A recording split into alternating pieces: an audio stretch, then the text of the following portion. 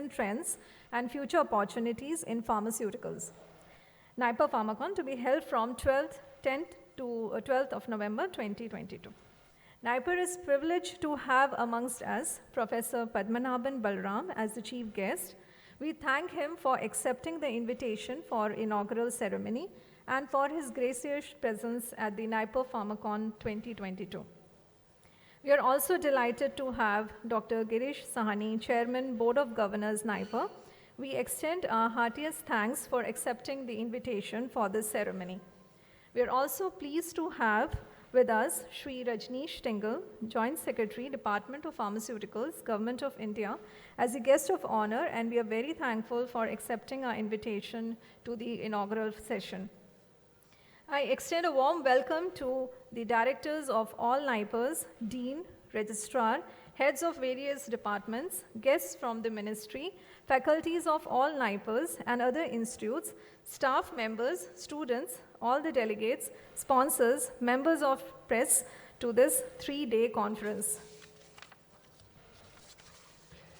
Now may I request Professor Dulal Panda, Director NIPER, S.A.S. Nagar, to escort today's chief guest, Professor P. Balram, Dr. Girish Sahani, and Joint Secretary Shri Rajneesh Tingle to the dais, please.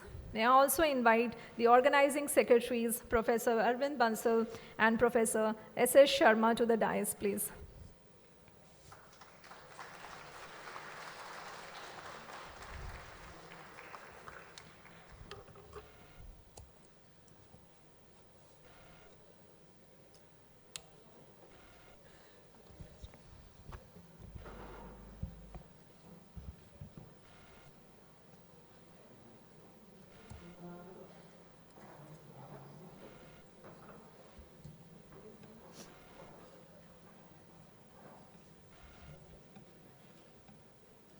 Thank you, sirs.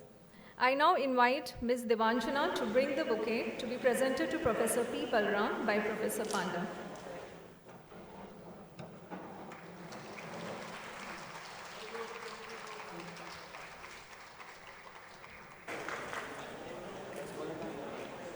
I now invite Ms. Abhyanta to bring the bouquet to be presented to Dr. Sahani by Professor Panda.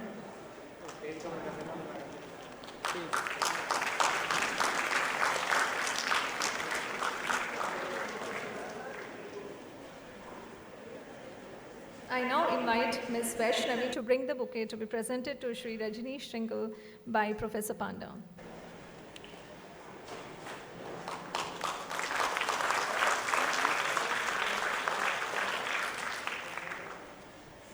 I now invite Ms. Astha to present the bouquet to Professor Panda.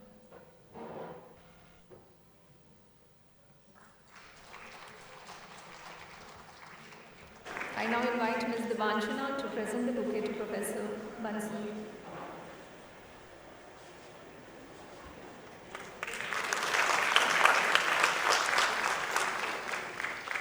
I now invite Ms. Anandita to present the bouquet to Professor S.A.S. Sharma.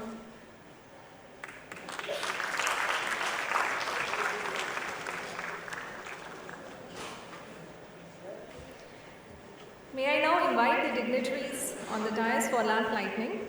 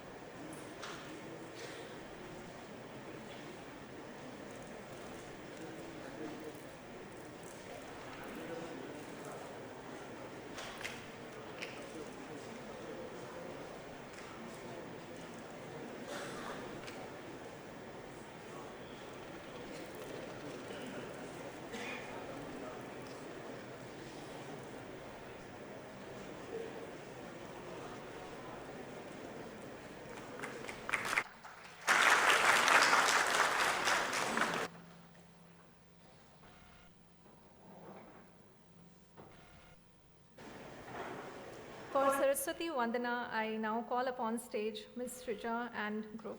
Thank you.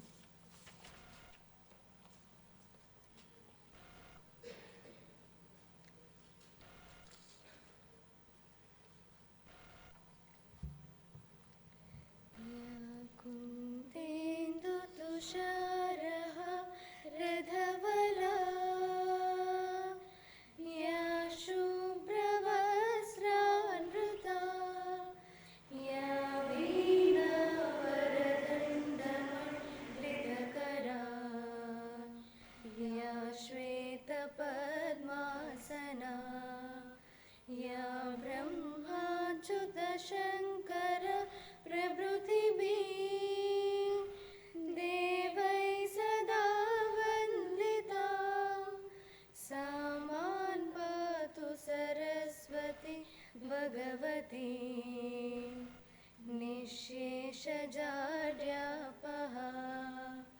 शुक्लां ब्रह्मविचारसारपरमाम् आद्यां जगद्व्यापिनीं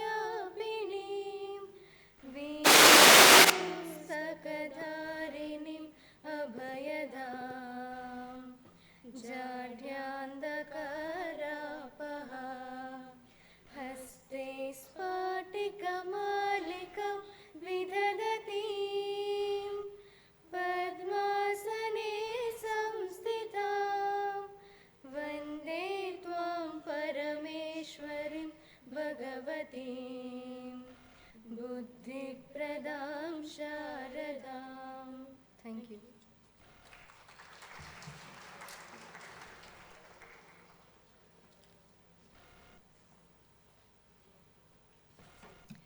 May I now call upon Dr. Dulal Panda, Director, NIPER S.A.S. Nagar, and Chairperson, NIPER Pharmacon, for delivering the welcome address.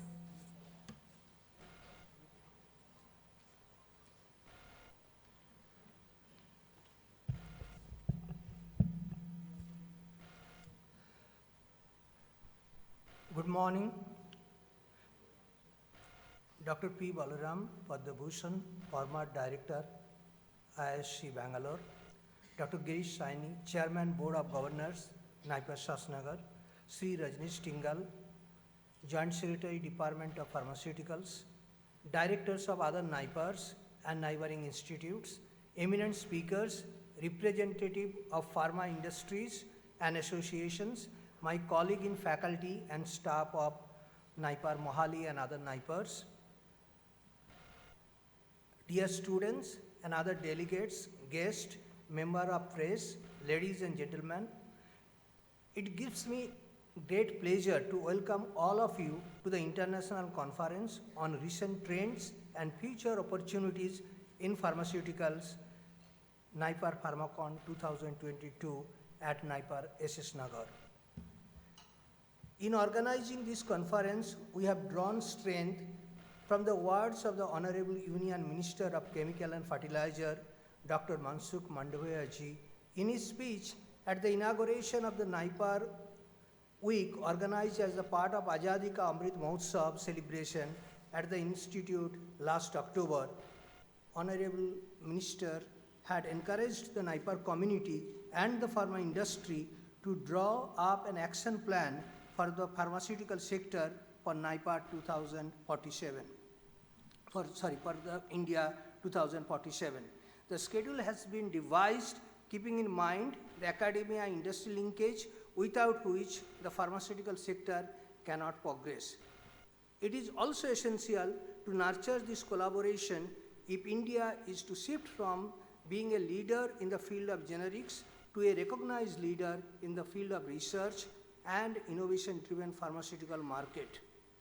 So we need planning. In these words of J.C. Penny, growth is never by mere chance. It is the result of forces working together.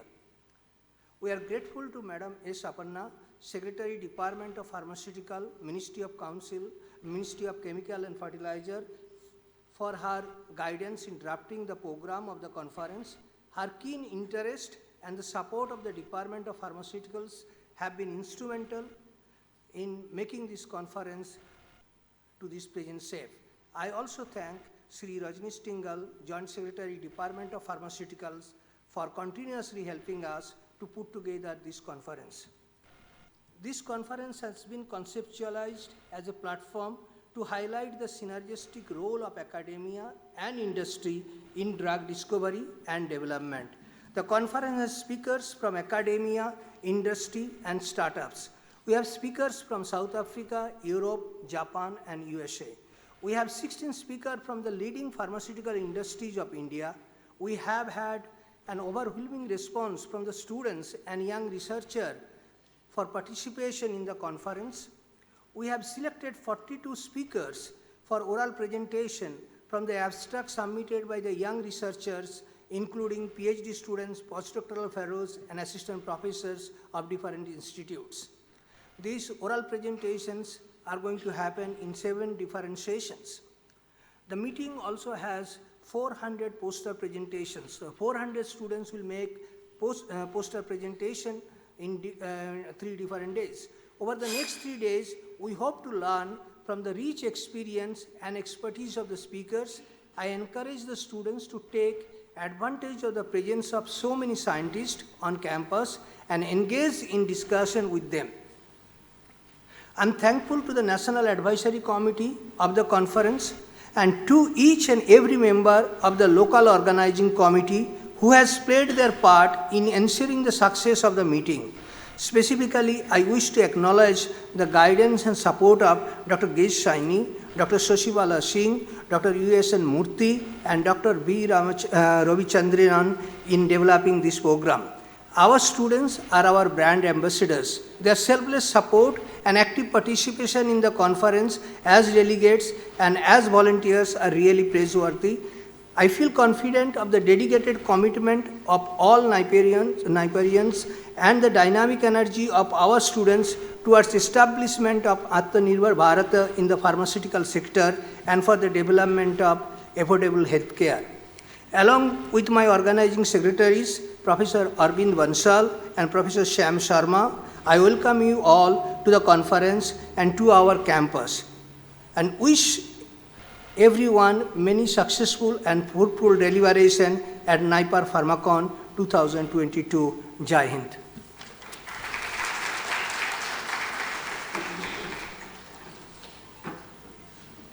Thank you, sir. May I now invite the dignitaries on the dais to release the abstract book of NIPER PHARMACON 2022.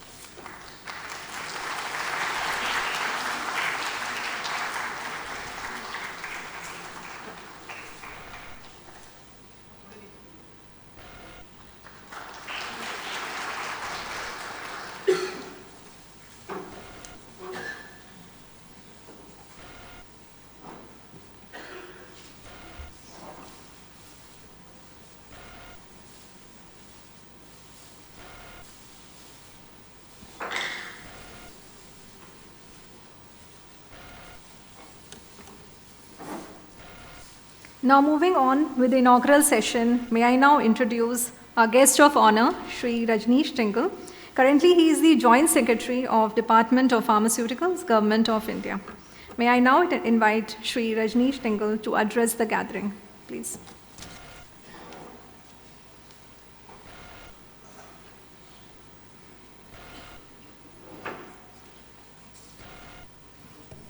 Good morning, everyone. Professor P. Balram, chief guest of the event, former DG CSIR and recently nominated chairman of the Board of Governors of NIPER Kolkata. Dr. Girish Sahani, former DG CSIR and chairman Board of Governors NIPER Mohali. Dr. Dulal Panda, director of NIPER Mohali. Dr. Bansal, Dr. Sharma, directors of NIPERs, international speakers, industry representatives, faculty of NIPER Mohali, as well as other NIPERs, and other scholars of the NIPERs and other guests. A formal welcome on behalf of the Department of Pharmaceuticals. Actually, I'm standing here in absence of Honorable Minister of State and Secretary Pharmaceuticals, who were due to present here and grace the occasion. But at the last moment, a meeting of the Council Minister was basically scheduled, and so they had to drop.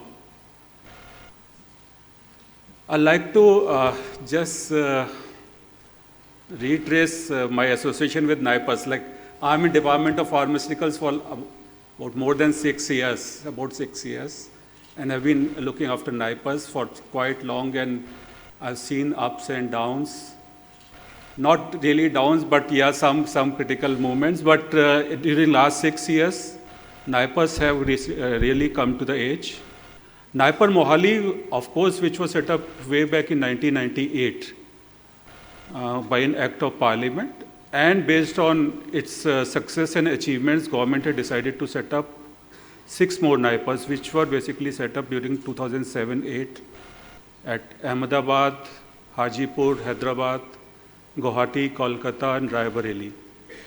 Initially, those NIPERs were set up with the help of mentor institutes, but subsequently they basically separated from the mentor institute. They are basically now having their own directors, own board of governor. Faculty positions were created subsequently, and basically most of them have been filled up. Guwahati has already completed its campus, and other NIPERs are already in process of getting their regular campus, and we are hopeful that with the approval of Ministry of Finance and the availability of funds, all 7 NIPERs will have their regular campus and all necessary facilities which are required for an institute of national importance. Even with this lack of funding from the government, or lack of campus, or lack of regular faculties, NIPERs have really performed very well.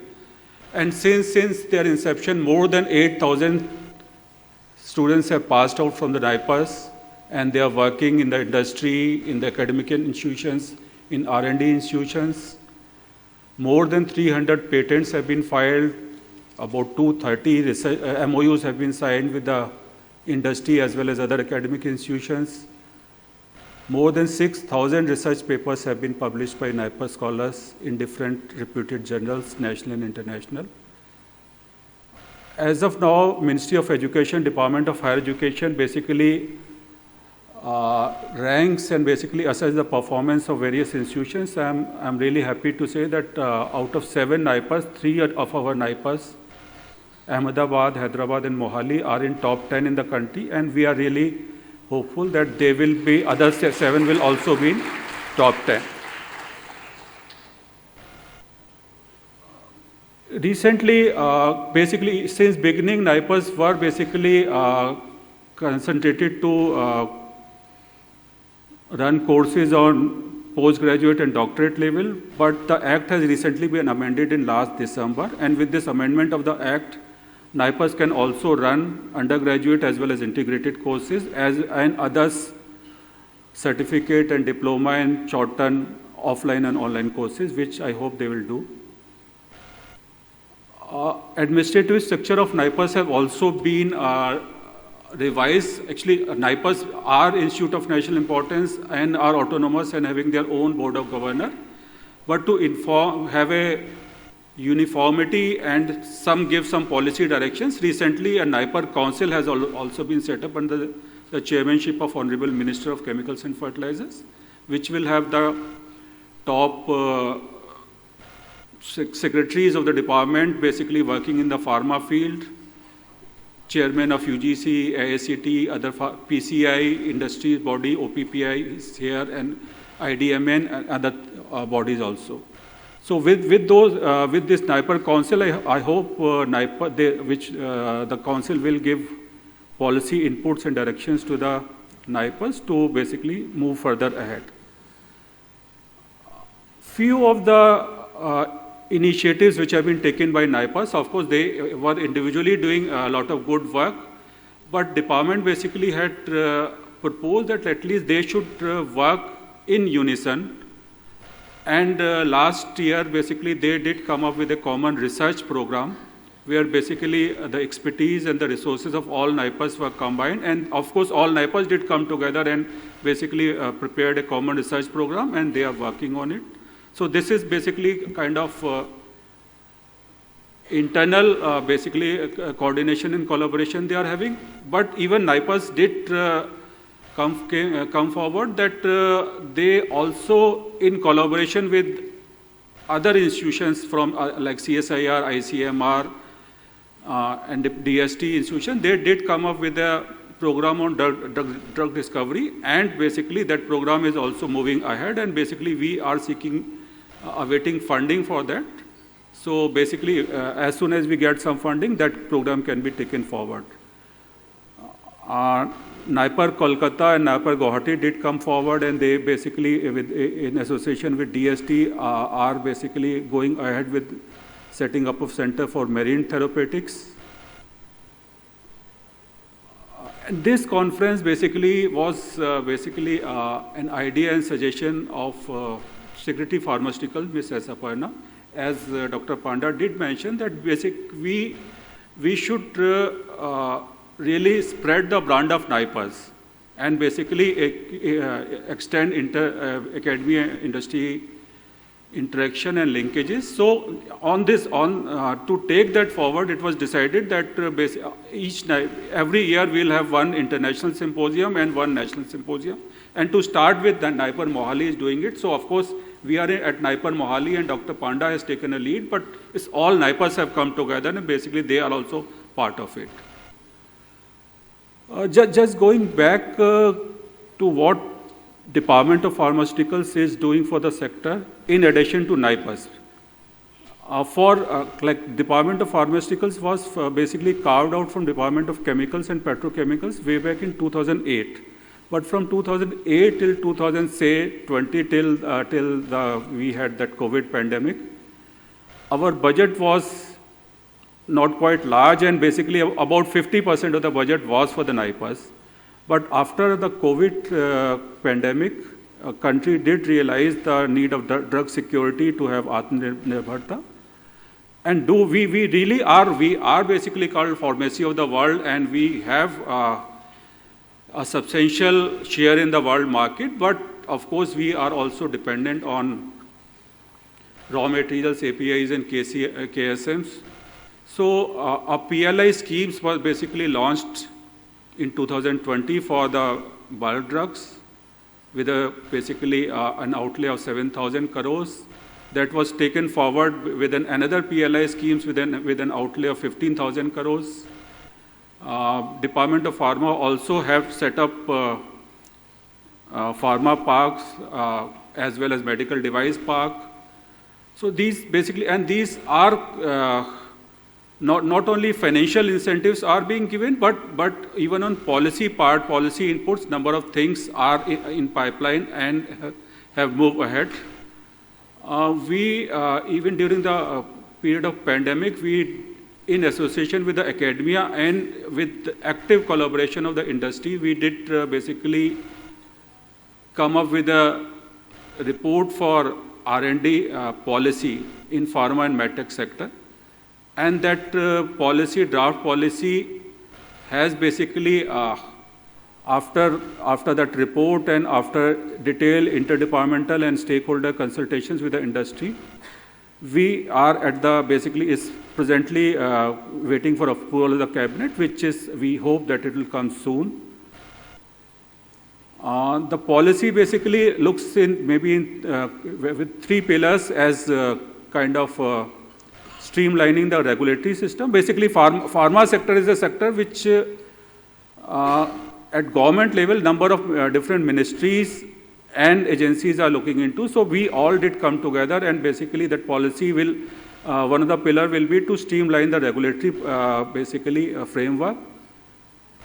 Second part will be the providing incentives for the sector, which maybe will be fiscal incentives, innovation bond and innovation fund, as well as non-fiscal incentives, and of course creating enabling infrastructure and systems. And basically we are also coming up with a formation of an interdepartmental R&D council, which basically will consist of not only government representatives dealing with the pharma sector, but with the academic and the industry part also.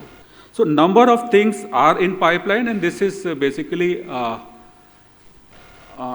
area which has lot of scope for growth, and basically pharma sector and pharma industry basically is after IT. They are the one of the larger export earner for the country, and to maintain the lead that we have, we need to really shift from the generic to the innovation part, and all those policies, initiatives, and this conference are on those lines only.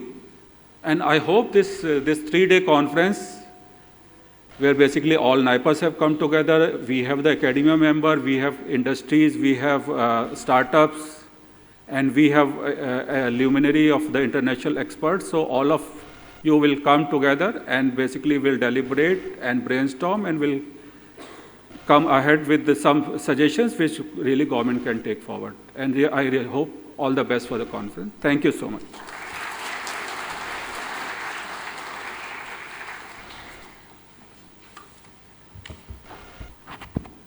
Thank you, sir.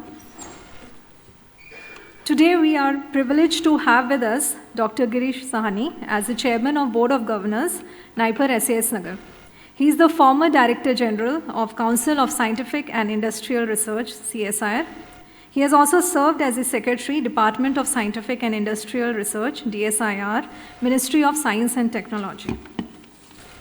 Dr. Sahani is an internationally acclaimed scientist specializing in protein engineering, molecular biology, and biotechnology. He has made immense contribution in the field of protein cardiovascular drugs such as clot busters and elucidating their mode of action. He also led teams which were responsible for India's first indigenous clot buster drug, natural streptokinase. He has also developed a novel lifesaver thrombolytic drug, clot-specific streptokinase, which is India's first biotherapeutic molecule, which is not a biosimilar. These are only a few of his long list of significant contributions to science. His work has been published in reputed international peer-reviewed journals. Dr. Sahani has been awarded with several distinctions such as the prestigious National Biotechnology Product Development Award, CSIR Technology Shield, the Vasvik Industrial Award, Ranbaxy Award in Pharmaceutical Sciences, Vigyan Ratan Award, Shri Om Prakash Bhasin Award, CSIR Technology Award for Business Development and Technology Marketing, to name a few. Dr. Sahani is a fellow of various organizations such as the Indian National Science Academy, Indian Academy of Science, National Academy of Sciences, Association of Microbiologists of India, and a member of Guha Research Conference. He was also a Bhatnagar Fellow at CSIR IMTech. We are honored to have with us today a distinguished scientist amongst us. May I now invite Dr. Sahani to address the gathering on this occasion and also introduce our chief guest, Professor P. Balram, to the audience, and invite our chief guest for the plenary lecture. Thank you, sir.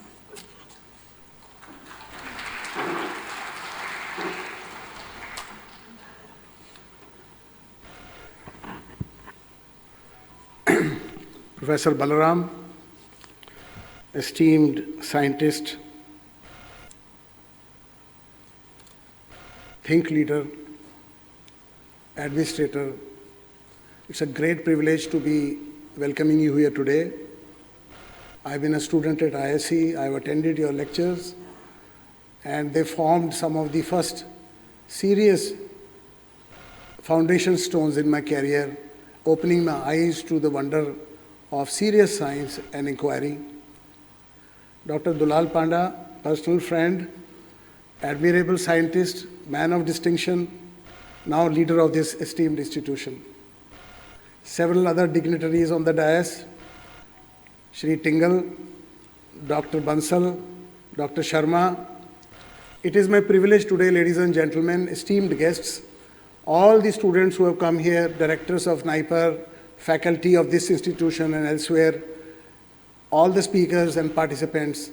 I hope that we all have a fun time, 3 days of deliberations, discussions, fermentation, if you will, and the generation of new ideas. Let us nucleate new ideas, the germs of new experiments and projects, and go back to our labs and continue to do great work. NIPERs have a very special position today in the whole scenario. Now the NIPERs, the original NIPER was NIPER Mohali. That experiment worked. It became a great institution and showed the way and paved the way for several new NIPERs. Today, as India has been recognized throughout the world as the pharmacy of the world, and the fact is that it is rooted in science, process development, innovation of a very special sort. Our chemists did a great job, handheld with industry, and given the policy openness and the IPR, let us say, permissibility to generate process patents, India stands today as a very special pinnacle. The great challenge, as Mr. Tingal also mentioned, the next challenge is to go ahead and become innovators of new molecules, new chemical entities, new pharma entities. And where China has shown the way, I think India, with its immense intellectual strength, with its infrastructure, with its academic institutions, and now new policy initiatives, I have no doubt that not only this institute, not only all the NIPERs, but the hand-holding that we need to do between institutions and government and industry, that will finally come to fruition, and it will actually produce great results. And I wish and pray to God that such a thing happens sooner than later. And this is just a great beginning. Today we are all assembled here, and we might want to reflect actually deeply, how do we catalyze this? How do we actually encourage critical thinking, innovative thinking, hand-holding with industry wherever possible, encouraging students to take up leadership roles, and do serious science. And today we gentlemen, ladies and gentlemen, we have a serious scientist who has paved the way for virtually 3 generations, not because he is old, but he started young and made rapid progress. I don't want to embarrass him, but he is an institution. All of us Indian scientists, especially in biology and chemistry, look at Professor Balram and marvel with a little bit of awe, but always with great affection. He is accessible, he partakes of his thinking, he is now on the social media also, very, very nice to see, sharing his insights with everybody, especially students. I encourage everybody to go and explore that social media space, video space, where he has talked about so many interesting phenomena that bridge chemistry with biology. Professor Balram's accomplishments will take a whole file to enumerate. He has been recognized by all of the Indian Science Awards, by all of the civil awards till Padma Bhushan. Also, he was the director of IISc, one of our greatest, in fact, our greatest institutions for R&D. The statesman-like qualities that he has, on the one hand, and pincer-like vision for critical evaluation and micro-thinking to get scientific discoveries come out, is his hallmark, and we all admire him for that. Ladies and gentlemen, let us give a round of applause for him.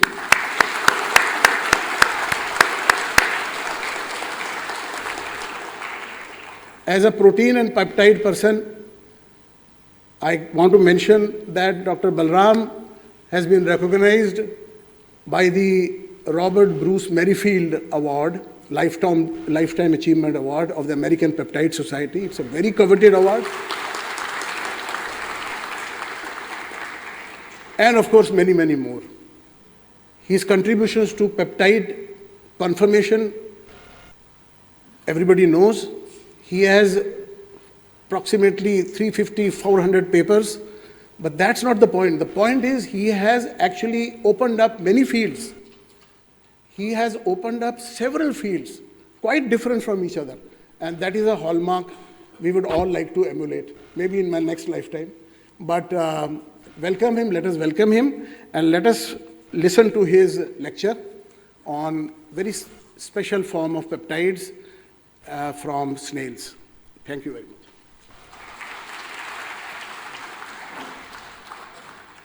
Thank you, sir. May I now request Chairman BOG, Dr. Sahni, Joint Secretary Shri Rajneesh Tingle, Director NIPER S.A.S. Nagar, Professor Panda, Organizing Secretaries Professor Arvind Bansal and Professor S.S. Sharma to join the audience for the lecture. Thank you, sir. Sarwan, caller mic.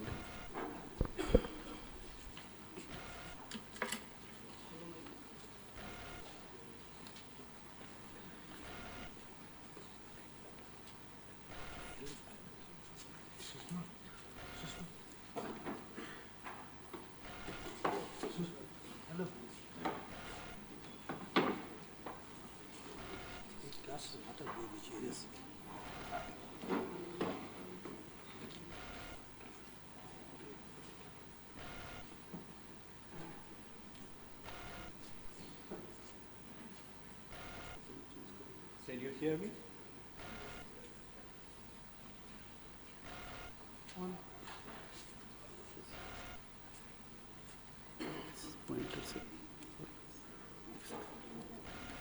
This is the pointer also. No, yes, this is pointer. Oh, this one. Yes.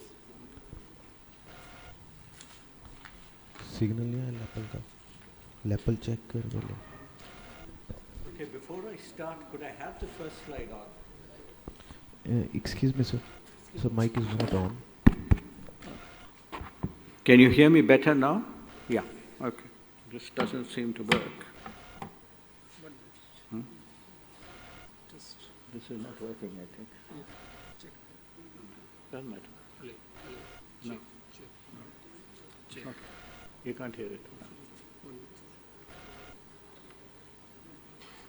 It's okay, I'll use this.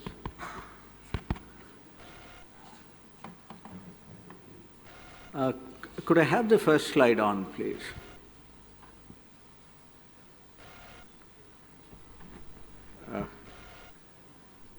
Good morning. I'd like to begin by thanking Professor Dulal Panda and the organizing committee of this conference for inviting me to come here. I was originally invited to give a lecture, and Professor Dulal Panda also suggested to me that I should talk on cone snail peptides, on which I have been working for some years.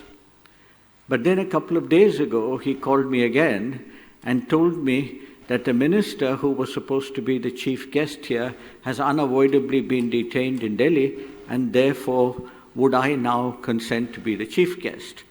This, of course, is one of the perils of advancing age and mounting seniority, that in the absence of a genuine chief guest, you can be called upon to substitute for them. And that's what I will do. I will make a few general remarks which chief guests are supposed to make before I go on with my technical presentation. Pharmaceutical research really straddles a very long border between chemistry and biology. This is almost like the border between India and China, very long, and many places the line of actual control is not properly defined. So chemists can go into biology and biologists can get into chemistry. Both subjects are essential for pharmaceutical research, and the importance of pharmaceutical research has been emphasized by the pandemic of the last 2.5 years. Now, what the pandemic of the last 2.5 years has taught everyone is that the forces of nature are not easily controlled. And the coronavirus, SARS-CoV-2, which caused the COVID-19 pandemic, is indeed a force of nature. Just imagine, 100 years ago, we had the influenza pandemic of 1918 that lasted about 2.5 years. A century later, after all our advances in chemistry, physics, biology, and medicine, the coronavirus pandemic of 2019 has also lasted for 2.5 years. It's exacted a huge death toll, and a huge number of people have been infected. This should tell you that never ever underestimate biology, never ever underestimate the forces of nature. Bacteria, viruses, failures of your own biology which lead to metabolic disease, all these are really forces of nature. And pharmaceutical research is critical in sort of improving the health of the population. NIPERs are in a very important space. They cover the two areas which deserve far more funding in India, public funding, that is health and education. Because you are educating students in the areas which will take them into pharmaceutical industry or into pharmaceutical research or into academia. At the same time, you are also carrying out research which will hopefully be important in control of diseases in the future. So I hope that you have a wonderful conference and that bringing together so many students, scientists, both from academia and industry, will inspire students to look well beyond the ideas that they had before they came to the conference. With those introductory remarks, I will now move to the subject of my presentation. What I'm going to talk about is really on cone snail analogues of the pituitary hormones, oxytocin and vasopressin. All of you will be familiar with the pituitary hormones, but I will make some general remarks as I go along. Oxytocin, of course, is found in the pharmacies, so is vasopressin. Now, the project itself is not of my creation. You will see that this is now subtitled as Research and Retirement. I have been retired for the last 8 years, and therefore I have been working with a minimal complement of people, 2 postdocs, and no laboratory. But nevertheless, I will show you that it is still possible to think, and it is still possible to do some research. The project itself is the brainchild of my late colleague, Professor K.S. Krishnan, not only a neurobiologist, but a naturalist par excellence, who brought the idea to me of working on cone snail venom. And you will see in a moment why cone snail venom is really important. Cone snails do not move very fast, and therefore in order to eat, they must immobilize their prey, so they produce a toxin. And the toxin consists of many, many peptides, all of which are paralytic in nature, and they paralyze prey and then engulf them.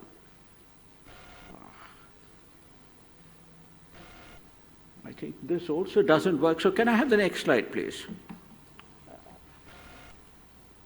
Can you move the slide? Because this, yeah.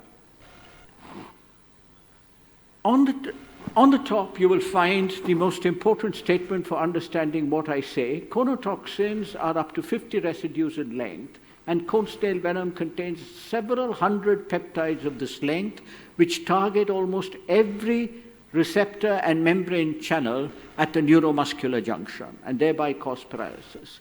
Collecting cone snails is something that Professor Krishnan did with enormous enthusiasm in the years that he was with us. He died in 2014. So much of what I'm going to tell you is now going to be based on the research that I've done since. Can I have the next slide, please? On this slide, I show you the starting point of the field. The field itself was initiated by Professor Oliveira, a Filipino scientist who actually started this field in the Philippines after seeing that cone snail stings caused fishermen to die. So they had very potent venom. Oliveira moved to the University of Utah in the United States and then did this remarkable experiment where he collected venom, separated it on the HPLC, and took every HPLC fraction and did intracerebral injections into mice. And then he monitored the behavior of the mice, and he found that the mice had all kinds of behavior that you see there. Some were paralyzed, some jumped, some moved around in circles, all kinds of phenomena were observed. So every HPLC component here now contained one or more biologically active substances which acted specifically at different points in the neuronal cells. This still doesn't work. Yeah, now it works, I think, yeah. Okay, good, great. So there are many, many cone snails. Cone snails are a product of nature. There are at least 700 to 1,000 species of cone snails worldwide. Each one of them produces thousands of peptides, and therefore there's a lot of work to do. Most of these peptides are disulfide bonded, although increasingly non-disulfide bonded peptides are being found. Most of them are heavily post-translationally modified, and therefore you can summarize the area as saying there are many snails, many peptides, and many enzymes involved in post-translational modification.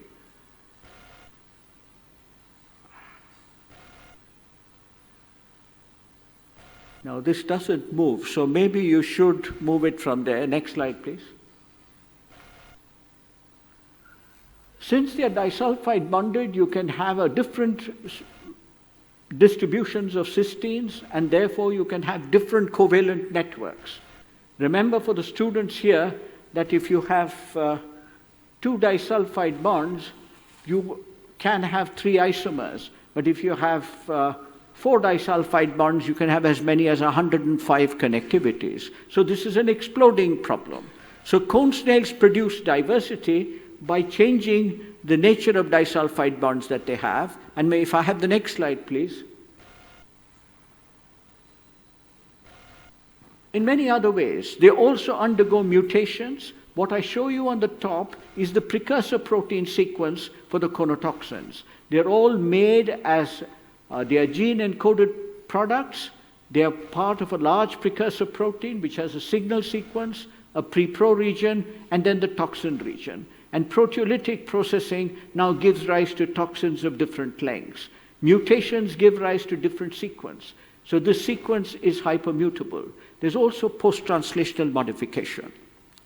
Here you must remember that the cone snails are evolutionarily old. They're probably about 50 million years old.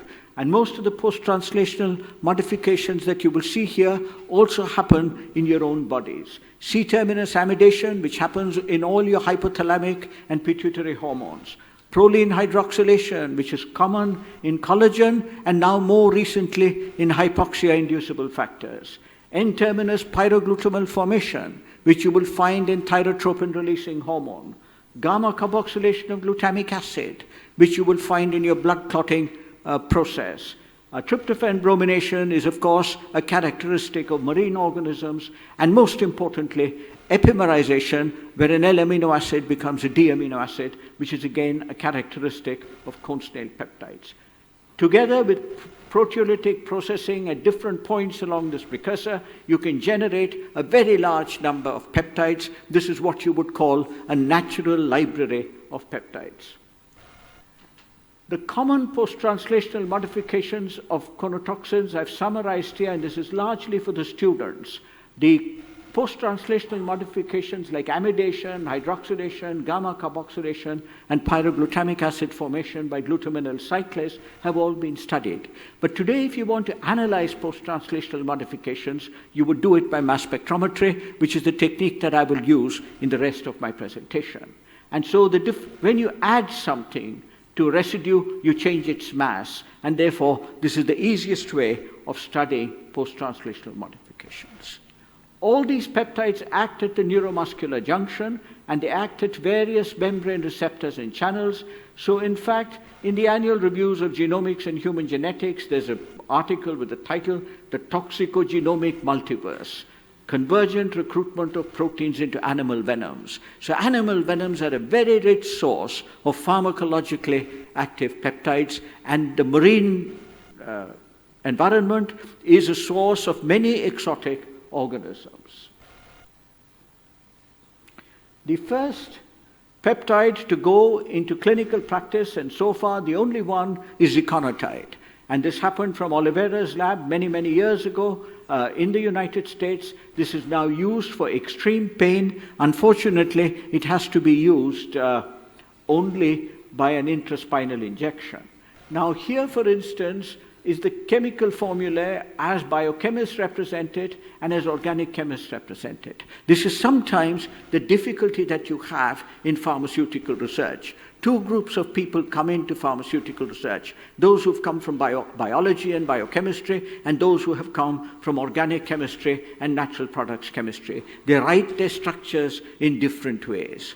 Today you must think about this, because it turns out today that if you are going to work with therapeutic proteins, whether it is streptokinase or granulocyte colony stimulating factor, or whether it is therapeutic antibodies, in all of these cases, these large proteins have to be analyzed exactly the same way as the small organic molecules of medicinal chemistry.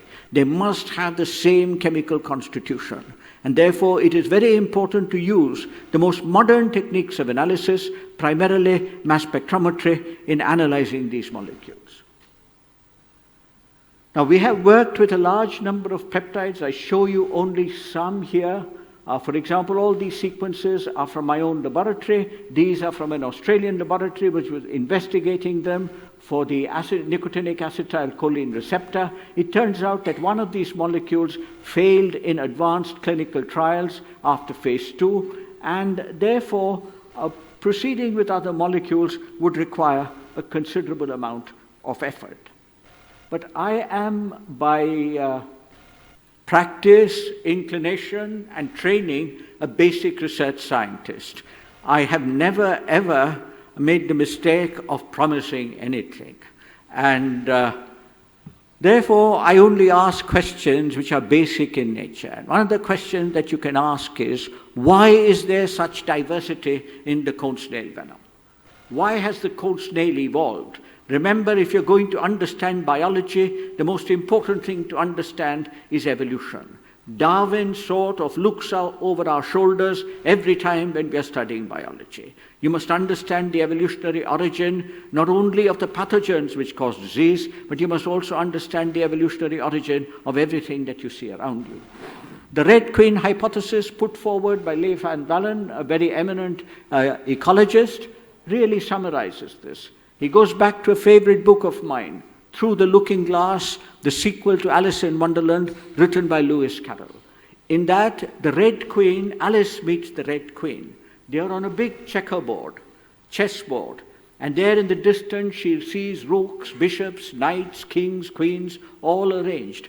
So she catches the Red Queen's hand and says, "We are in a game, let's play the game," and they run around the board.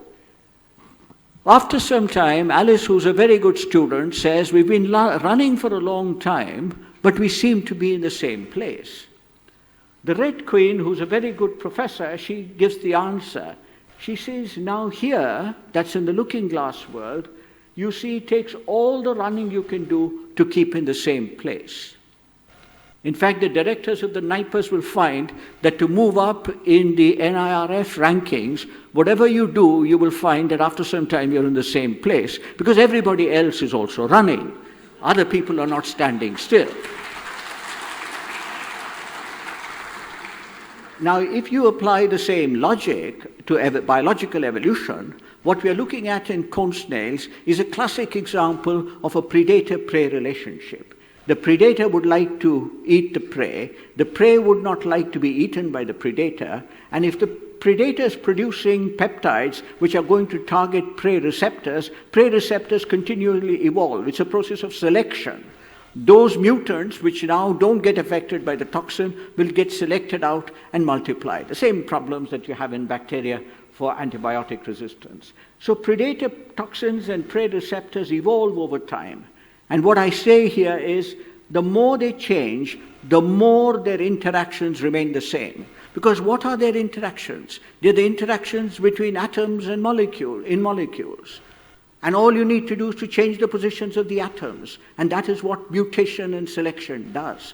So the interactions between atoms follow the immutable laws of physics and chemistry.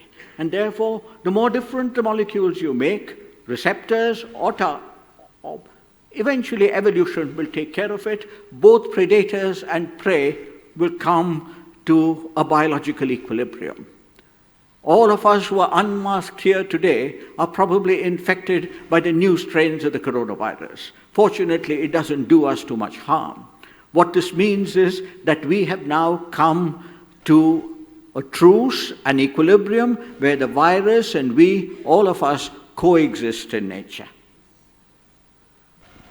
In sequencing peptides from natural mixtures, which has been my major activity over the last few years, the major techniques are high-performance liquid chromatography and mass spectrometry. Edmund sequencing is difficult because it is difficult in the first place and slow. Secondly, it's difficult when your peptides are blocked and post-translationally modified. So, and since conus venom is a complex mixture, we turn to mass spectrometry. Since there are disulfides, we reduce disulfide bonds, add N-ethylmalamide or whatever else you have, iodoacetamide, to block the thiols, and eventually measure the mass. A wonderful thing about chemistry is this, that in chemical reactions, except in isomerizations, you're either adding something or removing something, and therefore the mass always changes. So the mass spectrometer now becomes the most sensitive way of quickly deciding whether a reaction has gone or not, and you can very quickly estimate the number of, now this works very well. It works wonderfully well. Amazing. Sometimes there's a little lag, yeah. And you can use MALDI mass spectrometry, which is the most elementary form of mass spectrometry, and you can see a mass is shifted from there to there, and you can divide by the amount. 228 is the number by which I'll be using, because I used N-ethylmalamide, and you'll see this will give me 3 disulfide bonds. And therefore it's very easy to find out how many disulfide bonds you have. Afterwards, sequencing peptides is fragmentation along the amide bonds, and the most, you can fragment along other bonds. In fact, it turns out when you do this work, you will find unusual fragmentations, but that is a subject which is only of use to those who are interested in mass spectrometry.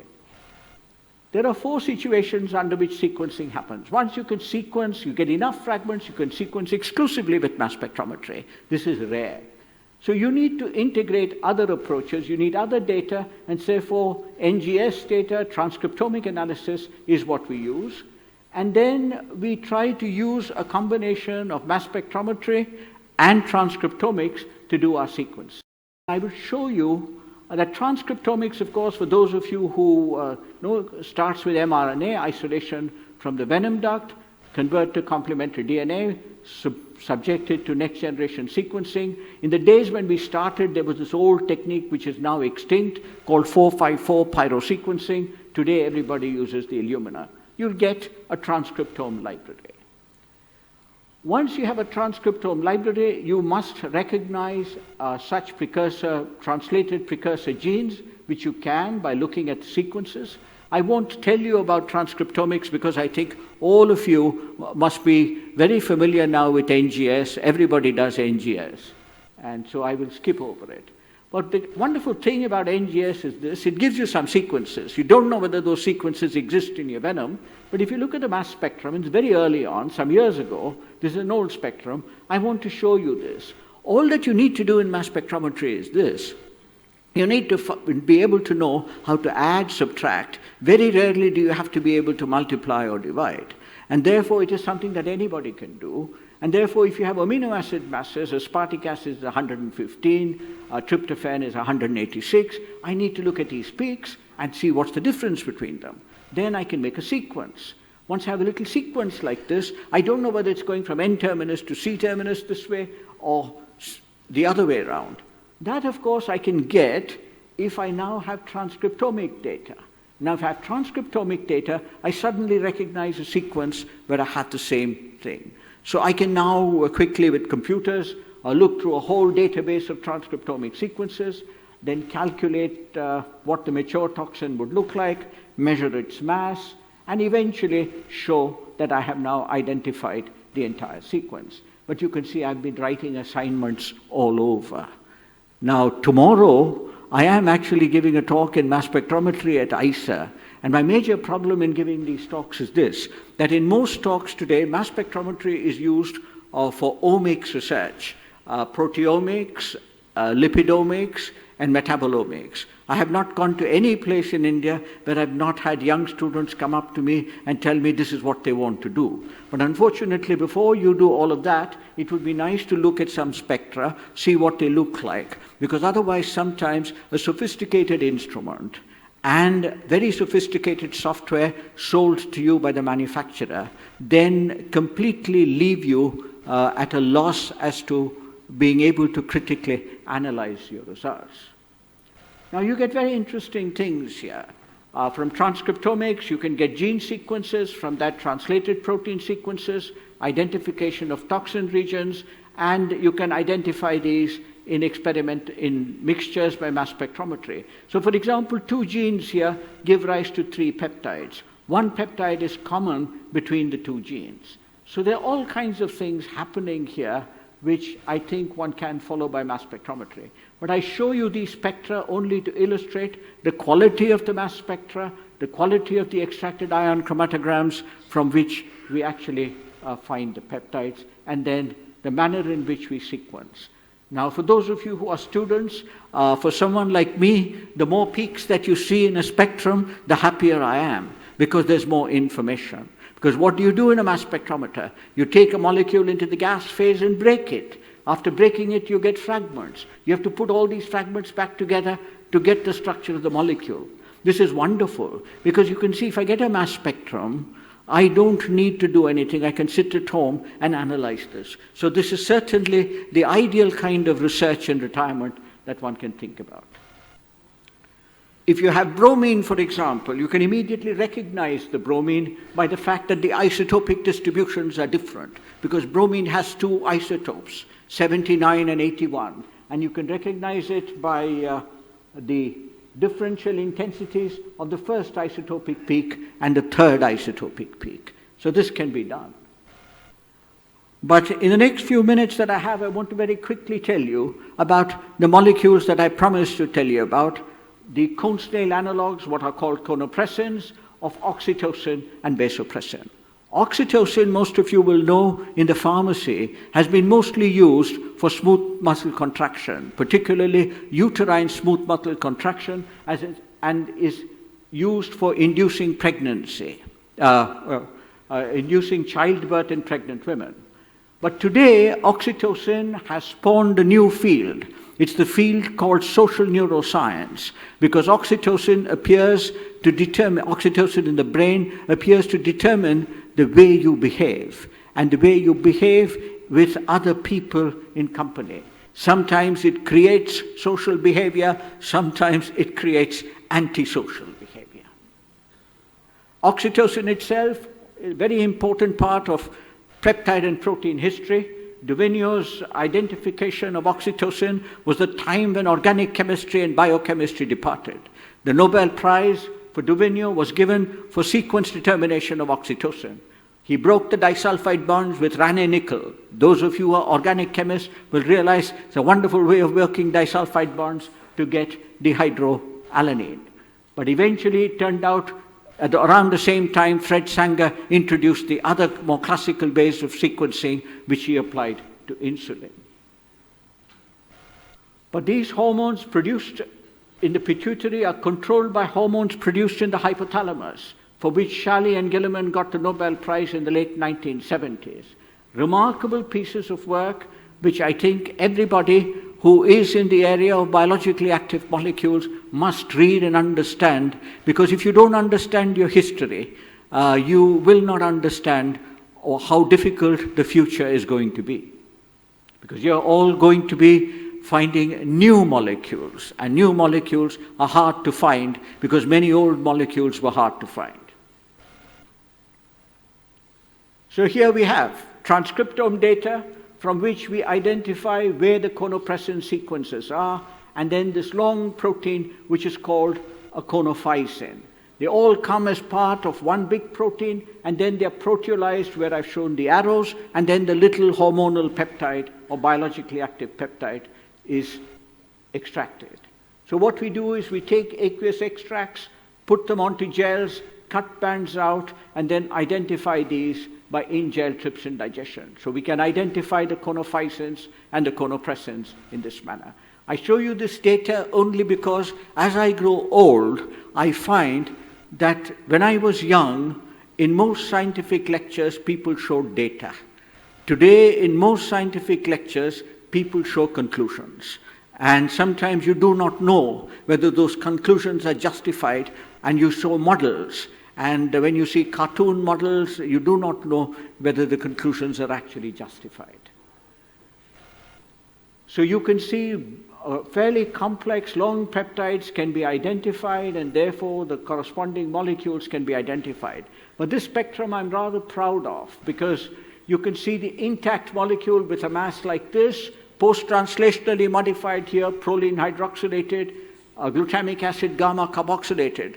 So although in your pituitaries, mine and in cows and in pigs and so on, we had the corresponding protein. It's not post-translationally modified there. But in cone snail venom, after all, we've inherited all these molecules from all the biological organisms that preceded us during evolution. You will find that you can actually find these. And this is the kind of data and the charge state distributions from which you calculate these masses so precisely. I'm rather proud of these because I never imagined that I would live to the day that you would see mass spectrometry have this kind of isotopic resolution. You can even do fragmentation on the whole molecule, and this part is outside the disulfide bridges, and therefore you can see again cleavages at this part, and therefore confirm your sequences. In addition, the hormonal analogues can be identified, and new analogues can be identified in cone snail venom simply by looking at their masses and also then subsequently sequencing them with the help of these spectra. I keep showing you spectra only for this one reason, that since this was supposed to be an inaugural lecture, I came here actually to tell the NIPER students, look at your data carefully, examine your data. Beautiful data will always give you a nice result. If the data looks ugly, then it is better to repeat the experiment. And eventually, if you repeat experiments long enough, you will get beautiful data out of them. And when you get beautiful data, there is an indescribable pleasure that you get by looking at the data, even if nobody else is interested in the data. So we have identified truncated analogues of the oxytocins and vasopressins. I don't know what they will do biologically, but one will have to find out, but I think I'm getting a little bit too old for that. At the moment, I'm sort of content in doing what the famous physicist called Rutherford called stamp collecting. He said there are two kinds of science, physics and stamp collecting. Now, of course, what I'm doing is stamp collecting, because I'm collecting sequences, I'm comparing them with others in the literature, and I'm imagining which sequences might be interesting, and if at some point these are small enough, they can be synthesized readily, somebody will take them up for pharmacological evaluation, while I continue to do addition and subtraction with my mass spectra. So this is what it is. We've chemically synthesized these in the laboratory, very small scale synthesis, shown that the sequences that we have established from the natural venom are in fact correct. But I want to show you something here. The same system occurs in cows, and bovine neurophysin and bovine oxytocin and vasopressin have been very well characterized in the literature for a very long time. And here is the crystal structure of bovine neurophysin complexed, and you can see complex to vasopressin.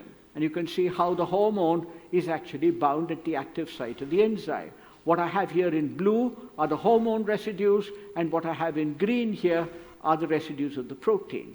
Now, if you compare now the sequences which I've got from cone snails, you will find all these binding residues are in fact conserved. Now, I do not know why this is so in the cone snail. In the pituitary, it is important because the non-covalent complex of the protein and the hormone is there in the neurosecretory granules. It requires a signal before the granule disintegrates and puts the hormone out. This is known for a very long time. What its reason is in cone snails, I have no idea. But now, of course, you can catalog. These are the vertebrate oxytocins and vasopressins. These are the cone snail conopressins, and you can see there are a lot more variations over here, and therefore for a pharmacologist, there's a lot of work here to be done. I want to conclude really because I don't want to keep you too long from your tea, but telling you where this field might actually go. Oliveira and his group, Helena Safavi Hemami in particular, have done some remarkable work over the last few years. In fact, in my years in retirement, all I've done is marvel at the kind of work that is going on and ask myself the question, could we also not have done this earlier? Now I'll tell you why we couldn't have. Here, for example, is a paper which appeared in the Proceedings of the National Academy, where they found insulins in cone snails. And the insulin is used for chemical warfare by the fish hunting cone snails. What it does is it shoots insulin in, and the prey now collapses with hypoglycemic shock. And then once you have hypoglycemic shock, you're down, and then the snail comes along and eats up the prey. So they say it's being used for chemical warfare. But the most interesting thing about these insulins is that these insulins are smaller, and these insulins are soluble. They don't have the aggregation problems of the larger insulins like human insulin which are being used. So for example, they say here, these are the shortest native insulin reported to date. Human and Aplysia insulins are 51, 50, and 80 residues long. Human, zebrafish, and Aplysia, which is a marine animal. Another paper follows in Nature, Structural and Molecular Biology in 2016. And here, of course, they've even got the structures of these, and now they know why they don't aggregate. They show that it binds to the human insulin receptor. And now, of course, companies like Sanofi are having this as one of their major programs to get a short, stable, biologically active insulins. Now, of course, when I saw this, I went back to my own transcriptomic data and asked the question, do we have insulins in our transcriptomic data? And here I will tell you, it is always easy to find something after someone else has found it. And sure enough, they're there, and that's what this beautiful looking slide. We have the same, the cysteines which are conserved in the insulins are what I show you in red. But then it turns out that all the insulins that we have, all these are Indian cone snails collected off the coast of South India. They have an extra cysteine here, which is in green. And the last one is a Conus geographus sequence, which Oliveira also had. He got 2 insulins from his snail. One of them had the extra cysteine, the other did not.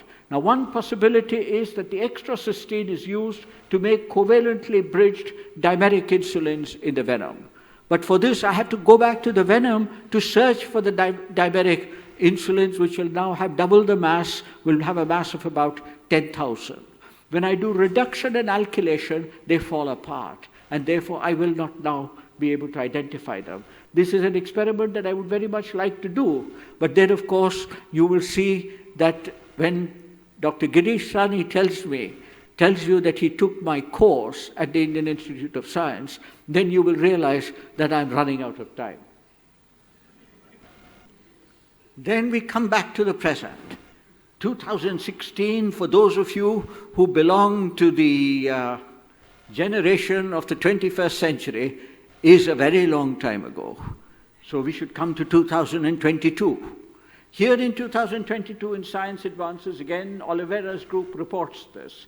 They have now found a peptide from cone snail, which they call consomatin, which now binds to the somatostatin receptor and has the properties of somatostatin. You will remember that the somatostatins were also hormones which had been isolated a long time ago from the hypothalamus by Roger Guillemin, one of the things for which he got the Nobel Prize. And what the somatostatins do is to inhibit the synthesis of growth hormone. And there you can see that evolution has done something remarkable. And this I thought an audience like yours must appreciate. There is a molecule produced, somatostatin analogues were looked for a long time. The most research on somatostatin analogs was done by Merck. They tried to make small cyclic peptides which bound to the somatostatin receptor. They were looking for agonists and antagonists. But it turned out that Sandoz eventually produced this molecule called octreotide. And you can see that in the case of octreotide, it's a very small peptide. I'll show you that on the next slide. Here it is. This is the structure of somatostatin completely. And the pharmacophore in somatostatin is tryptophan here and lysine here. These are the only two residues. The rest of it was truncated in the medicinal chemistry. It is produced by the pancreatic delta cells. You can now see why pancreatic cancer is so devastating. The alpha cells produce glucagon. The beta cells produce insulin. And then you will find that the delta cells produce somatostatin. So complete endocrinology is completely knocked out if you have pancreatic cancer. Conosomatostatin, or what is called consomatin, are what I have here shown in green. That part of it, those two cysteines and a little bit beyond. Octreotide produced by Sandoz has this structure: cysteine, phenylalanine, tryptophan, lysine, threonine, cysteine. Small cyclic peptide. It's there in the clinic. Tryptophan here, the medicinal chemists have put a D residue, and here lysine.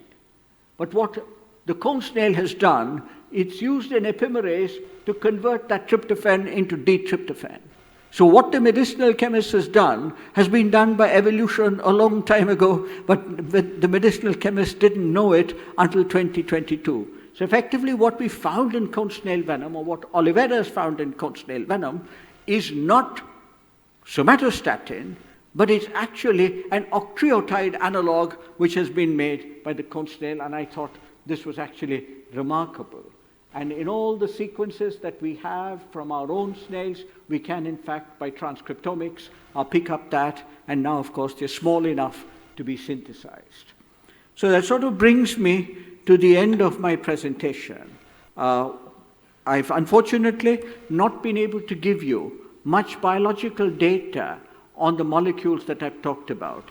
But at this stage of my research, I'm largely concerned with trying to identify the molecules, and in the hope of identifying some interesting sequences which will be taken up for synthesis in future by others and maybe for biological evaluation eventually. Thank you very much. And I must, of course, acknowledge I did have slides of the names of the two postdocs, Dr. Vijay Sarthi and Dr. Sanjeev Kumar, who worked on some of the things that I've shown you, transcriptomics and mass spectrometry. But I must thank the two institutions which have nurtured me throughout my professional career: the Indian Institute of Science on the top left, where I spent 41 years, and the National Center for Biological Sciences at the bottom right, which has provided me a home in retirement. Thank you very much.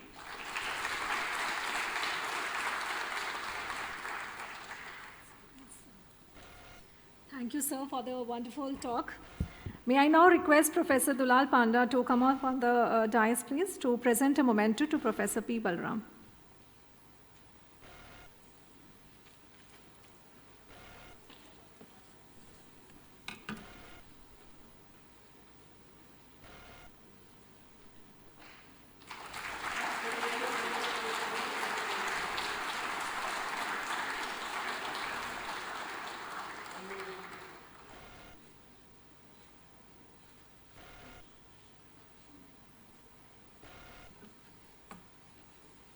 Thank you, sir.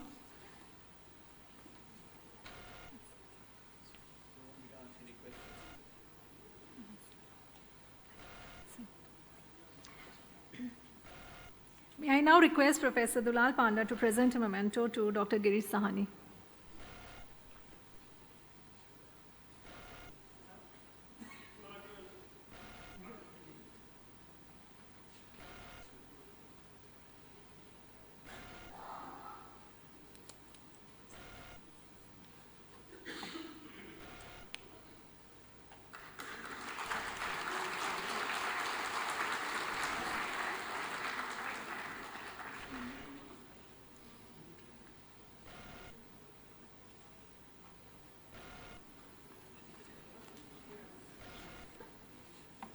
May I now request Professor Dulal Panda to present a memento to Shri Rajneesh Tingle.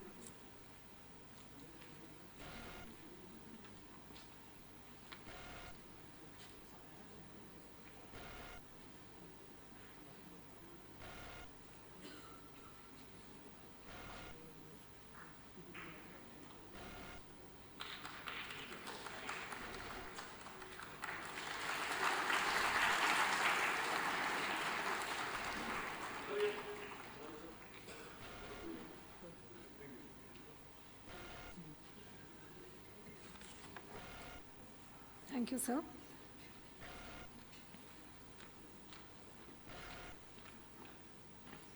May I now request Professor S.A.S. Sharma, Organizing Secretary, NIPER PHARMACON 2022, to propose the vote of thanks.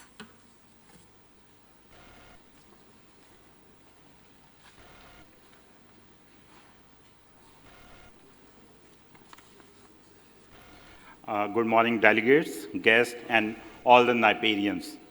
On behalf of Organizing Committee, NIPER PHARMACON, I would like to especially thank our chief guest, Padma Bhushan, Professor P. Balaram, for accepting our invitation in a short notice and gracing this occasion. Sir, your plenary lecture has motivated all of us, and it was truly inspiring for not only for the students, even the faculty of NIPER actually. I would like to extend my heartfelt gratitude to Chairperson BOG, Dr. Grisani, for his inspiring word and presence on this occasion. And we hope under your guidance, NIPER will become global leader in the field of pharmaceutical sciences. I would like to thank Sri Rajneesh Tingalji, Joint Secretary, Department of Pharmaceutical, for gracing this occasion as a guest of honor and emphasizing the vision of Government of India in the area of pharmaceutical sciences. I would like to thank Ms. S. Aparna, Secretary, Department of Pharmaceuticals, for her continuous guidance and support to shape the conference. Generous financial support from Department of Pharmaceutical in organizing this conference is highly acknowledged. I thank advice and the support of NIPER directors, Dr. U.S.N. Murthy, Dr. Shashi Bala Singh, and Dr. V. Ravi Chandiran for making this event successful. I would like to thank all the national and international speakers and chairperson for taking some time from their busy schedule to participate in this conference. Any conference is not successful without the delegate. We are happy to mention that record number of young delegates' participation has made this event a grand one. I thank our knowledge partner, OPPI, and IPA, Indian Pharmaceutical Alliance, and I thank our sponsors, Amway, Canara Bank, Beckman Coulter, Merck, Raj Analytical Solutions, RK3 Solutions, and Gordia for their sponsorship. I would be failing in my duty if I do not thank the member of Organizing Committee, administrative staff, registrar, engineering staff, our outsourced workers, and untiring efforts of our volunteers who have made this event possible.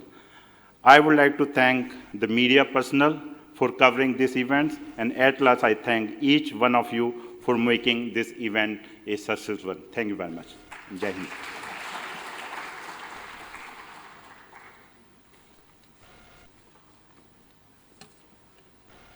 Thank you, sir. With this, the inaugural ceremony comes to an end. On behalf of NIPER S.A.S. Nagar, I thank you all for being here with us today. I invite all the delegates for the high tea at the Convention Center lawns. Shortly after the high tea, the scientific session will start at 11:30 a.m. Thank you, everyone. Organizing Committee, NIPER PHARMACON 2022. It's my great pleasure to welcome you all for the scientific session of International Conference on Recent Trends and Future Opportunities in Pharmaceuticals. We have now assembled in this auditorium for the first technical session of this day one of this conference on emerging opportunities in advanced drug delivery system. This session is going to be chaired by Dr. V. Ravichandran, distinguished professor and director of NIPER Kolkata, and co-chaired by Professor Sanyog Jain from the Department of Pharmaceutics, NIPER S.A.S. Nagar. I kindly invite both chairpersons to come on the dais, please, and initiate the proceedings. Thank you.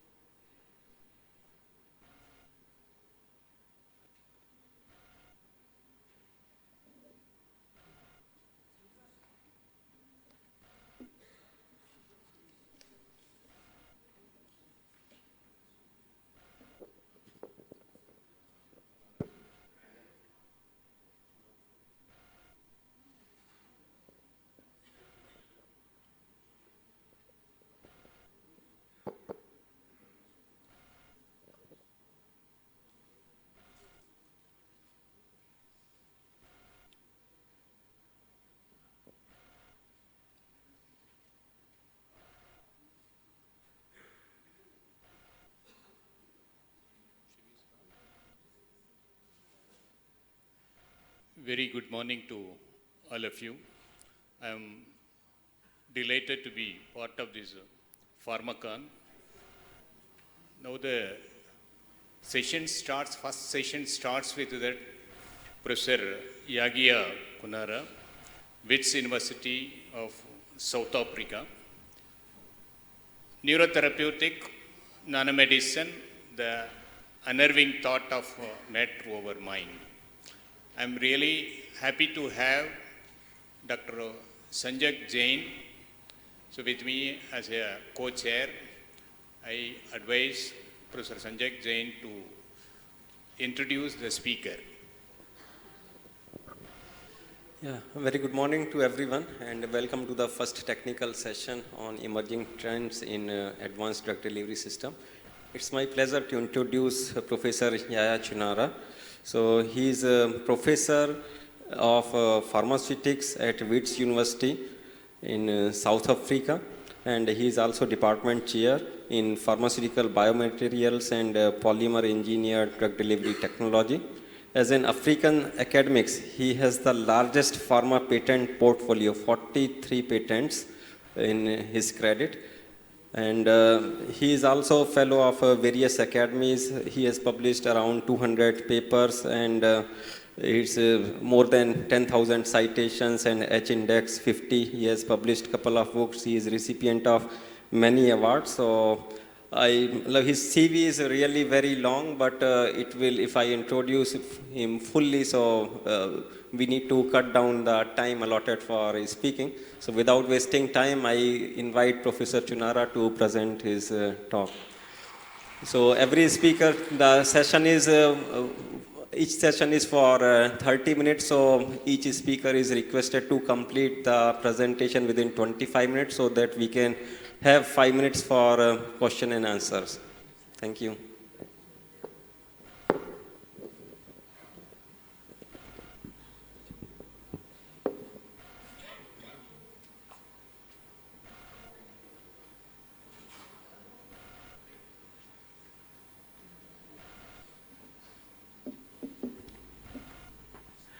Good morning, colleagues. Thank you for this opportunity to present some of the work that we are doing to the organizing committee, Prof. Chain, and the rest of the organizing committee at PHARMACON, for giving this opportunity to present this work, which is on the neurotherapeutic nanomedicines, the unnerving thought of matter over mind. The presentation is going to give basically a concise incursion into the kind of work we're doing in the space of nanomedicine applied to neurotherapeutics, and also giving you some of the concepts and methods that we are emanating from our lab. I know it's only 25 minutes, so I hope I do justice to some of the, sparking collaboration, thinking, new integration ideas from this kind of presentation. So I'm Yaya Chinara. I'm chair and head of Department of Pharmacy and Pharmacology in Johannesburg, South Africa, Wits University. Also co-founder and research director of a research unit, the Wits Advanced Drug Delivery Platform. So,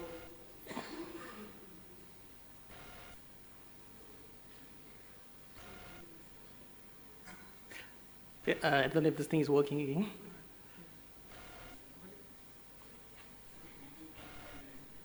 on कर दो, slide changer on कर दो.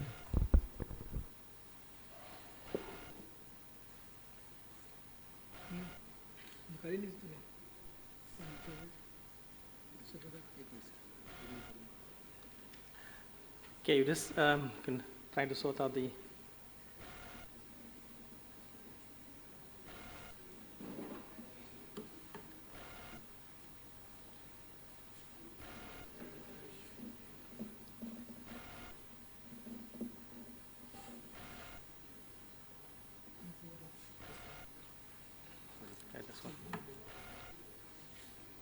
Okay, so the unit was launched in 2007. We focused on advanced drug delivery, and then it grew into, nanomedicine, functional biomaterials, and merging drug delivery with regenerative medicine.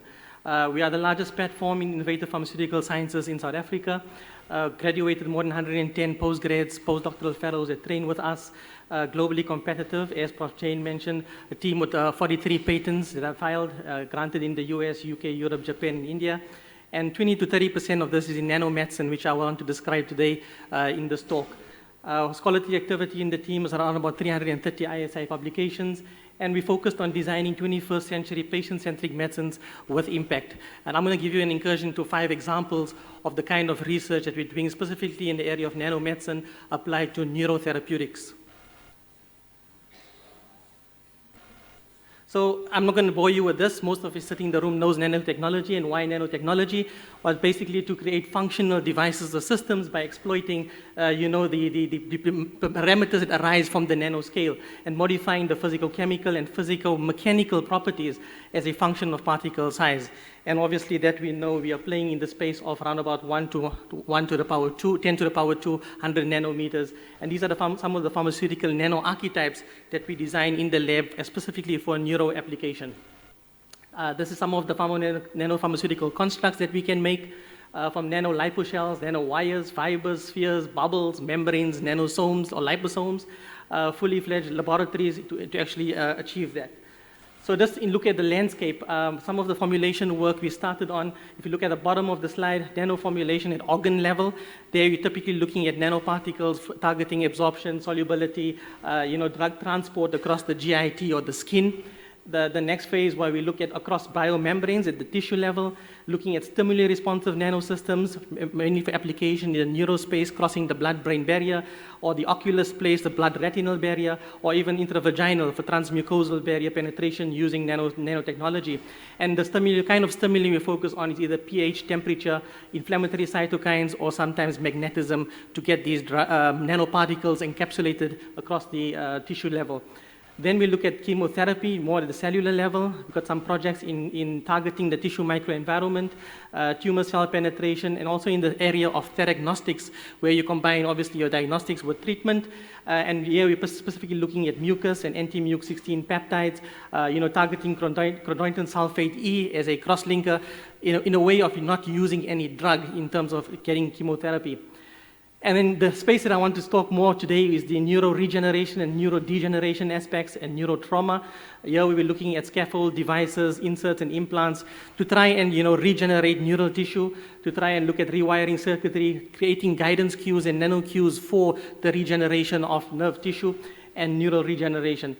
The next phase, which we sometimes playing with now, is nanotech and merging it with 3D bioprinting, ways of actually now wound healing, tissue engineering, and basically combining drug delivery with tissue engineering to develop, like, for example, pseudoskin devices, 3D cell cultures, and biomimetic membranes as wound healing systems. And then in the future is obviously where we're looking at precision medicine. I mean, with the COVID pandemic, we know RNA therapeutics has taken off in the storm. So RNA therapies, controlling gene expression, bubble laser injections and bio-inspired systems to get these nanoparticles to very difficult areas. So nanomedicine in neurotherapeutics, here we're talking about traversing the blood-brain barrier. That's the focus for this morning. The focus to design multifunctional nanosystems combining these neuroactives and co-development of brain-targeting delivery systems to penetrate the blood-brain barrier. And we can do this in many ways. Some of us know it. It could be the composition of the polymer. It might be natural or synthetic polymers. Some of the polymers that we do use, examples there, your PEI, PLAs.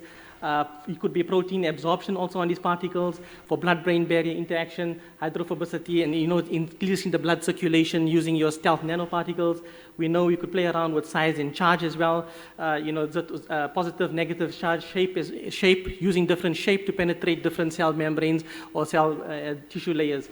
and then drugs could be covalently bonded, absorbed, or entrapped. So these are the various kind of mechanisms in which we play around with nanoparticles to try and obviously get them to the targeted sites across the blood-brain barrier.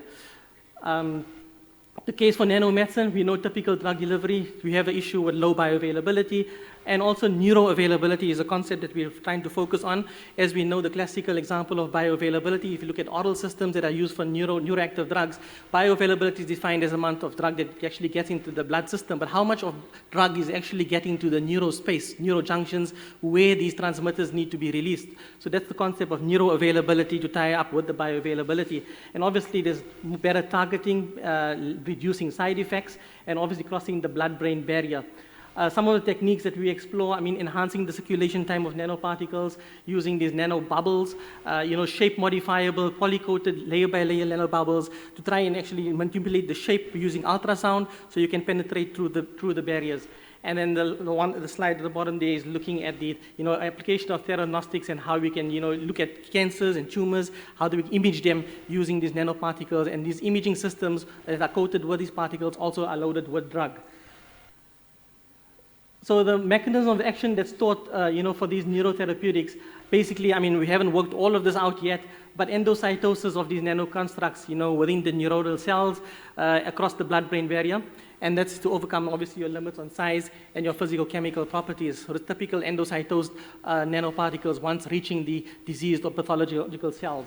So the examples I want to share with you this morning is 5 of them in the space of either neurodegeneration, an application in neuro-oncology, an application in neuroprotection, neurotrauma, and the last one to end with neuroregeneration. So if you look at example 1, coming from our labs here is the chelating neurosomes for Alzheimer's disease. So there in Alzheimer's disease, you have the healthy brain on the left, and the advanced Alzheimer's, so you can see tissue degeneration in Alzheimer's. And one of the theories that's responsible for this is the neurotoxicity that is caused by excessive copper and zinc that is appearing in the brain tissue. And these form these alpha-beta aggregates, A-beta aggregates which form with these metal ions. And these cause the issue with, obviously, they're unsolubilized and causing the neurotoxicity. So the nano approach that we used here was loading nano neurosomes or liposomes with galantamine loaded and surface functionalized with chelating agents, zinc acetate, copper acetate, EDTA, and histidine to actually target and mop up these zinc and copper ions that are in the brain tissue. The key features of the system is to cross the blood-brain barrier to complex with these AB aggregates and resulting in their inactivation or resolubilization to restore some of these toxins that are in the brain. Fluorometry revealed some drug uptake into PC12 neuronal cells mediated by the SERPIN enzyme complex receptor, and this work has been published in the Journal of Pharmaceutical Research. If you want more of the technical details, in the 25 minutes I will just be giving an overview on some of the work that we are doing in this space. Example 2 is where we synthesize magnetic nanocomplexes for CNS targeting. Here was intranasal delivery using nanoparticles. Here, nose-to-brain guided loading of carmustine. So in brain cancer, we're looking at targeting the glioblastoma multiform tumors in the brain using a nasal route for guided therapy. So carmustine being the drug loaded into magnetized nanoparticles, which we term nanocomplexes or nanocomplexes, and these were coated with iron oxide or iron chloride magnetized nanoparticles using also a polymer system, PVA, polyethyleneamine, and FITC incorporated for obviously diagnostic purposes and imaging purposes. So the key feature here is for nasal delivery to provide more simplified targeting approach instead of invasive invasive surgery for obviously glioblastoma, and for CNS delivery of these magnetized bioactives, obviously using magnetism as a way of getting the drug through the olfactory pathway as a nasal spray. The magnetic responsive and potential for diagnostic cell labeling as well is incorporated, and we've shown increased uptake and internalization of these complexes in the presence of an external magnetic field. Further data can be read in this paper in International Journal of Pharmaceutics. The third example is the use of nano cerium oxide particles as a neurorescue paradigm. Here we know that cerium oxide has been shown in the literature to have all of these wonderful properties, neuroprotectant. It is able to. Some even have shown antimicrobial activity. I'm not sure about that, but that's in the literature. So how do you exploit cerium oxide in a different way for neuroprotection is what we looked in this study. And the approach was that we know there's decreased neuroavailability of neuroactives due to the blood-brain barrier. And again, we're talking about neuroavailability rather than the bioavailability. So how do we get these serum oxide nanoparticles through there? We looked at the synthesis of functionalized nanoparticles, again using a PEG chitosan lactoferrin complex for intravenous administration, and then the lactoferrin targeting obviously your neuronal cells to get across and obviously deliver the serum oxide nanoparticles. So they have these neuroregenerative properties, mainly by modulating the neurotropic factor, your brain-derived neurofactors, and other factors that can have these free radical scavenging ability of the serum oxide. Here we have loaded no drug in it because we're probably looking at it as a neuroprotectant using the serum oxide as a free radical scavenger by enzymatic catalysis. The targeted delivery was obviously we're looking at targeting the delivery to cross the blood-brain barrier to reduce your ROS inflammation, reactive oxygen species, and also for your neuroprotection as a mechanism. In example 4, this is where we designed some nanobiotracks for spinal cord injury. Here again, using the inspiration of your embryology where this Bergman glia create these fibrous tracks in the developing fetus. And because of this is the way your neuronal cells stem cells start degenerating or proliferating. So when you have a spinal cord injury, you have this glial scarring, and you have this decreased tropic or growth factors and anti-growth pathways are then activated. So then in spinal cord injury, it's difficult to regenerate your nerve tissue. So it's because of the body actually reacting on itself. So the one way of actually solving this issue instead of not using classical anti-inflammatory drugs in acute injury is to create guidance cues. And we've learned that from the Bergman tracks that are actually designed. And these Bergman tracks obviously have these striations that you see over there in the SEM, and how do we actually reproduce these striations and implant this at the spinal cord injury so that the cells can start talking again and have these guidance cues to actually attach to it and then grow in a certain direction to resolve that. So it's to bridge the lesion site with a nanobiotract within a scaffold. The scaffold insertion provides these guidance cues for axonal regeneration and also at the same time reducing the lesion volume. It mimics the extracellular matrix, and that's what is required for these cells to regenerate, for neurite growth, promoting cell adhesion, viability, and proliferation. And these key features is also to reduce the secondary progression of injury that is caused after the first insult that happens. It also provides radical scavenging, neuroactive delivery, and you could add obviously anti-inflammatory, for example, dexamethasone, if required during the acute phase of the injury.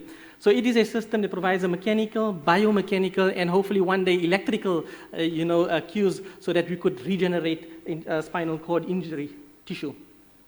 Example 5 is where we use nano-enabled regenerative medicine, where we're combining drug delivery with tissue engineering. So, there's many systems that have been developed here. I share with you from the Wise Institute in Harvard in US, where they 3D printed vascular tissue with stem cell differentiation into bone cells. So this kind of field is really growing quite fast.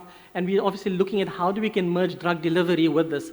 We're looking in the space of the bioinks that you see over there, where we have a matrix of certain biomaterials, nanostructures, which we incorporate, be it nanofibers, nanowires, nanotube bubbles, and using synthetic or natural polymers, and we complex these with cell material, growth factors, and sometimes small molecule drugs as well, to form what we call a bioink. These bioinks are then put through a CAD design, a design process, depending on what the scaffold needs to be in terms of bioinspiration and biomimetism. And then we bioprint them layer by layer, and then we produce these micro or nano tissue engineered structures in order to then implant or insert into the body and then let the body take over from there using that scaffold. I mean, these applications are vast, the most common ones being organ on a chip and organ printing. We're not at that level yet, but it's a way of starting with 3D cell cultures and moving up into how we can apply this for different biological engineering approaches. Biggest thing that we've published here was 3D printing and effects on medical costs, because obviously we know in the beginning these kind of technologies are very expensive. Coming from a low and middle income country, sometimes it's frowned upon to look at blue skies research, but nothing stops us as scientists to look and explore, and we know costs can obviously be contained once things are moving in that path. So the approach, I've explained some of this already. You're taking the biomaterials for tissue engineering. It could be scaffolds that are equivalent to your extracellular matrix, and in promoting cell growth using different polymers, ceramics, bioglass, and composites. We use quite a bit of the bioglass for bone tissue engineering. And then we have various methods of fabricating these nanostructures, but the most common one we use in our labs is the 3D printing or 3D bioprinting, as well as electrospinning and some sol gel transition work. The other techniques are something that is available, but we don't necessarily focus on. Inclusion of the biorelevant nano-sized additives. These could be cells, it could be bioactive nanoparticles, growth factors that are included in the inks. And then obviously once they are synthesized, they are implanted or injected at the tissue effector site. We use quite a bit of this in the wound healing area of the work that we do. I'm just going to give a various overview of the physical-chemical methods that we expose to some of all of this work. Typical colloidal stability, because we're dealing with nanoparticles, the XRDs, your NMRs, Raman spectroscopy, FTIR, SQUID, when you're using your magnetic properties. And these are some examples of some of the studies I shared with you where we apply the typical physical-chemical analysis to obviously make sure that we have pharmaceutically stable nanostructures and that are combining well, obviously, with the new biomaterials that we may be using. We have various quantitative and qualitative imaging methods. Basically, when we talk about biomimetism, over here you have, an SEM of an actual rat spinal cord, and then we try to do an SEM of the synthesized or the artificial spinal cord that has been made, and we try to map them to see how close are we to actually the bio-inspired materials. With the fibrous neuroconduits, it's important when you're making these fibers to understand what are the diameters of these fibers, the angles of these fibers, the frequency of the different size of fibers that we get, because it can't be perfect. With nanofibers, aligned nanofibers is not a way to implant in the body because the body is not perfect. So we need to create special defects, and that's why we use these qualitative and quantitative imaging techniques to actually assess these angles of the fibers that we are trying to design and develop. Fluorometry, obviously, to assess drug uptake into cells. Biotextures, looking at how are the cells interacting with the biomaterial, which is important for the adhesion and how they actually need to grow on these structures. And that's where we use these biotexturing platforms, and then your typical morphology and your cytotoxicity assays, which most of us know of these techniques. One important one is the biophysical mechanical analysis that we do in our labs. And in the space of 3D printing, we look at the adherence of certain hydrogels to scaffolds or cell-laden hydrogels to scaffolds to create stealth or strength within these materials, but strength in terms of biological mimetism or bio-inspired strength. We look, obviously, your rheology there, looking at stealth, your shear complex modulus, you look at CAD designs, your SEM, and comparing the CAD with the SEM. And then another technique that we use a lot is this biotesting, where you actually test the biological properties of the tissue. Once you have those reference parameters as a reference material, we then create the artificial tissue engineered systems or biomaterials that can complement that within the lab. And obviously, progressive ways to try and increase the biomechanical properties of these 3D printed systems using various chemical techniques as well as physical techniques. Other methods for performance testing is ElastoSense Bio. So here you have a force distance profile of actually a resected spinal cord tissue, and we look at the force distance profiling of the actual tissue, and then when we're synthesizing the biotracks or any other artificial tissue, we try to mimic and closely correspond that.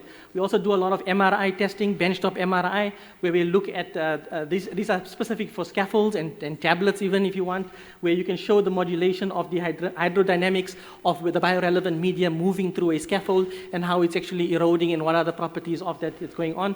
And in your typical, your release studies, looking at if there is bioactive in there. For example, here we look at dexamethasone released from a scaffold over a long time, rheological properties, and a lot of quality by design, design of experiments approach to optimize these systems.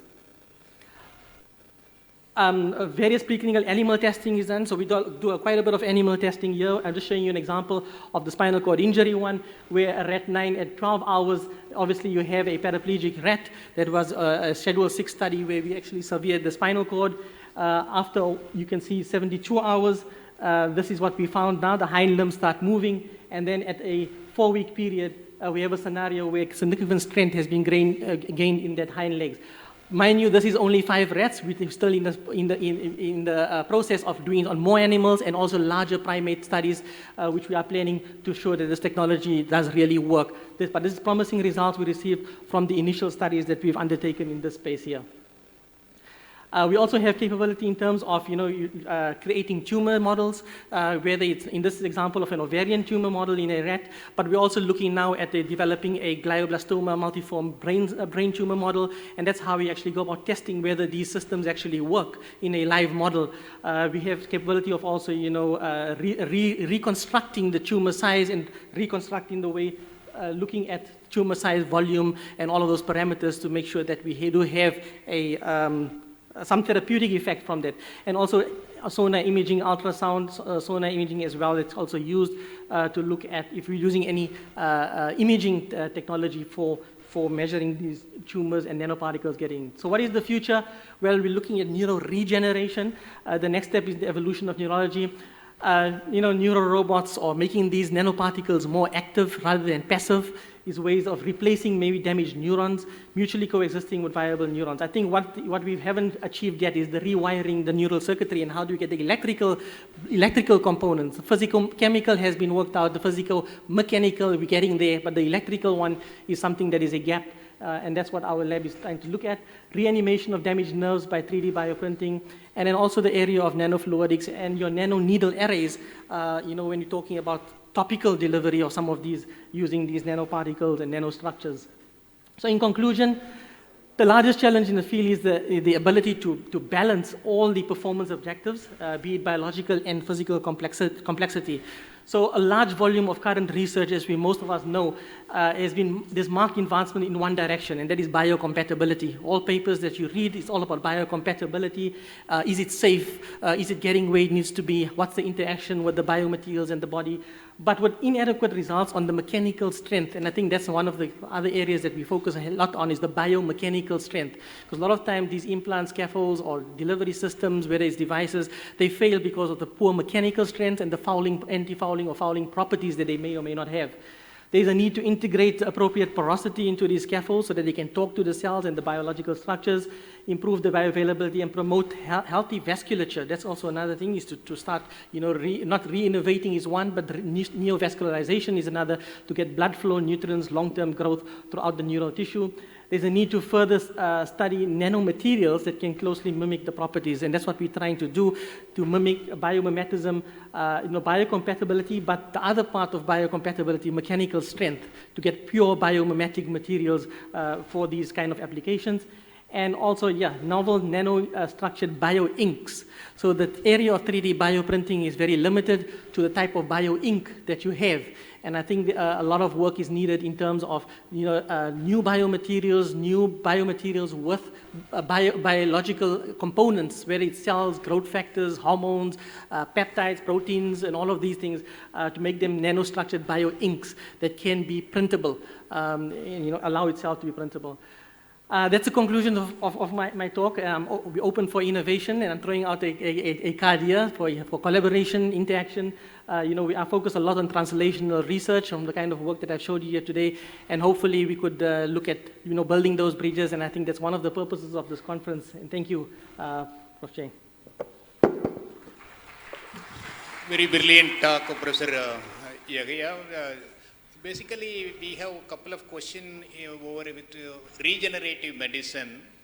How that the secretome, mesenchymal, the stem cell with the secretome, what is the role on that, then how the reality of this, the component of the secretome works in the regenerative medicine? Could you sound about that? Excellent question. The question is on secretomes. So we know secretomes is the communication language of cells.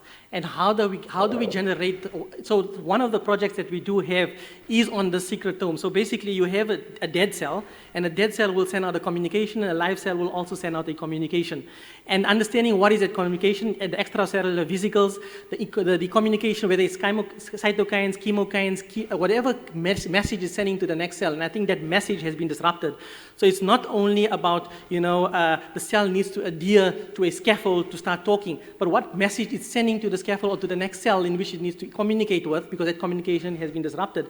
So that gap of secretome, I think, is also another very critical one that needs to be covered, and understanding what are the secretomes. So the biggest challenge with secretomes is that it's like botanical therapeutics. You never know what it is. It's a whole soup of things that's going on, communication with one cell and the other. And I think that's a very close science that people need to unearth and try and look at mechanisms. We know there may be trace elements and minerals and all of these things, but there's a lot of unknown as well in terms of protein and peptide therapeutics, which go to that level where you can have the communication also restored. And I think that's where the electrical part comes in, because electrical communication has to move across a bridge. and that bridge is, secretome can be covered in the extracellular matrix. Within the nucleus, within the cytosol, you might not find too many, but I think it's the extracellular matrix that we talk about. But secretome is a very exciting area, and I think that's where most of the bridges will be brought. But I think it all works together.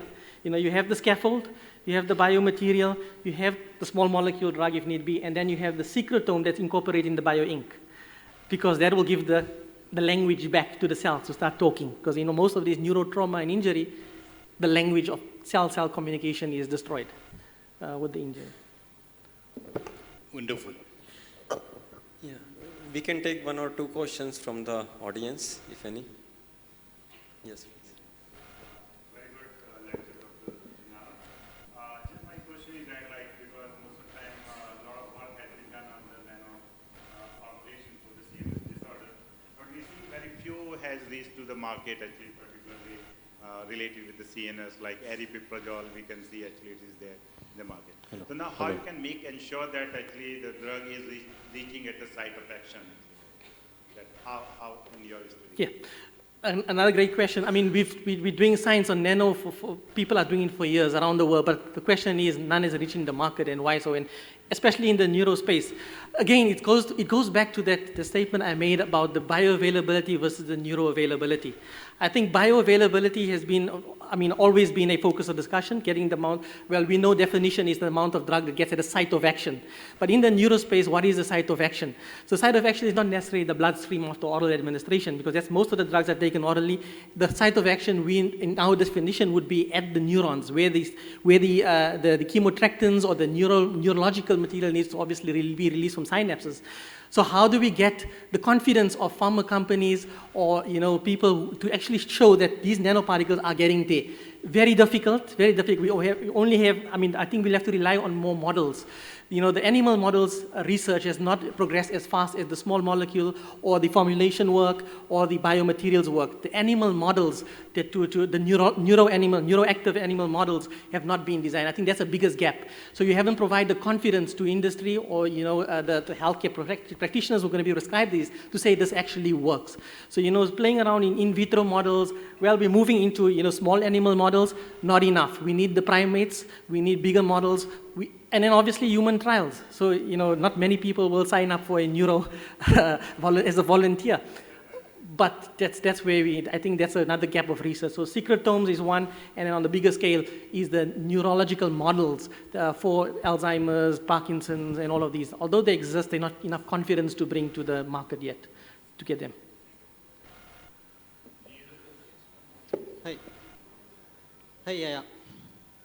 I'm here. Hey. This side left. The light is quite bright. I'm sorry, actually. Really can't see you. Hey, it's one of the very nice talk. I think you presented like an overview of nanoneurotherapeutics. I have a more generalized question.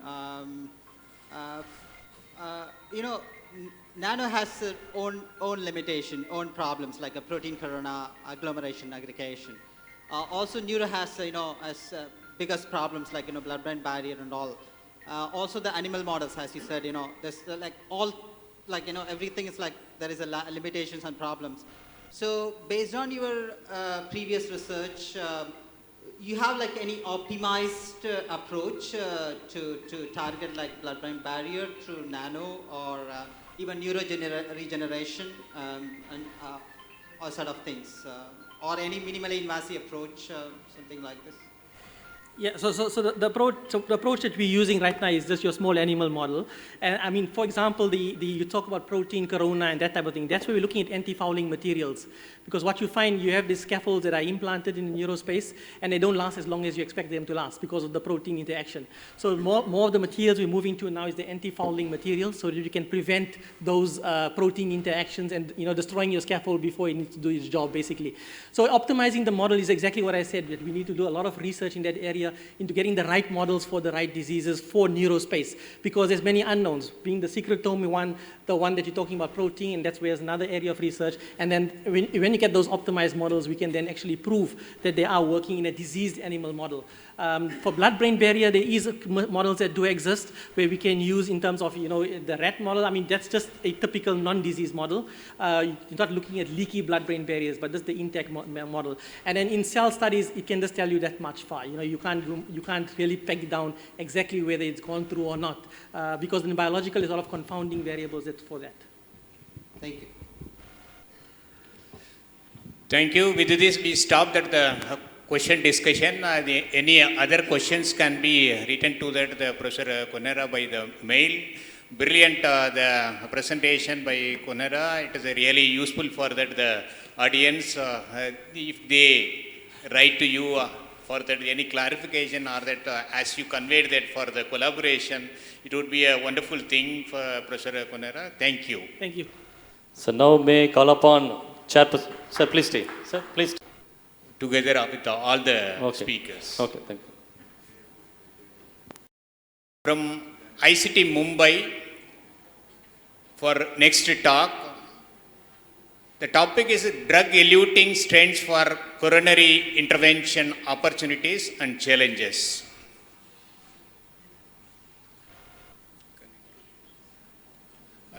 I invite Professor Jain to introduce Professor Vandana.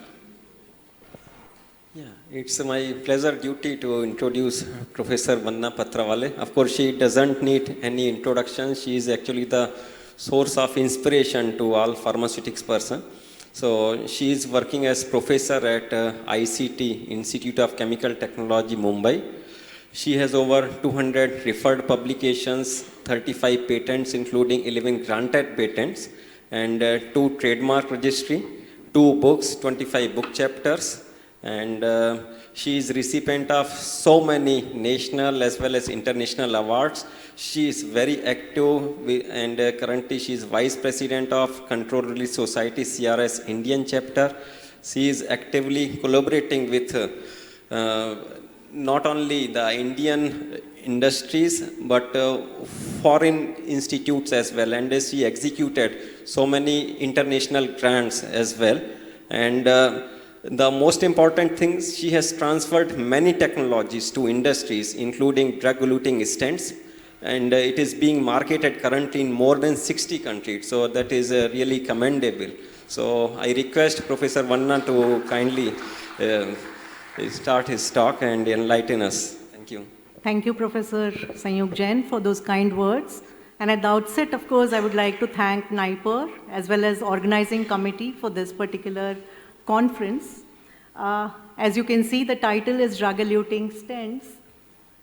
And this is my institute, the place of working, which has given me everything so far. Very premier institute, which has given 19 Padma awardees to this nation. And specifically talking about this particular topic, it so happened that Sahajanand Medical Technologies, they were into laser cutting of diamonds. And they came and they wanted to exploit as to what could be done with laser. So at that time, what existed in pharmaceutical industry was only Oros tablets, where an orifice was made using laser. So we looked at the data, and literature indicated that you could actually design these coronary stents using laser. And that was the beginning. They needed help, of course, with respect to which drugs to choose, which polymers to see. Cardiologists we talked to, they wanted to see how to modulate the release so that whatever problems they were facing then with imported stents could be overcome. So it was a real nice journey working with them. 1999 we started the work, and 2005 first stent came into market, and there's no looking back since then. Now, why specifically stents? If you look at specifically global causes of death, this remains the first cause. So you can see that 31% of all global deaths is due to cardiovascular diseases. And moving further, if you look at the future also, it can very clearly be seen that this is on rise. It could be due to lifestyle problems, could be due to diet, could be due to anything, but still there is a rise. So keeping that in mind, if we do price check, you can very well see that total costs are expected to reach about $1.1 trillion. So one has to put in efforts in this direction to see how we can curtail this cost, which could be direct cost or indirect cost. Since there are many students in the auditorium, I thought would be a good idea to make them understand what is coronary artery disease. So as you can very clearly see here, that in the artery, the plaque actually is getting developed. And it is not until that it ruptures that it can be diagnosed. So this becomes really very important thing, that one opportunity which exists for you youngsters is to look at even diagnostics, nanodiagnostics, which can predict well in advance that such a thing is going to happen. So by the time this is happening, this is very late to treat. So obviously, you know that the reduced blood flow would happen, but there's also reduced supply of oxygen and vital nutrients. This would lead to angina or heart attack. So what are the treatment procedures for these? Initially, it was the bypass surgery. You are taking, grafts from your shoulder, earlier it was from thigh, and then planting it at whatever site it is necessary. There is something called also as enhanced external counterpulsation, but this doesn't work in all the cases. In this case, as you can see, that patients who do not qualify for bypass surgery or angioplasty like stenting, they need to be given this treatment, and collaterals are getting developed. So main artery, you can't do anything because there's so much plaque, but you develop collaterals. So this acts as a natural bypass. But what we are working on in today's topic of deliberation is percutaneous coronary intervention. Now this can be done by two ways. Either you can do balloon angioplasty, that means you are inserting balloon, say again from thigh or from shoulder, into the area where there is plaque. Then you are inflating this balloon that compresses the plaque, and finally deflating the balloon and taking it out. So earlier this was a procedure, but this doesn't give the kind of mechanical stability which is needed. So therefore, these stents came into picture. So in case of stents also, they would be actually onto balloon. You are inflating the balloon, so stent expands because it is either metallic or it is made up of biodegradable polymers. And because of it, the plaque gets compressed. Later you take the balloon out, the stent takes a shape, opens up all the arterial place so that blood can easily flow. So if you have to tackle CVD with stents, either you can use bare metallic stent, that means that there's no drug loaded, and these were the ones which were being used earlier. Then came into picture drug-eluting stents, where we have worked. So drug-eluting stents you can coat on, earlier stainless steel was used, later on it was cobalt chromium, and there is continuous improvement in the materials. Now we are also talking about nitinol being used because it is a shape memory metal. Then you have bioresorbable stents, that means you do not use any metal, but you are using bioresorbable polymers to make the stent. And then nowadays there are sensor integrated stents also, so that you can deliver drug in a very precise manner. Looking at the market of stents also, it is an ever-growing market. So you can see that around 5% CAGR. It is all over. In fact, as I said, 65 countries we have already reached. We have patent in many countries, and now next year trials are right now going on. Probably will enter even US, and then this company becomes #1 world player. Right now it is #2, but it can become #1. If you look at market by drugs, Earlier it were drugs like paclitaxel, but now Limus series has taken over. They are more safe, and you have to use drugs which are cell cycle inhibitors, but they should not cause any problems at the site. So definitely something which is worth pondering upon again is which metals could be used, which polymers, if you are using, could be used, which people have not patented. And also, in fact, in our lab, a lot of research is going on to looking at which other category of drugs could be used, which are much safer than paclitaxel, which is anti-cancer, sirolimus and other Limus series also, which are immunomodulators. So you can look at safer drugs which can do the same job. As far as fabrication of DES is concerned, you need to look at mechanical properties, the processes, and also the customization. So for mechanical properties, as I mentioned, a lot of metals have been used, a lot of designs have been used. That is another area. Those of you, because this is a multidisciplinary science, engineers can come in and you can design something in the design space which is different than what exists. And in fact, if you could design something which locks itself in place, nothing like it.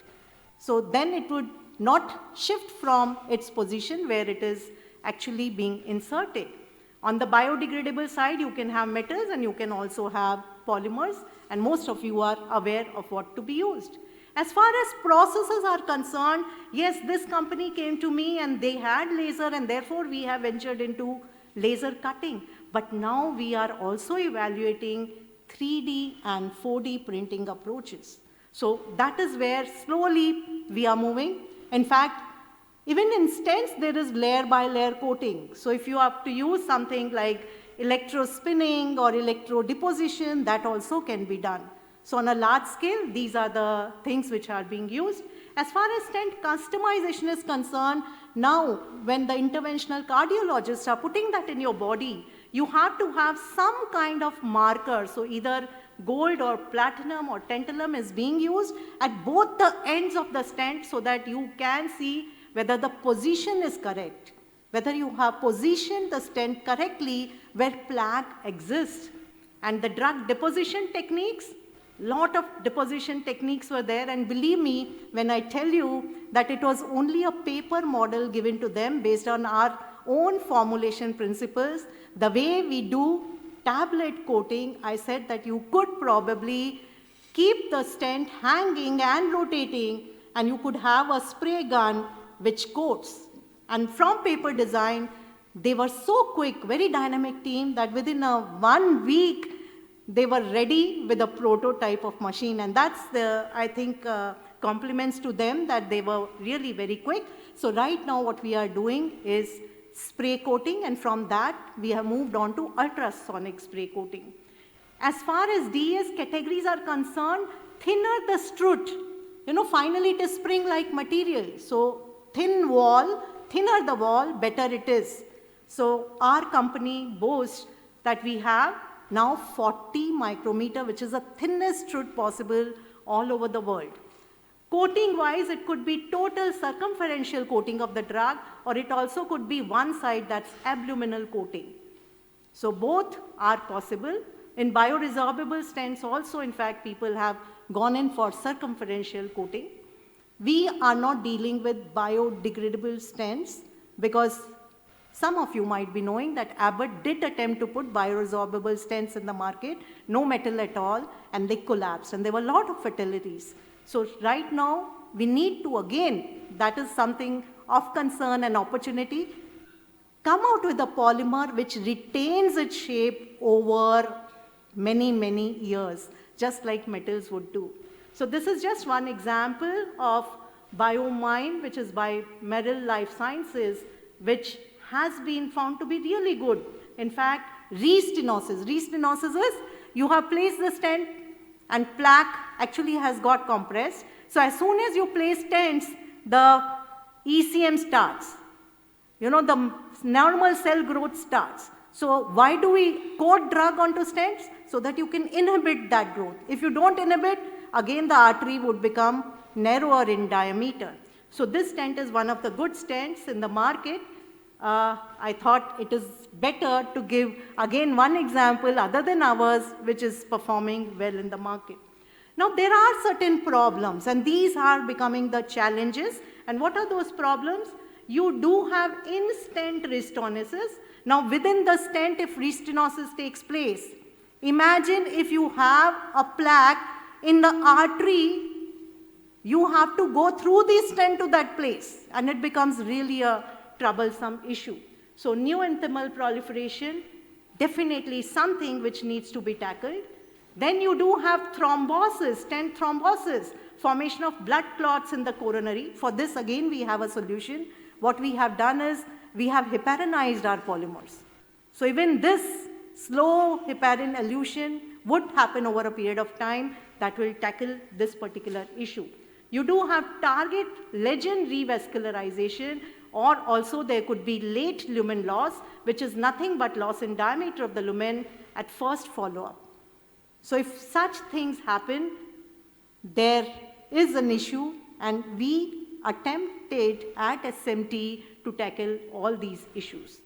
So one of the approach which we are using is, of course, nanotechnology, wherein either the nanoparticles or nanotubes, nanofibers, anything can be coated. So in the earlier lecture, you've heard of all the nano delivery systems. So anything could be coated. What we are focusing on now is, of course, nanoparticles. And what do you expect? How would the release take place? Definitely, when you are expanding the stent, by inflating the balloon, there is a force. And with that force, the nanoparticles go inside the arterial lumen, from where slowly they will be releasing the drug. In fact, we predict that there will be a time when stent again will not be needed, and now we have started coating balloons with nano. So for many, many conditions, balloons coated with nano will serve the purpose. So in recent trends, yes, BDS, that's biodegradable stents, people are looking at, not very successful, but many, many attempts are there, and you can see that n number of n generations also of these stents exist. People are still refining the design, but I think more than the design, what they need to work on is a polymer material, or it could be composite material, where a lot of research is pending to be done. So all these have to have all the properties, desirable properties, but what is very, very important is that they should have durability. Elongation both is needed, longitudinal as well as radial, and it should remain over a period of at least 2 years. In this direction, many people are also going further and coating, like nanocomposites with NTCD34. It could be many other biotech origin drugs, which also could be coated, and a lot of work is going on VEGF, angiopoietin, genes, etc., being loaded into these stents. So what our group has done, definitely very early on, we identified that this could be done and can become a market strategy. We were very happy to collaborate with SMT, which is Sahajanand Medical Technologies, because they also saw a business opportunity there. And this particular video actually will clear all doubts which you might have as to how stent is implanted and what does it do. So may I request you to play the video. You can see a vessel here, heart, where the stent is actually being implanted. It is onto a balloon. You can see it is crimped onto a balloon surface. Balloon obviously has to be a very, very thin material. So generally polyamide is a material used which is puncture resistant. It can withstand pressures. It is encapsulated at both the ends with radio opaque markers, because you need to see where the stent is positioned. And these also, the radio opaque marker surface is really rounded up. The very tip is very, very smooth, soft tip, so that it can easily enter any of the arteries, because arteries is not straight, it's a curved artery, vascular path has to be such. And balloon, when it is loaded onto it, it has shape memory. So in fact, it is folded and then onto it, the stent is crimped. It has to have maximum flexibility, and that is one technological advancement which we propose. We have given them polymers which till it reaches a site will give flexibility. Now you can see that radio-opaque markers are here, and plaque is all over. The orange thing indicates the plaque formation. Now you start inflating the balloon. So when you're starting inflating the balloon, the stent, of course, will also expand. Now this strut thickness is what I was talking about. This has to be as thin as possible. Stent becomes part of body. It is not removed from the body, in fact. So that you should keep in mind. So rotation of the stent happens and locking mechanism has to be provided. And this is what I mentioned earlier. If you can have better designs where locking can be provided instant, it would be the best. Now here, surgeons are taking little time. Zero foreshortening, that means the markers have to be placed so that the stent doesn't go ahead of them, ahead of the plaque.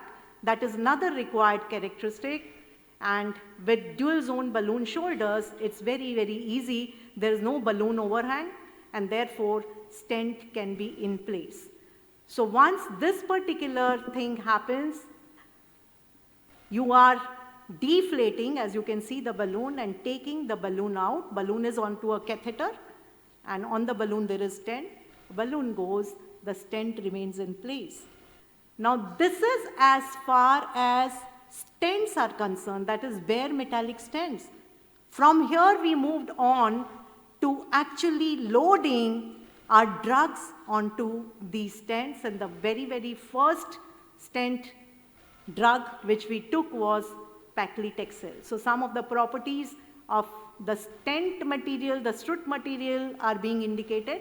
Matrix was bare metallic stents, from where we moved on to drug-eluting. And as I said, initially we started with stainless steel, then it went to cobalt chromium, and now we are moving on to even nitinol. And many cases, people are using even platinum and many other metals. So for drug-eluting stent, you need drug, and you need polymer. Paclitaxel, I think you know, all of you know the properties. One important point about paclitaxel is it's a very hydrophobic drug. So it goes into the arterial wall and it sits there and elutes slowly. So that is the reason why this was actually preferred. And plus, of course, it has anti-inflammatory property also, and that helps because most of the times the polymers which you are using will generate residues which are inflammatory in nature. So even that helps when you are using paclitaxel. But now, of course, if you see, Boston Scientific earlier was using, but looking at success of our Limus series, they have also shifted to sirolimus. So these are some of the mechanisms of the drug being indicated. As far as polymer is concerned, this is first time in the world, I would say, that we said biodegradable polymers should be used on stents. And we got first CE mark. What have we done earlier is coated the drug in 4 layers. So you have metallic stent strut, onto which we coat base layer, middle layer, upper layer, and then there is drug-free layer. And this is drug-free layer which is giving it the flexibility it is needed. And cardiologists really are very happy with this particular phenomena which we have given them. And we coat it by acoustic activation and carrier stream, nothing but in short, it's coating technique. So you are loading the drug onto the stents. Initially, we were getting microparticles, but now, as I said, we have moved on to even nanoparticles. Both can be coated. Release profile, we did discuss with cardiologists. They wanted initial higher and then maintaining over a period of time. So we are getting biphasic release pattern too. So with this, I think you have understood as to how the drug-eluting stents were developed. They were preclinically evaluated, and for evaluation you have to use pigs. So all this study was done in Netherlands for about 12 weeks, and look at the late loss. Late loss should not be more than 0.1. So in all our cases where it is coated, it is very, very less. Histologically also, if you use only bare metallic stent, you can see that ECM, this is the extracellular matrix which gets increased. The moment you give only drug, your very variable results, asymmetric appearance, but when you are using it with our biodegradable polymer, you can see all the desired characteristics, complete endothelization. You can't see one side thinner, one side thicker, thin neointima, no cytotoxic response. We did also tissue compatibility studies, leukocytes, we saw even platelet adhesion, all of it was proper, and therefore it moved into clinical practice. So here we have compared paclitaxel coated stents, sirolimus coated stents, and then this is bare metallic stents. You can see the number of patients which were taken. In all the cases, we have seen that drug-eluting stents have given better protection. So if you see this, this is bare metallic, and incidences definitely come down when you're using drug-eluting stents. This was followed up to 36 months. You can very clearly see again DES performing better, and again after 36 months also now we have 5-year data and it has performed well. So that study was within our systems. What happens if we compare it with world leaders is what you will see now. So in fact, we did OCT studies, which was with, in fact, S.A.S stent by Abbott, which is a world leader, and in all the cases, we saw that, you can see the cross-section images. They are showing similar neointimal thickness as compared to the marketed version. And this study was followed up to 6 months. So this gave us the confidence that yes, this is world standard stent, and we can go in also to US. Of course, Europe we had gone, but even US. So randomized control trial was taken up, which was known as TALENT. 1-year results have been published in Lancet. And with that, all-comer study, random study when it was done, here you can see the complete data, 12-month clinical outcomes with respect to each of the parameters, which indicated that yes, both were comparable. And then what we have done is, of course, from bedside, we have gone to bedside, we have learned many things, we have gone back, worked on the stent product line, and very happy to tell you that now 7 such stents are actually being marketed, and balloon, the trials are right now going on again in Netherlands, and we are hopeful that we will really succeed there too. In our lab currently, what are we doing? So we are very fortunate to be having Prime Minister's Fellows in our lab, which the company has sponsored, and they are now working on loaded, nanoparticle loaded stents, plain drug, or also combination of drugs. And here we have seen that yes, these nanoparticles are actually taken up by the endothelial cells, and we have also shown that after coating, also if you take them, they retain their nano size. This is very important. No, many of the patents when I read, it was very clear that they make nanoparticles, but when they have to coat, they do it in a polymer in which polymer also dissolves. So it doesn't retain in nanoform. Here we have shown that we have a technique where nanoform could be retained, and this is another challenge, ex vivo permeation, where we have developed a model so that we can see what happens in vitro and whether that in vitro can be correlated with in vivo. So a lot of studies need to be done on dissolution because you have to continue this study for about 3 years. So can we have a methodology which in 1 week's time will give you idea about what is going to happen at least in 1 year, if not 3 years. So a lot of work going on that level. And as I mentioned, we have loaded dual drugs also. And in this case, we have taken sirolimus and bivalirudin because that is another drug which is better than clopidogrel. So here again, we have shown the biphasic. Now these are the challenges which we all need to tackle. As far as coronary intervention is concerned, okay, you are okay. Kidney stents, okay. Any other organ, bigger stents, okay. But what about peripheral stents, which are very, very important when we are talking about diabetes patients when they develop such kind of foot ulcers. So that is one challenge, and we need to work on therapeutic strategies which can cater to this. I think with that, I would end by saying that here is one example of a translational study which has gone from academia to industry, and definitely, as you can see in the slide, all these stents have been marketed. These are some of our other dosage forms which also have gone to industry. Thank you so much, and I'm open for any discussion.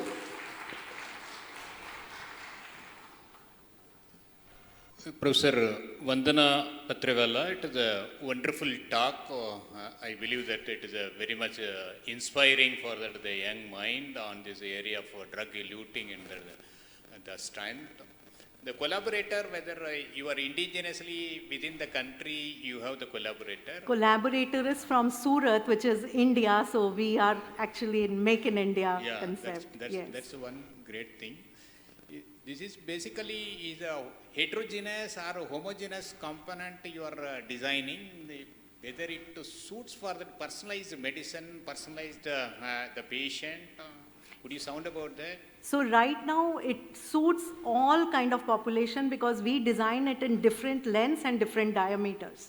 So it can be used for anything, but as far as personalized medicine is concerned, we are moving into that arena where even genes could be loaded onto these stents so that can be used. So currently I would say that it has been designed in such a way that majority of the population can use the same stent.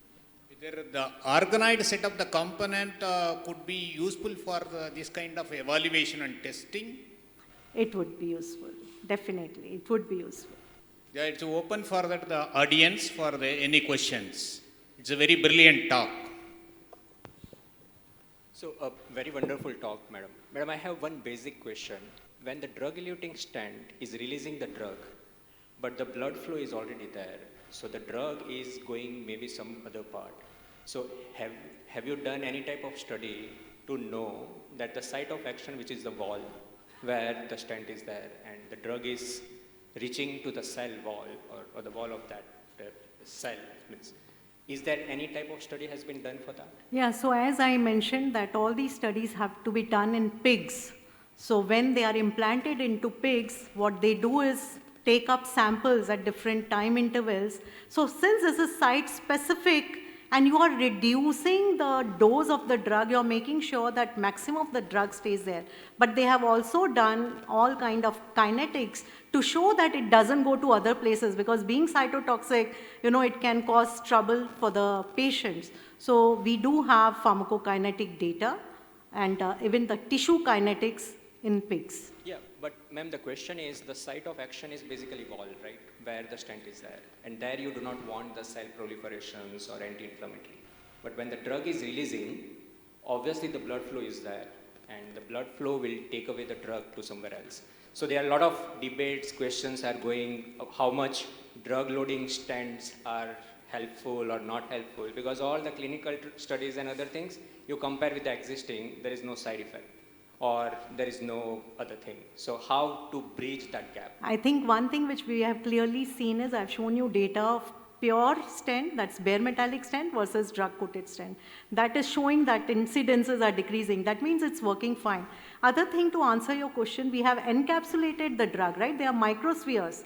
So idea is when you are actually putting pressure, when you are inserting the balloon and giving pressure, by pressure it goes inside the arterial wall, and from where it slowly releases. So lot of efforts are being taken to understand how much of it goes and how much of it is coming into the vicinity as such. So you need to prevent free drug coming out in the initial hours. You're very correct in saying that if the drug is released, all of it would be taken up by blood circulation. But that's the formulator's challenge, to see that how much do you keep it, going to the three walls of artery. And a lot of work is being done, and what we have, I've shown you the in vitro model.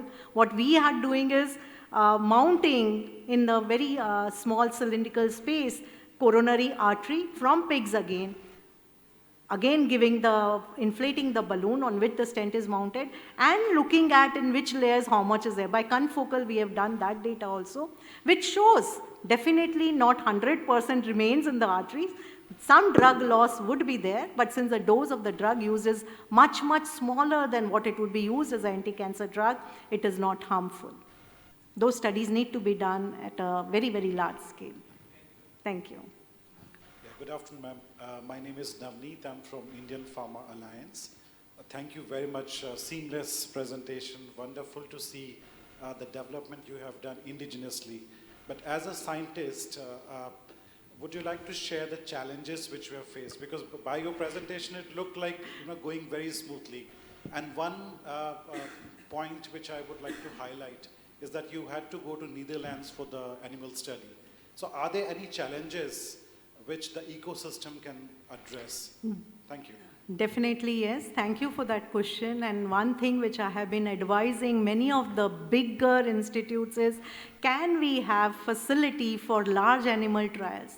Currently, we do not have, in National Institute of Nutrition is the only one who can support us, and there was Sri Chitras at Hyderabad, which also closed down.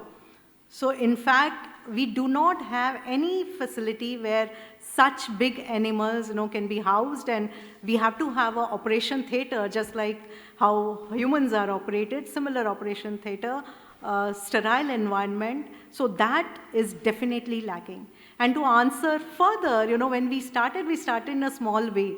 1999 when I started, I didn't even have HPLC in my lab. Now we boast of having 4. But we had to outsource a lot of work. So at each stage, we did not know whether whatever technique I am proposing will actually coat the stents or not. So initially we started coating with dyes so that we can visualize, we can see under microscope, we can evaluate by UV, etc. And then we got enough confidence that yes, now we have materials which are able to coat, and that's where I cannot give you the formula, but yes, there is a binder which is parenterally acceptable in the formulation matrix, which adheres the polymer layer, polymer drug mixture layer onto the stainless steel surface. Once we started with the stainless steel, you'll be surprised that as such, nothing you try and it was adhering. But then we digged into literature and we saw that electropolishing had to be done. So when we did electropolishing, after that you coat anything and it was really coating very well. So there were some teething challenges which with help of, I would say, support, luckily at ICT we have chemical engineering, we have mechanical engineering, so we had colleagues to whom we could go and take away their wisdom. So with that, we proceeded. So yeah, thank you, Professor Vandana Patrivala. It was a wonderful talk. We enjoyed that. There is a big animal facility in Karnataka, Shimaga. It is possible that we will discuss further that. Thank you. Thank you. Thank you so much. We'll call the next speaker, Professor Farhan Ahmed from Jamia Ahmedabad University.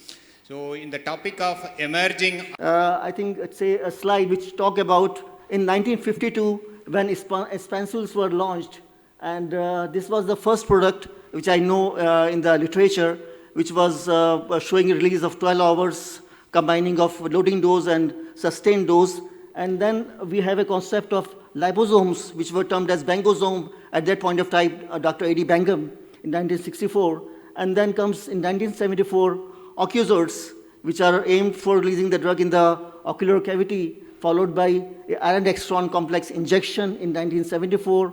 Then we have I think when we were in our college, we used to talk about osmotically controlled systems, where we have tablets which can control the release by osmotic pressure, and they were launched in 1975.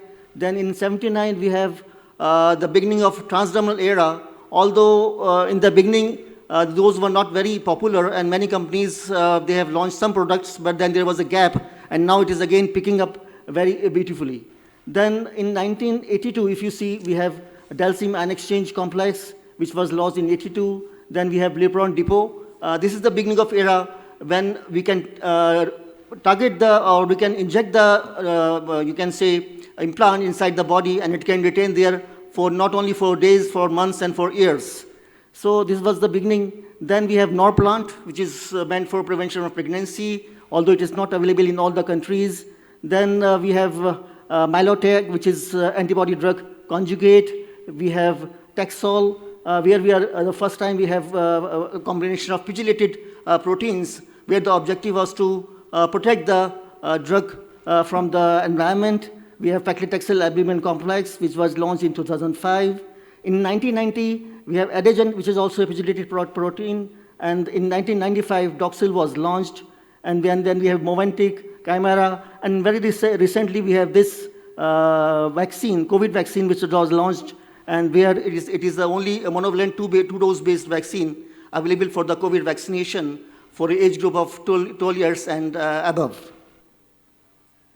So if you see, the drug delivery market is very promisingly, it is showing the total market is about $6,960 million in 2022, and it is growing at a cumulated growth rate of about more than 15%. So this is very promising, and it gives us a courage and to invest in this area. So because if you see, new chemical entities are reducing day by day, but formulation science can grow and can build the gap. If you see in the division with respect to disease conditions, the anti-cancer drugs, they are leading because this prevalence is increasing, followed by cardiovascular disorder, as very explained by Dr. Vandana also. Then if you see in the region-wise, North America, Europe, they are leading in terms of market share, followed by Latin America and Asia Pacific. So now the drivers to this drug delivery market, the main driver is prevalence of diseases like cancer, cardiovascular disorders. Then these diseases really need very, very specific and attention, where we have to have very specialized system, like Dr. Vandana talking about her different types of approaches she's taking up to treat the cardiovascular disorder. And then because of increasing cost of NCEs also give impetus to the drug delivery market.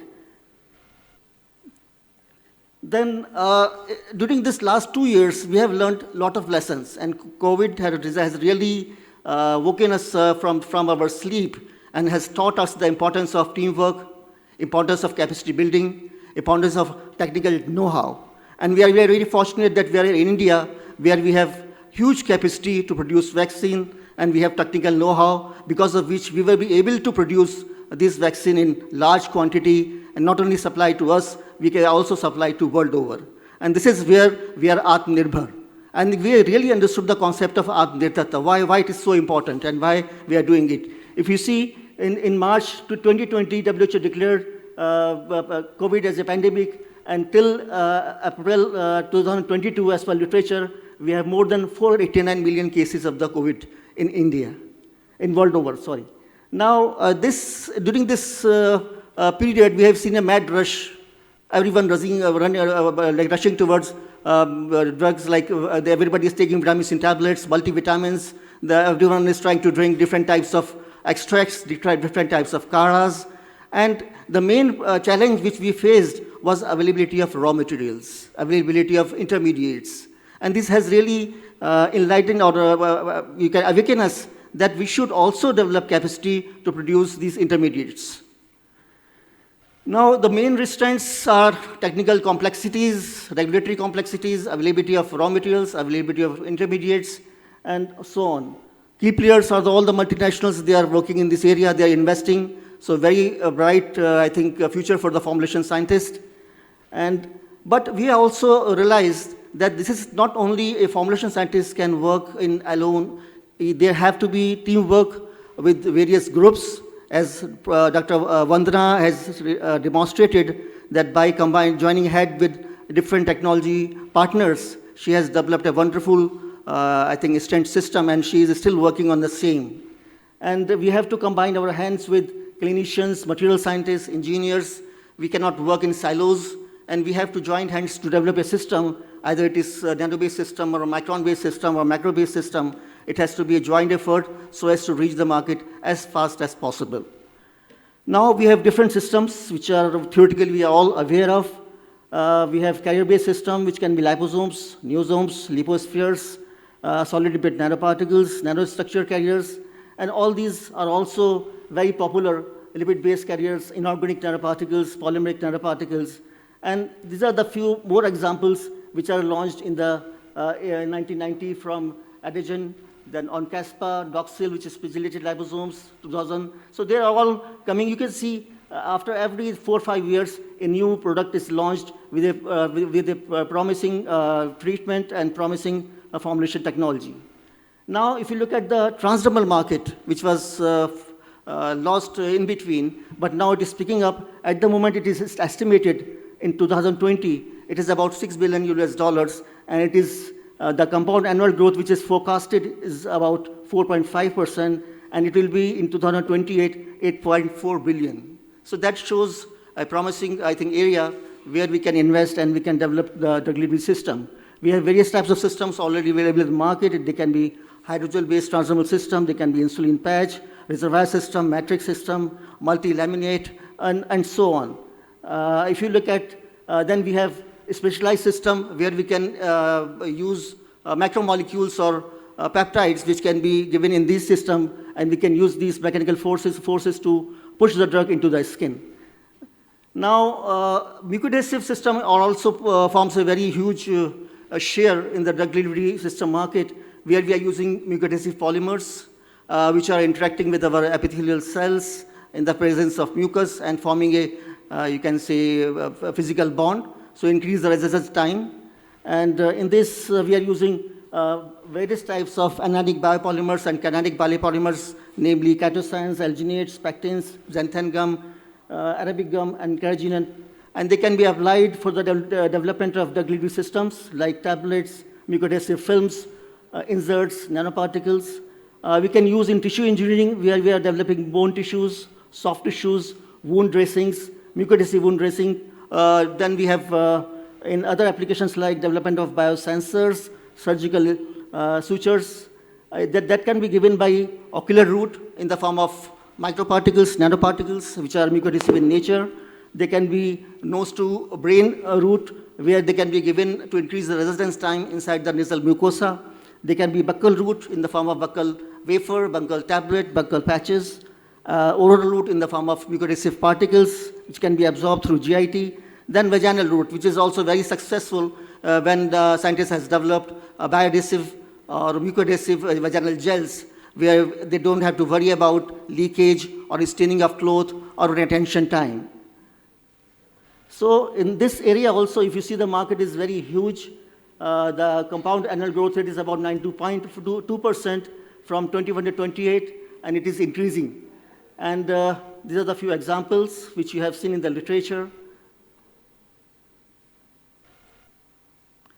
Another area is where we are basically, if you see, where is getting a very good growth is osmotically controlled drug delivery system, where the release is controlled by osmotic pressure through an orifice or through a membrane.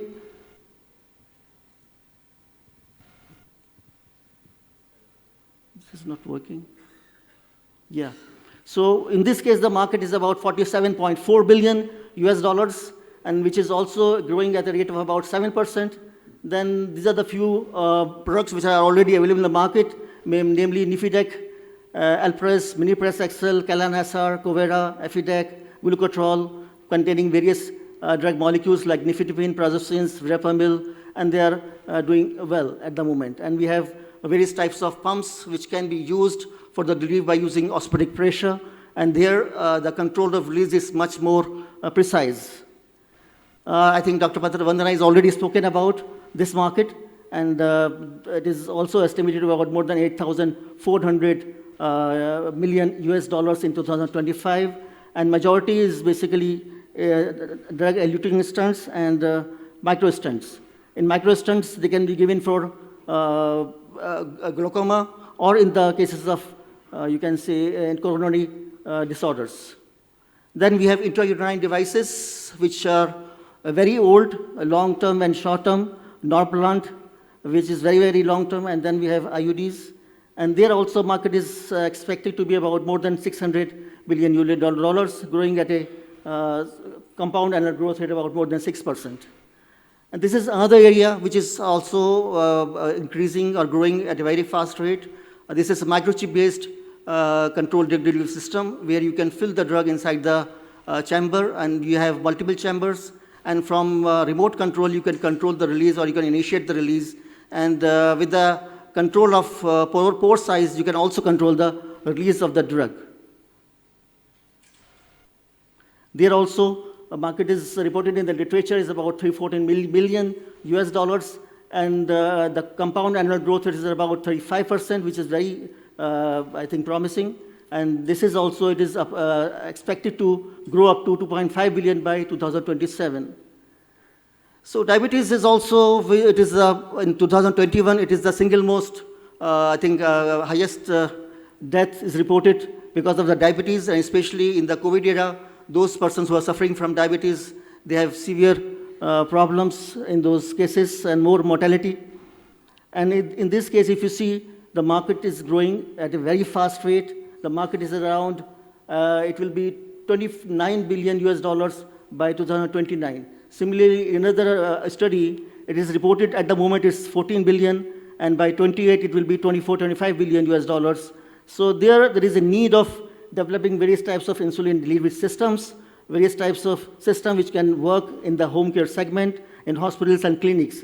If you see various devices share, the major share is by insulin pen, and followed by insulin pumps and needles and insulin jet injectors. These are the very popular pens which are economical and more popular in the patient as compared to injectors or as compared to pumps. Now, if you look at the inhalers, initially they were not very successful, not because of the clinical reason, but also because of the cost reason. I think Afrezza is FDA approved, but it is also not seeing very high sale. Then nanomedicine, Professor Yahya has already talked about various nanomedicine approaches. We have nanorobots. There also the market is increasing day by day, and I was not aware that there are already a huge share in the market. The total nanomedicine market share is about, in 2019, 177 US billion, which is projected to grow at a very good compound annual growth rate to about 454 billion. So these are the products which are launched in the last 10 years and approved by FDA, and we have various drugs like Ristexa, Palividi, Adnovate, Zilretta. We have Triamcinolone, basically for extended pain relief for about 12 weeks, which is very desirable for the patients of osteoarthritis. We have Revenin, which is coagulation factor. Then we have Abraxane, which is a very old law, approved in 2005. Then we have different other versions, which are approved in 2012 and 2013. We have Inveja Sustaina, which is palperidone palmitate, which was approved for schizophrenia in 2009 and 14.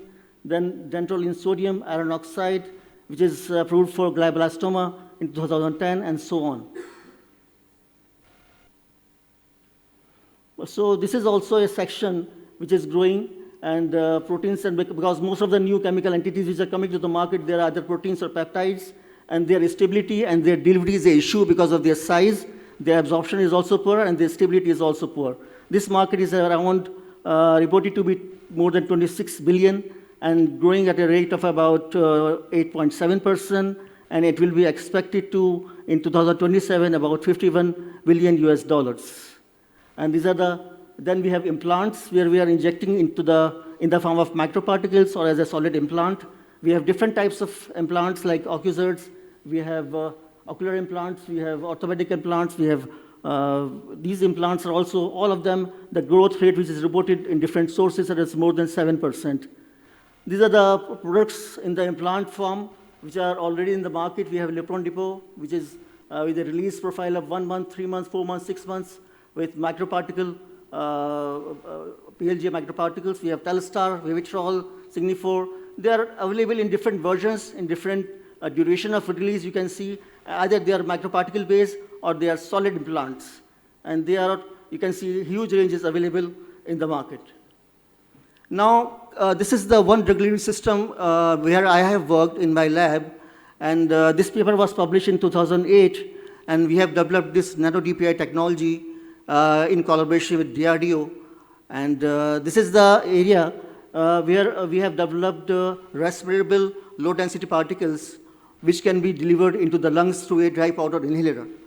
What we found at that point of time, the dry powder inhalers, when they are taken by the patients, only 30 to 40% drug was going to the lungs. And if you see in this, this is the image when we have tagged the particles with technetium-99, and this is the image of a healthy human volunteer. And in this case, you can see when a single dose was given, after 15 minutes, the lung fields are clear. But in this case, when we have this respirable nano DPI, the lung images are much more brighter. And we further investigated, a whole series of work has been gone, and we found that about 60 to 70% is going to the lungs, and it is reaching the alveoli. And what was really surprised us, that even after 6 hours, in normal DPI, all the radioactivity is gone. It is already eliminated. While here, it was staying. When we further investigated, we found, because of the mucociliary movement, the drug particles, here these we have taken with salbutamol. So drug particles which are going deep into the alveoli, into the lungs, they are again coming back to the, you can say, to the periphery of the lungs because of mucociliary movement, and with single dose staying for about 6 hours. So the effect which we are targeting with single dose, it is active like a depot.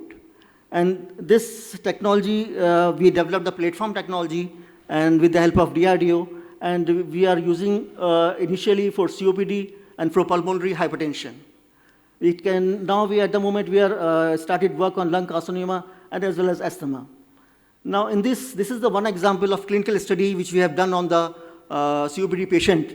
In this case, when we compared our nano DPI versus micron DPI, what we found that with one single dose, when we measured some base parameters and found that pulmonary artery pressure of the patient is reduced by about 25%, while the oxygen contents of the blood is increased by 10%, heart rate is reduced by 8%, exercise capacity was increased by 33%.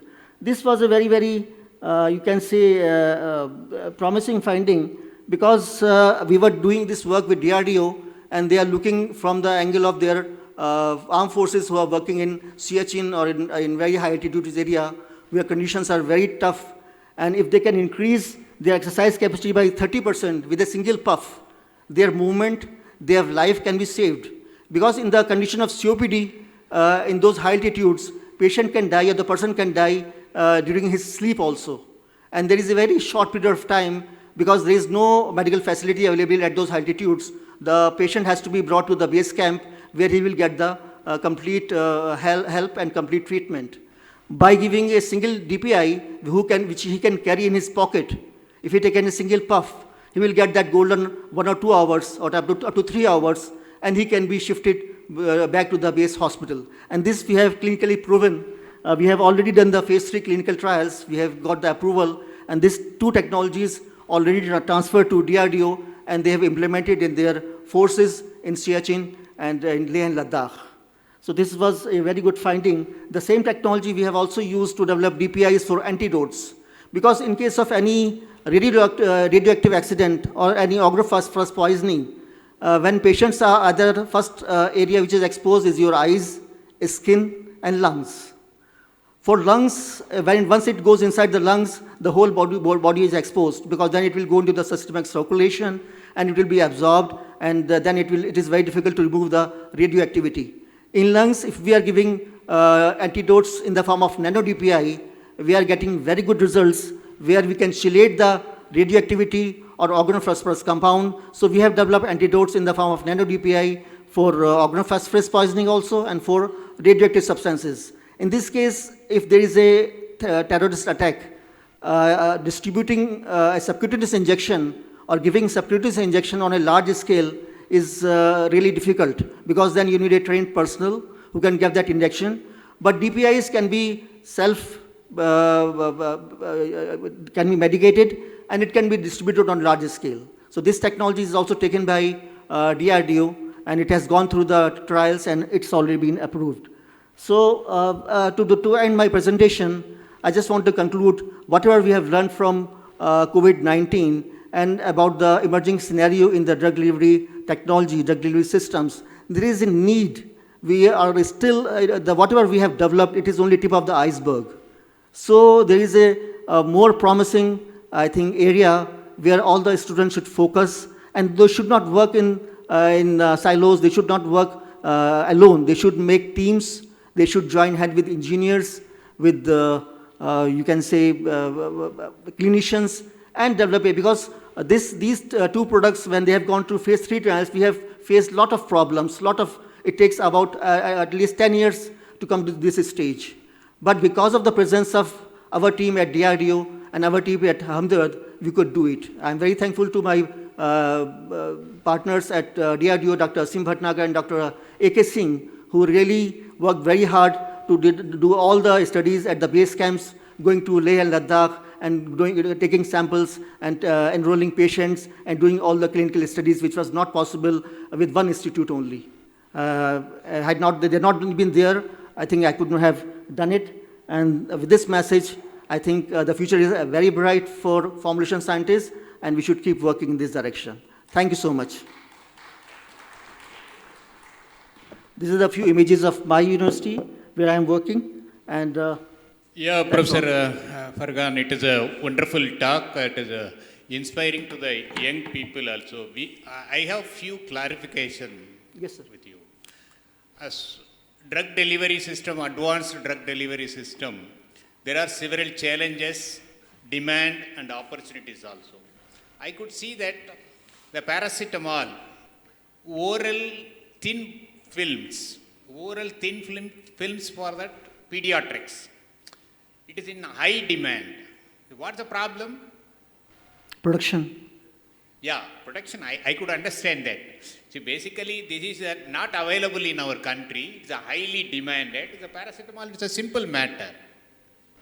It is not even that the 30 paise. It costs around 12 rupees, even 12 rupees, it is not available in the market. Yeah. This is the number one. Number two, patches. The patches, oral contraceptive patches, in US, this is the market, it is available. In our country, it is not available. The patches, it is not a big deal in the formulation. Absolutely, absolutely. This is number two. Number three on that, mRNA vaccine, the nasal immunogenicity development. What the difficulties in this? So these are the queries I thought of that to clarify with you. If it is, that's a great thing for the young people, where to concentrate, because more demand, more challenge, how to resolve, we'll get that more technology and opportunities on this. Yes, over to Professor Fargan. So very rightly said, you have identified the right area, like in the especially orally dissolving films. We don't have production machines or technology available in India at the moment. Small scale machine is still available, but now I think many companies I have heard in Ahmedabad, some companies have established a facility where they are producing more dissolving films. And they are doing it on contract research basis also, and they are taking on low license basis also. But more these types of facilities has to be developed. I think as Professor Vandana also pointed out, that we don't have a animal facility. And I think she is very right. We have only 1 or 2 facilities in India, and if it is very far away from your geographical position, then it is very difficult to coordinate and follow up. So if we can have these type of facilities in NIPERs, because NIPER, they are a center of excellence, and if they can have these types of facilities which are innovative and which can provide these types of production on large scale, I think, because they are niche areas. I'm not talking about starting a GMP area for tablet or capsules, but for more dissolving films, for transdermal patches. I have seen, I think, when I came to NIPER last time, I think 10-15 years back, I saw there was a machine for casting transdermal films in the pharmaceutics department. But it was only a batch process. There was no automatic machine available at that point also. So these things has to be created, and we have to be Atmanirbhar in this area also, and have to come up with some solution. I think we have very, very young minds present here, whose minds are very, very fertile, very open. I think this is a very good food for thought for you, and you are in an area where some of you may be deciding about their projects for masters, projects for their doctorate, and they can think about it and work upon it. Open for discussion. Any questions from audience side? Yeah, sir. You suggested regarding the transdermal patches. I think India, being a tropical condition, a tropical atmosphere, the transdermal patches are not successful in delivering the right amount of the drug. So that's why I think in India it is challenging to develop the transdermal patches. No, unfortunately, I just give you one example. Modi Muni Pharma is importing transdermal patches from Germany, and they are selling like a hotcake in India. And what they are saying, I have discussed last week also, they are saying there is a gap of proper, you can say, adhesive tapes or adhesive system, which can ensure that patch will last on the skin for about 7 days or 6 days, or the duration for which it is designed for. That is missing. Those technology, these things are missing. And they are saying we are importing and we are selling. And in our condition, they are useful and they don't have any complaint from the consumer. Thank you. Any other questions? If no other question, thank you, Professor Fargan. It's a wonderful talk. Thank you so much, sir. Thank you so much. Yeah, please. We invite from Dr. Reddy's Lab, Hyderabad, patient-centric innovation and differentiated products, a way to fulfill unmet patient needs. Yeah, so now I welcome Dr. Anurag Sood. He is actually PhD from NIPER Mohali only. He was the first batch PhD who was admitted in 1998. And right now he is having more than 2 decades of industrial experience. Currently he is Executive Vice President and head at Dr. Reddy's Laboratory, Hyderabad. Previously he was a Research Director at Zoetis, that is the Animal Healthcare Division of Pfizer. And his area of expertise is pharmaceutical product as well as process development, technology development for various type of dosage form, and manufacturing technologies, including novel and controlled drug delivery system. And many of his technologies already received global regulatory approvals and they are commercialized. Okay, so he is a very big name in the industry, and he is also a source of inspiration to all the young minds. So I request Dr. Sood to present his views. Thank you, Dr. Jain. Thank you for the kind words, and it's always a pleasure to be back to my alma mater. Honestly, it gives me great honor and privilege. I feel privileged to be amongst the distinguished researchers and presenters here. And just to share, while I think Pramod is trying to fix how to progress the slides. This morning when I was coming in a cab to the campus, I really tried to recall my first time and first occasion when I was coming to NIPER. And I was stranded at Interstate bus stand, Sector 17, and nobody was willing to come to this place because nobody knew. And when I asked few people, they gave me a look as if I was asking them to go to some other planet. So anyways, that was almost 25 years back.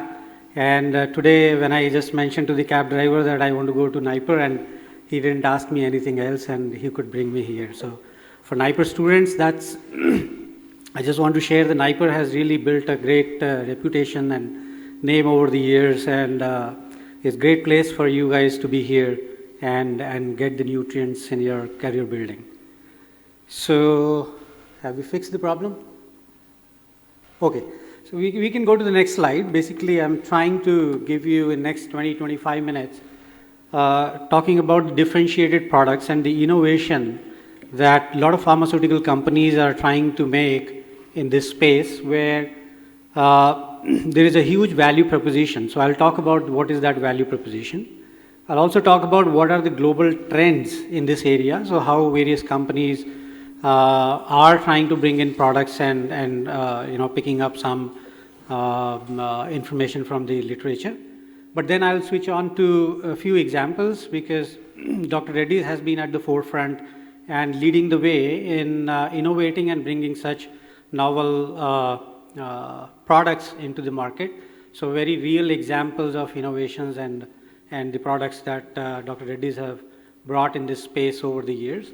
And finally, a few comments on the future prospects. So can we go to the next slide, please? I think we all know this, so I'll not spend a lot of time in first few slides. The patient centricity, it's irrespective of whether it is the healthcare professional or the patient or or the pharmaceutical innovator, the course or the center of patient need stays with the efficacy, stability, and safety aspects. And then there are other additional,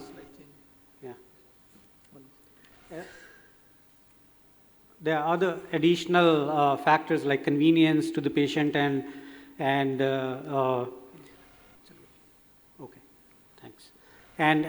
convenience leading to the dosing compliance and overall the quality of life for the patients.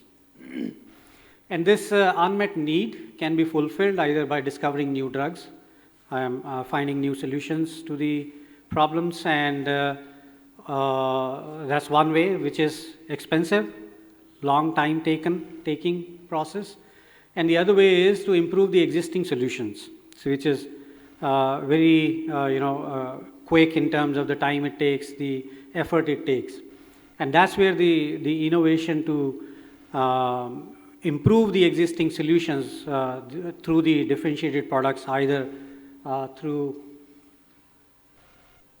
I don't think the marker is working, but either repurposing the existing drugs or finding the new ways of delivering the drugs to a different site of action, different route of administration, or new formulation and new combinations of different drugs can really help developing such products.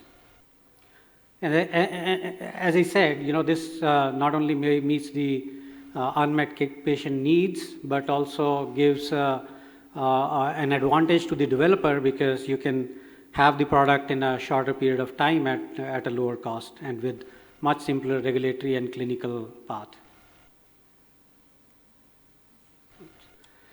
So various strategies, they all revolve around meeting these unmet patient or fulfilling these unmet patient needs on efficacy, safety, compliance, etc. through either you change the biopharmaceutics or you modulate the pharmacokinetics, develop new combinations of the drugs with synergistic effects, or which gives you something to overcome the adverse events of one drug by another drug, and or alternate routes of administration and increasing the ease of administration.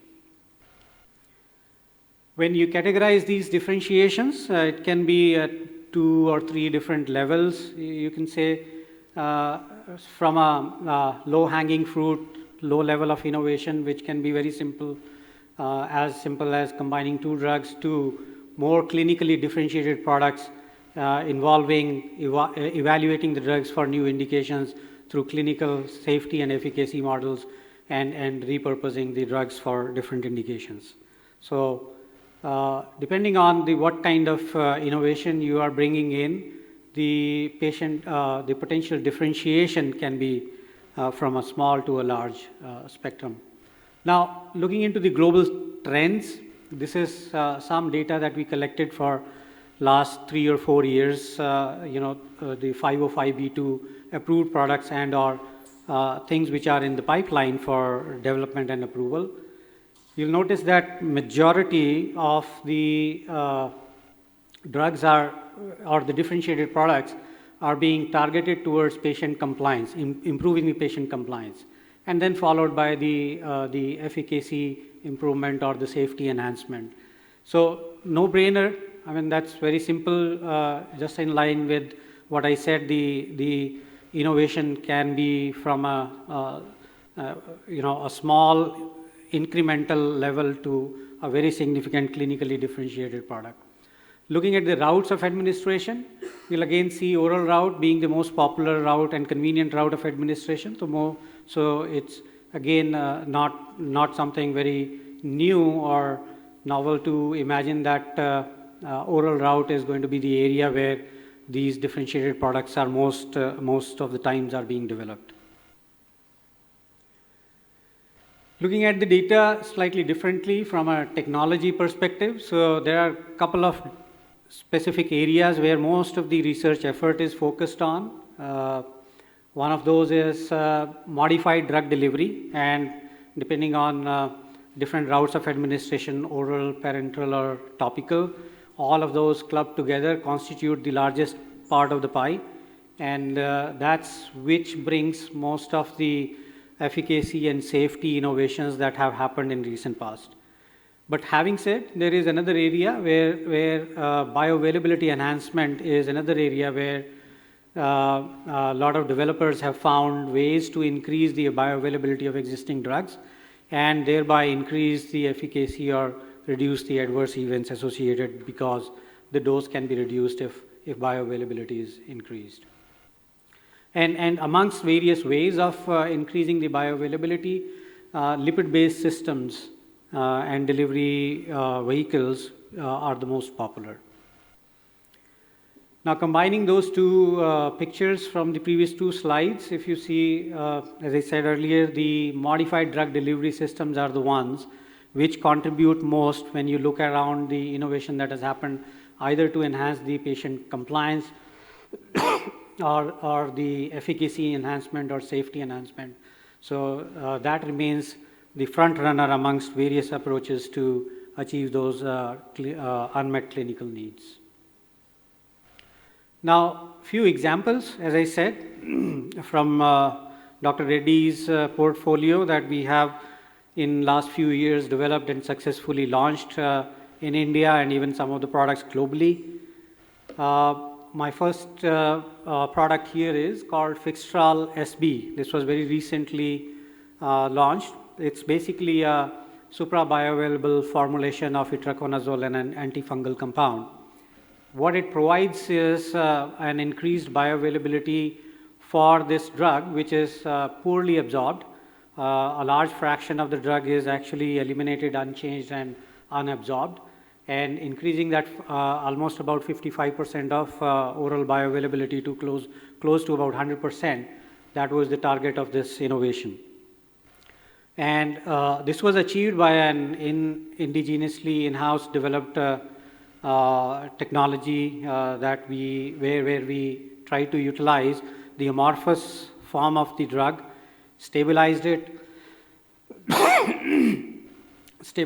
and increased the in vitro, we could see the in vitro enhancement in the dissolution profile under various fed and fasting conditions, simulated conditions, and increase the in vivo bioavailability, and compare it with the global reference product and demonstrate that the bioavailability was enhanced almost to 2x times, making the product to be reduced, the dose to be reduced by almost half.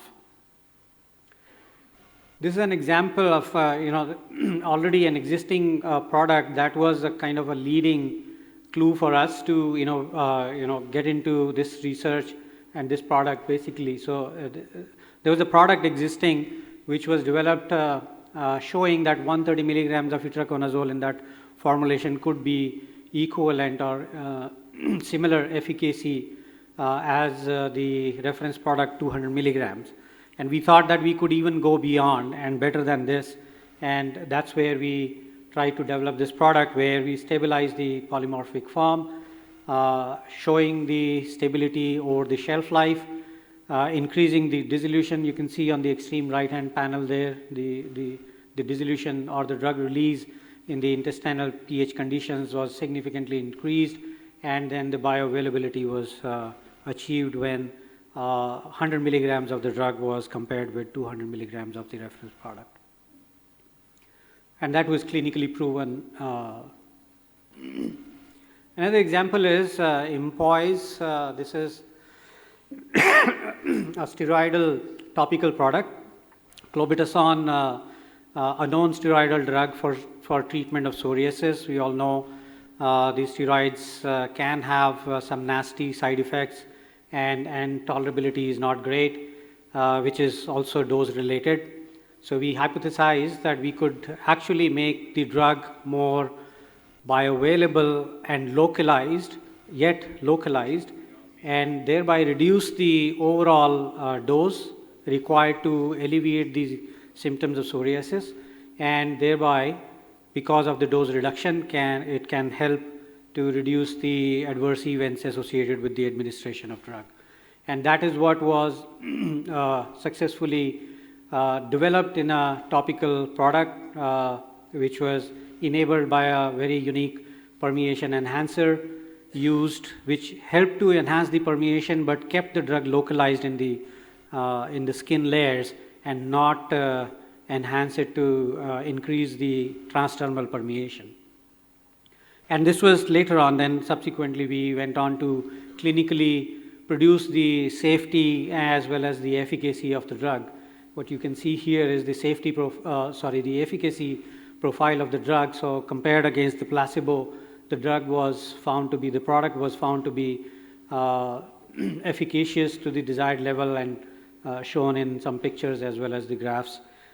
Similarly, the symptoms were alleviated within the 15 days of the duration.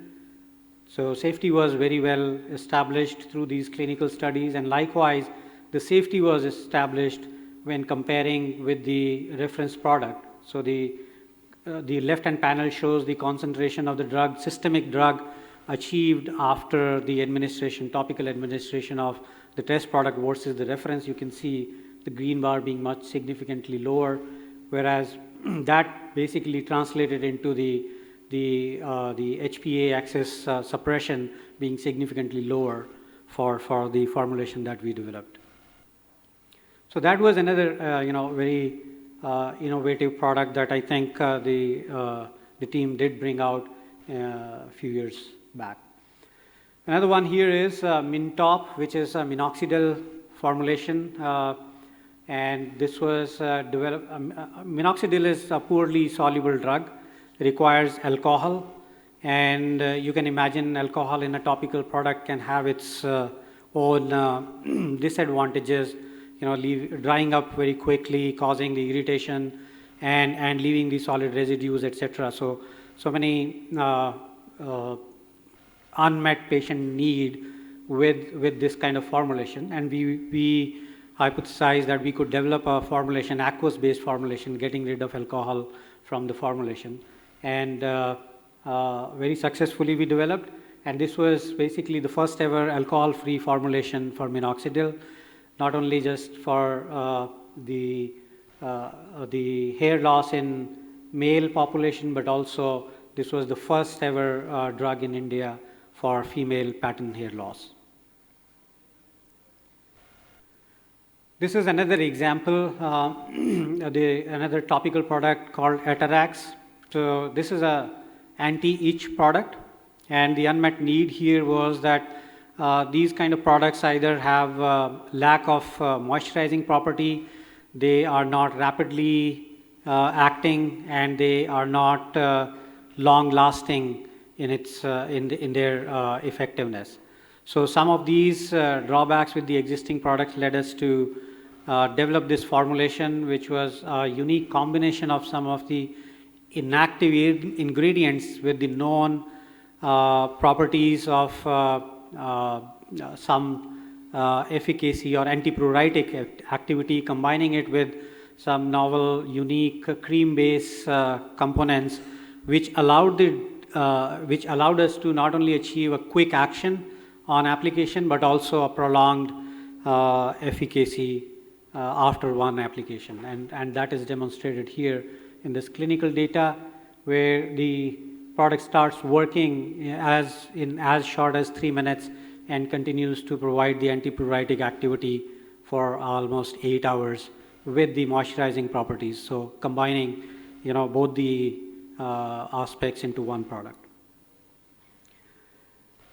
One last example here I would like to highlight is Elixib. So this was celecoxib oral liquid formulation. So prior to this, this was the first oral liquid formulation for celecoxib that we developed, and it was a global product approved in all geographies. And the unique part of this formulation was that not only this product was allowing us to reduce the dose of the drug from almost showing the equivalence between almost 120 milligrams of the dose in oral liquid formulation to 400 milligrams drug formulated as a capsule dosage form.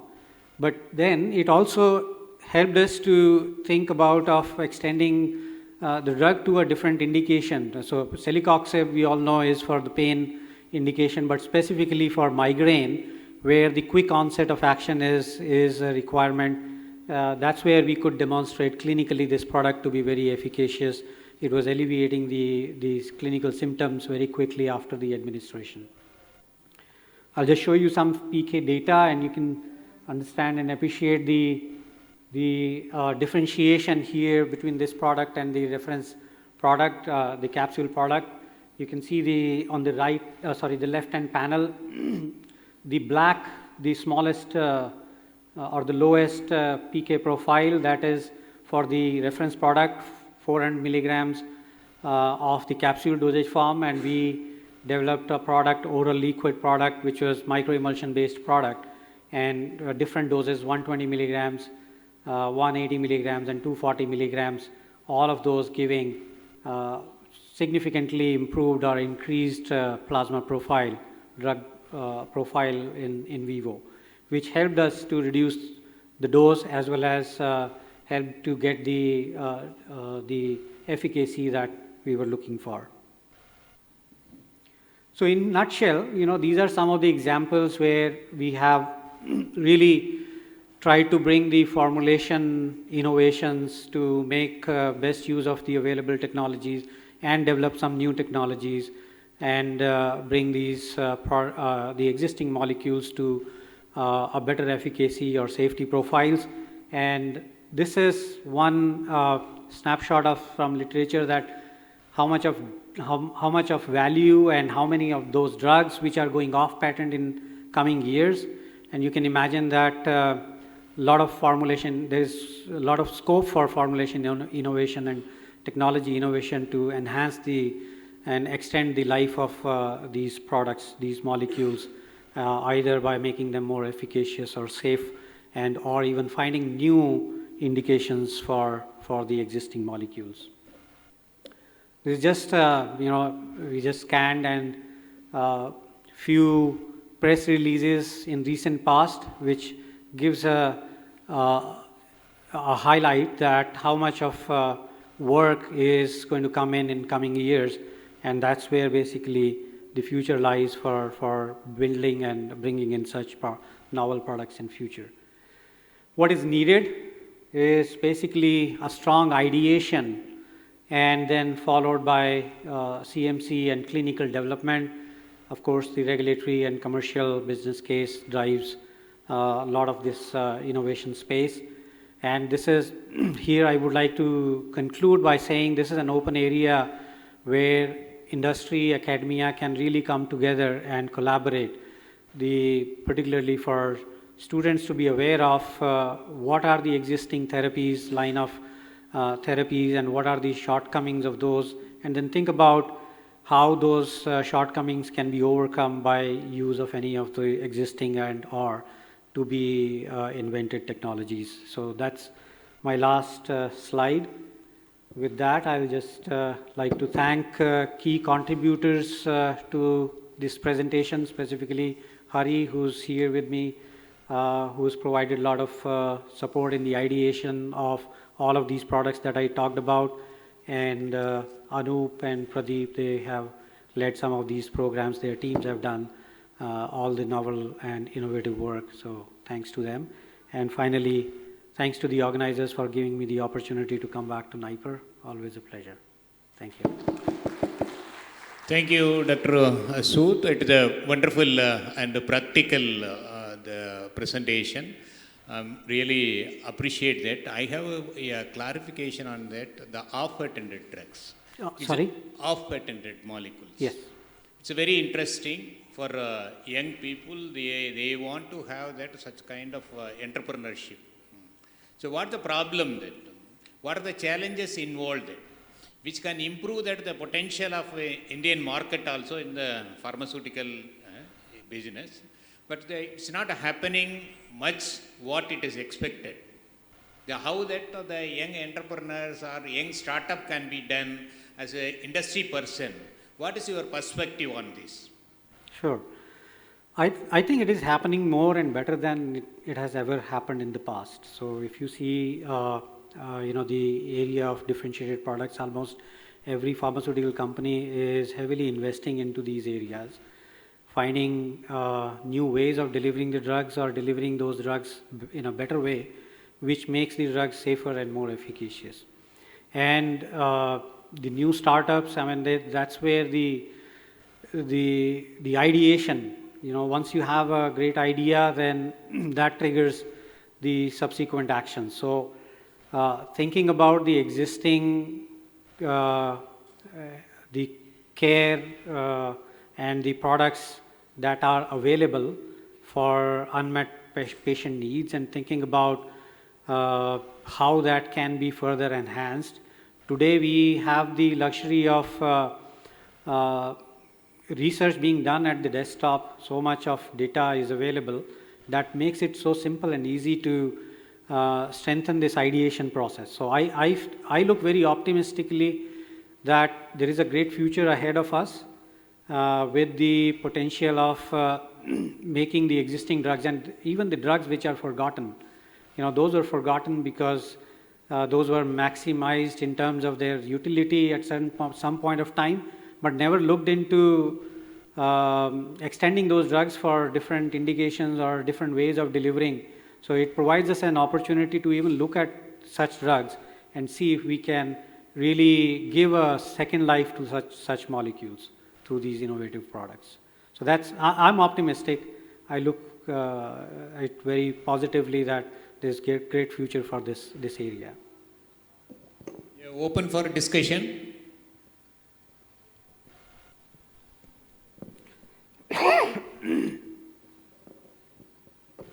If no other question, we can end the talk with thanks to Dr. Sood. It is a wonderful the presentation. We will be in touch with you for the off-patented molecule. Hello. Hello, sir. There's a question from there. Here. There was a question. Yeah, please. First of all, thank you, sir. That was a wonderful presentation. Sir, we have only one doubt from our end, that the clobetasol you have used for the psoriasis treatment, the cream, which is a permeation enhancer localized drug delivery, right? So does the permeation enhancer has a property to stick to the topical delivery? It is not transferring drug to the transdermal. Whether it is the concentration dependent permeation enhancer, general permeation enhancer you are keeping in mind to deliver it to topically, not the transdermal purpose. Sure. So I think it is always a balance when we are developing topical products and transdermal products. How much drug do you want in the skin layers? How much drug do you really want the permeation to happen to the extent of overcoming the skin barrier and get into the systemic circulation? So it's a balance, and these permeation enhancers will give you different level of permeation and systemic absorption, for any drug. So you have to really research, find what is the right material, what is the right permeation enhancer, what is the right composition of your overall formulation that allows the drug to stay local versus going into the systemic circulation. So there's probably not a standard answer, which one will work for which drug to what extent. I would say it's a area of research and finding out what your objectives are and how you can best achieve those objectives. With a, that's the I would say the objective and the project or the development goal for the formulation scientists. Did I answer your question or? Yes, sir. Actually, we are troubleshooting that in our labs to maintain topical and transdermal. So that's the reason I had this question actually. Sure. No, I understand. I mean, this is always a balance, as I said. So you want to keep some of the drugs in the local skin layers, whereas for some other drugs you might want to get into the systemic circulation. So it all depends upon what your objective and what kind of materials you can use. Thank you so much. Thank you. Yeah, kind presentation and discussion. Now we invite Dr. Indupalkar for the invited talk in the area of innovation to reality using nanosystem. Professor Indupal Gar in the department of working in the department of pharmaceutics, the University Institute of Pharmaceutical Science, Punjab University. So focusing in the area of bioavailability for tuberculosis, neurodegenerative disorders, Alzheimer's disease. She has published more than 147 research papers and 21 book chapters, 13 industrial projects with the cost of 153 lakhs. 10 patents have been granted to her credit with 20 under process. With this, the few introduction, I invite Indrapal Gair to talk on this topic. Thank you.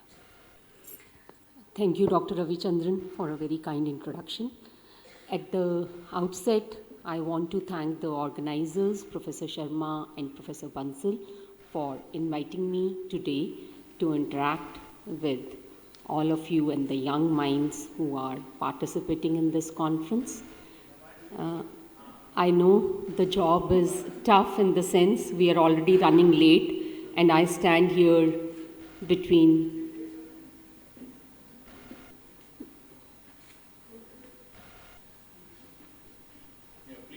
So I stand here between the lunch and you all. So I'll try to keep it short. When Dr. Bansal invited me, he suggested I discuss about some of the examples from my lab. I have tried to intercalate it with what I have learned across my more than 3 decades of experience and how I grew over the years. So it could be more of discussing my journey and my lessons and how you can also, improvise from there. So I would just open up with innovation we've all learned, we know. So I just want that it can be a technovation, considering we are from pharmaceutical sciences, which is more of an applied branch, and there is a lot of scope of, actually implementing the technologies for innovation. So you have to have a creative idea. So prior to me, Dr. Sood also mentioned about ideation. So from there, you need to move towards an outcome which should have a value for the society, addressing a suitable issue, challenge, or a problem. And when we talk of academic entrepreneurship, we are talking of, again, similarly, an innovation which has a scope for commercialization. And then nowadays we do talk about patents, and where again it is an exclusive right to something which you have generated and which should be novel, non-obvious. It should have an inventive step and an industrial application too. So I start.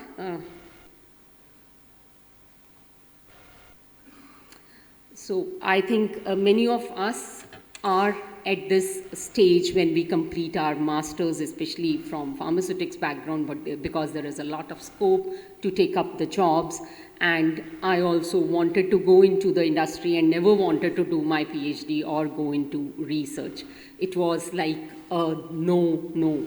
But back then, when I graduated, I did my master's in 1987, and belonging to being a Chandigarh girl, there were not very many opportunities in and around Chandigarh. We had to go to almost beyond Delhi, I would say Mumbai and all. And my parents, my father, as usual, he was not very comfortable for me to move out. And the department, we had a beautiful department and an ambience, and that provided a very safe haven, and that's how I actually entered into a PhD program. And again, many a times, which was the case, at least for me, it was more of a labor-intensive project. I was working on mutagenicity testing, which meant we did not have the resources for disposable Petri plates or tubes. So every week I would put up 2 tests, which would involve at least 40 Petri plates, 80 test tubes, and several other, apparatus to be washed, cleaned, sterilized, put up the test, wait for 2 days for the results to come, and then there would be several occasions, being a microbiological work, there would be contaminations and so forth. And I still feel even now, many a times we are training technicians and not researchers. We are not talking about science, because science is about, actually evaluating, analyzing your results, looking at the data, trying to find answers. Many a times we are more into generating data than analyzing data. Generate data, anybody can do. I can train a 12th pass technician to generate data. But to analyze data, I need intellect. And that is where I think we in our country need to look at as well.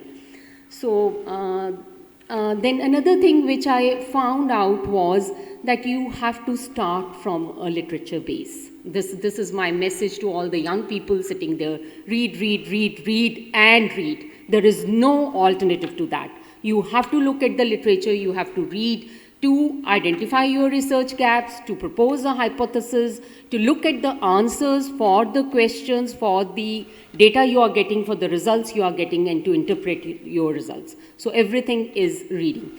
And then when I ventured, so that is how I did my PhD, and when I was appointed as a lecturer. At that time we had a lecturer. So my committee, they said, you've been working in mutations and mutagenicity testing, which is not the core pharmaceutics area. So how do you justify being picked up for, pharmaceutics as a lecturer? And that is when I committed to them that I will start my research in this area. So I had to start actually from a scratch for setting up a niche in drug delivery systems, and that is how I ventured into nanosystems. I started with ophthalmology, ocular drug delivery, which was at that time, I'm very proud to say, we really had very few formulation scientists working in that area way back in 1995. And I was lucky, I was married to an ophthalmologist, and he gave me some clinically relevant problems, and I started working in that area. And then, as I said, the first lesson I learned was reading, and since I was to venture into this new area, so I had to read a lot, and I thought, so since I was acquiring knowledge, so there was a good way to dissipating that, or at least acquire and compile that, and that is when I put together a few reviews, which are at this moment, when I look back, I am myself amazed I could, compile that, and they are highly referenced and highly cited reviews at this moment, with one of them being cited in Goodman-Gilman. We all understand the importance of Goodman-Gilman in our lives. So that is from where I started.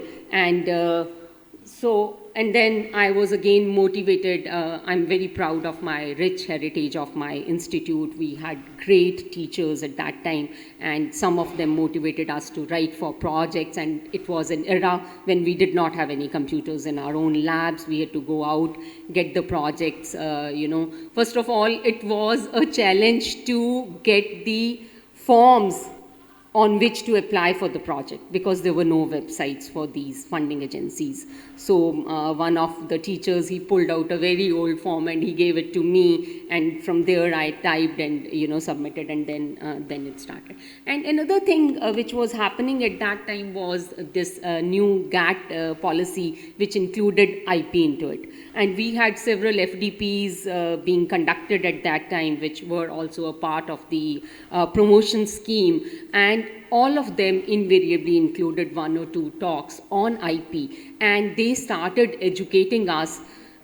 Before that, for that matter, even now, we as researchers or academicians, we are less evaluated on the basis of teaching, because that's a very intangible, way of evaluating. So we are usually evaluated for our research, and it says publish or perish. But then they gave us a motto: publish and perish, patent and flourish. So that somehow, caught into my mind, and I thought, yes, you have to do some innovative research and then try and patent it and look at the inventiveness or the newness or the novelty of it.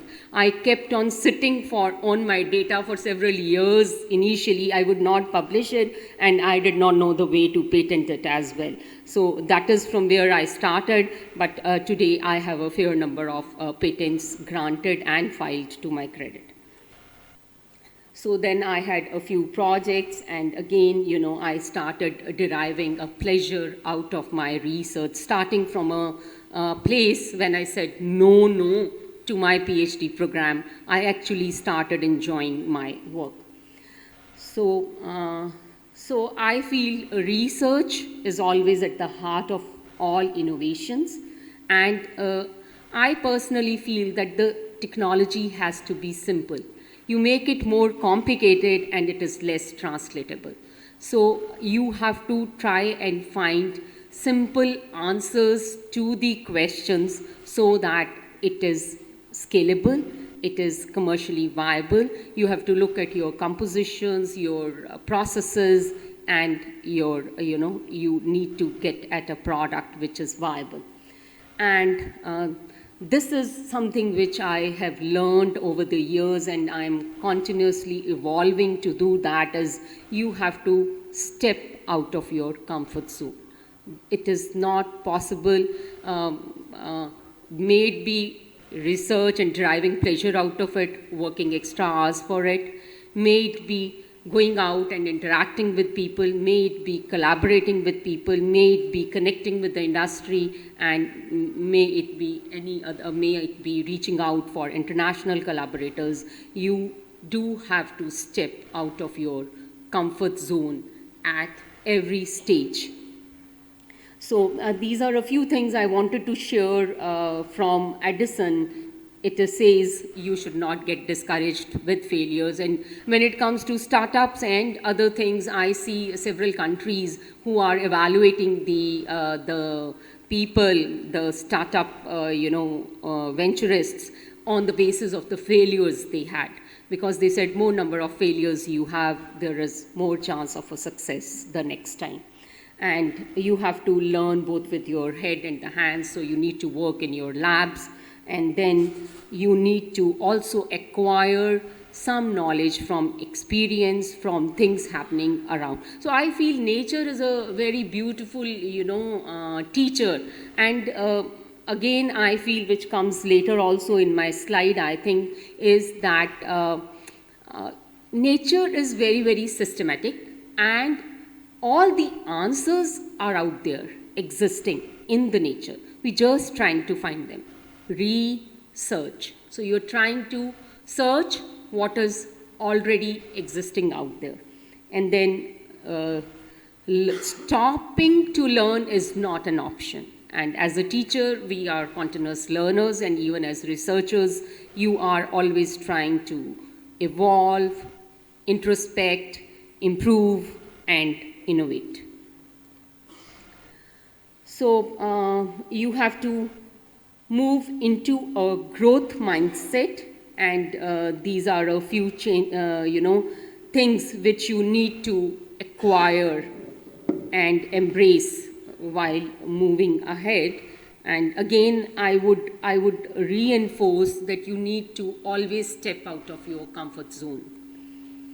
So this is something which I think all of us know, but I feel there is always a need to keep looking at it.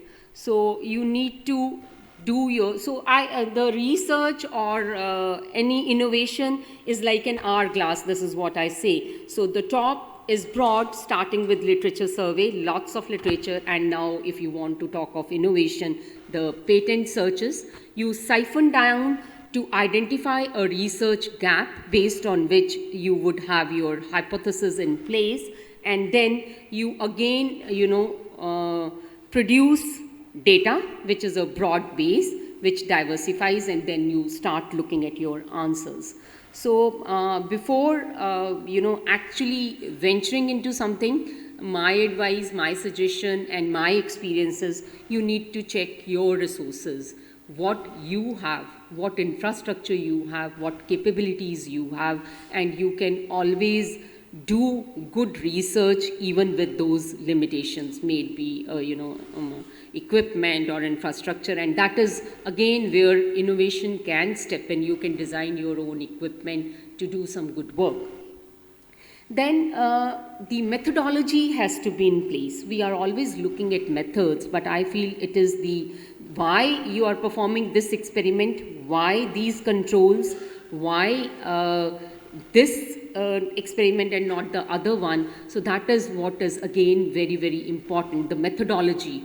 And then you get your results, and the results could be what you expected, and they may not be several times what you expected out of your experiments. And that is again where the mentor and the student, they need to put their heads together, and some reassurance which can be given at the part of the mentor is let's look at them, so that I again there is another thing which I very strongly feel is the integrity and honesty in science. That is very, very I would say the most important thing, I would say, is this. And you do not have to fudge your results, you have to just look at them and look at the right place for the answers. But before that, before concluding that your results are correct, first thing is you need to check your reproducibility. Are you getting the same results every time, or did something go wrong the first time? And once they are reproducible, then we need to go back and check our methodology, the design we used, the controls we used, the experiments we performed, to confirm that what we were doing, what we were trying to conclude by those experiments was correct. And then we can reframe the methodology and again look at the answers. And if we are still not getting the results we expected, then we need to explain them. So I move on to some technology transfers from my lab. This is the first one where we worked on developing solid lipid nanoparticulate systems of vitamin A and vitamin D3. Though this was a part of a DBT project on anti-tuberculosis, and at that time we saw that there was a role of vitamin A and D3, and there was a strong connect that people who had tuberculosis were deficient in these vitamins. So whether the deficiency led to tuberculosis or tuberculosis led to deficiency, that is, I think, even not yet clear, but we wanted to propose them as the option. Okay. So we were looking at it like that, and we filed a patent for it at that time, and including a US patent, both of which Indian and US patent are granted.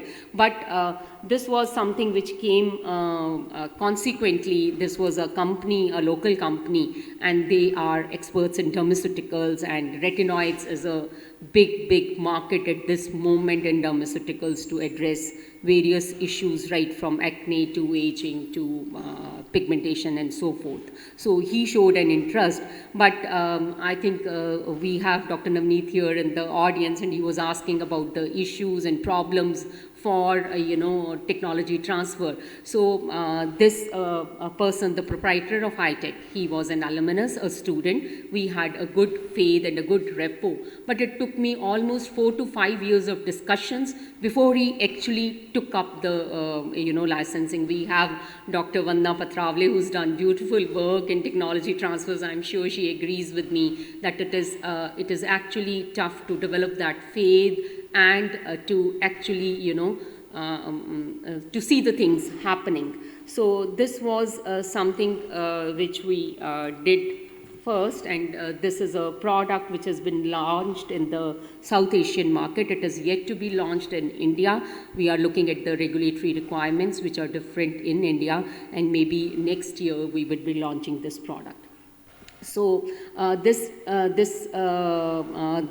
solid lipid nanoparticles developed under this invention were done by a microemulsification method, which till now is claimed to be a non-scalable method in the industry. But we could eventually, do the scale up and we could match with the lab scale. In some cases, we got some good results as well. We achieved a good stability, which is an issue with these formulations, and we also showed the in vivo permeation using FITC labeled nanoparticles, and we could show that the particles are retained even up to 12 hours in the skin layers. So then this was again a second technology which we transferred to the same industry, which was on antifungals. Ketoconazole is one drug which is a BCS class 4 drug, and we all know the issues with such molecules, right from being insoluble to there were issues with its stability and permeation. And again, we developed a solid lipid nanoparticulate system for it. We are yet to launch it in the market.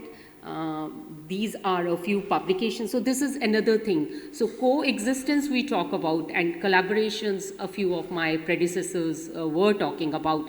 So I think we need to collaborate. And for that, again, we need to step out of our comfort zones. And the second thing which I think for collaborations is, I don't know, there is a lesser culture in India for collaborations, while you see so many multi-author publications coming out from other countries. Maybe it is faith, maybe it is something like कोई मेरा चुरा लेगा, ये बहुत हमें feeling रहती है. So I feel that मेरा, and sometimes you feel that party didn't contribute much, so why should they be given a co-authorship, or why should I share with them? But I feel कि मेरा 99% भी अगर मैंने कर लिया तो वो 100% नहीं बनता जब तक 1% की कंट्रीब्यूशन मेरे कोलैबोरेटर से नहीं आती, और वो 100% नहीं बनता तो वो पब्लिश नहीं होता या वो कंप्लीट नहीं होता project. So that is where this is the type of mindset we need to develop to collaborate with people. So we tried and collaborate with different institutions from different backgrounds to complement our capabilities, and it is not possible to do everything yourselves in your lab to get that competency. It's not possible. So all these things everybody is doing. We do the optimizations, we are doing the we achieve a small particle size, a good zeta potential, and then we tried to show the uptake of these nanoparticles into the relevant cells, both the candida as well as the fibroblasts. And then we also established the cytotoxicity safety profile of the developed system, because there is a lot of debate on the safety. But lipidic nanoparticles are more or less stable, but still you have to safe, but still you needed to establish their safety. So we did all that. And then this was another work we did continue doing on prior to this. So this was again we earlier started working on ocular systems for antifungal azoles, fluconazole and ketoconazole. So we had already done a lot of work for around 4 to 6 years with a PhD, and we had filed for the patent. And then there was another student, another PhD, who worked on the dermal formulations, because for ocular formulations we were taking smaller concentrations. The loading, which is always an issue with these nanosystems, was much lesser. But now we wanted to, the marketed products for ketoconazole were at least 2% ketoconazole in the formulation. So we were targeting at 2 or 3% ketoconazole. So we optimized our initial formula to get higher loadings. And here we, in addition to dermatokinetics, which everybody is doing, and you do all types of in vitro and in vivo studies, and still it is very difficult to publish unless you have some new or novel protocols. So here what we did was, I was on my US Fulbright fellowship in USA, and I came across a group who, he was a chemist, and he had expertise in FTIR and confocal Raman studies. So these types of studies we did to offer a proof of concept on the fact that the nanoparticles and the drug loaded ones, because there we had a FTIR signal for ketoconazole, invariably we are using a fluorescent probe to prove it, which again has, apprehensions associated with it. So we could show that we could reach the viable epidermis and the lower epidermal and the dermal layers both by ATR, FTIR, as well as the confocal Raman studies. And with most of the antifungal treatment, the issues are relapse and recurrence because the fungal particles, they keep staying in the lower skin layers, and as the skin divides, the topical formulation can reach only up to the top layer, and they do not address the infection in the lower layers. So we did all type of kinetic in vitro release. So this is again something which now a lot of people are doing, but when I started doing, because when we talk of the permeation study, so as I think there was a question prior to this also, the transdermal versus the dermal. So even for dermal product evaluation, people were just talking about the flux across the skin, the ex vivo skin experiments. But then I realized that then when we are talking of the flux, then that means all of it is passing. So we are talking of the transdermal formulations. So then we devised simple experiments where we tried to get the drug in the skin layers by doing the drug retention studies. Now we see a lot of papers on that. So this was the third technology where we talked about the live probiotic formulation, and the issues were that you want, most of the products in the market are on probiotic, exudates or metabolic products, and not on the live whole cells. So this was the first challenge, and the challenge was that the probiotic cells, they remain viable in the formulation, but at the same time they do not divide in the formulation to foul it, and then you cannot add a preservative because probiotic would be killed or could be affected by the preservative. And then you want that when you apply it on the skin, it should germinate, and we developed it for a wound healing system, and we showed all of it in our challenges. I think I will leave this. So in the middle of difficulty lies approaches. These are some bottlenecks and facilitators where we need to actually develop that faith with the industry on the integrity of our experiments, on the reproducibility, and then the scalability. Many a times, when we are working in the lab, we are working with highly pure molecules or pure drugs, and at the same time the pure excipients also, which are obtained from a different vendor. But when you go to scale up in the industry, it could be a different situation, and there are certain problems. So it took us almost 2 to 3 years to actually, get a scale up batch and reproduce it in the industry. So these, and yeah, I would just want to go through a few of them. So read and read is there. So there is no such thing as good luck. We always talk that research is about good luck, but this good luck always comes with hard work, and you do not have to let go. You have to keep trying. We all know the story of King Robert Bruce, who lost a battle, ran into the forest in a cave where he saw a spider climbing up the web and falling back, again climbing up, and that is what motivated him to go and try again, and then he won the battle. So we have to keep trying till we are successful. It has to be a passion.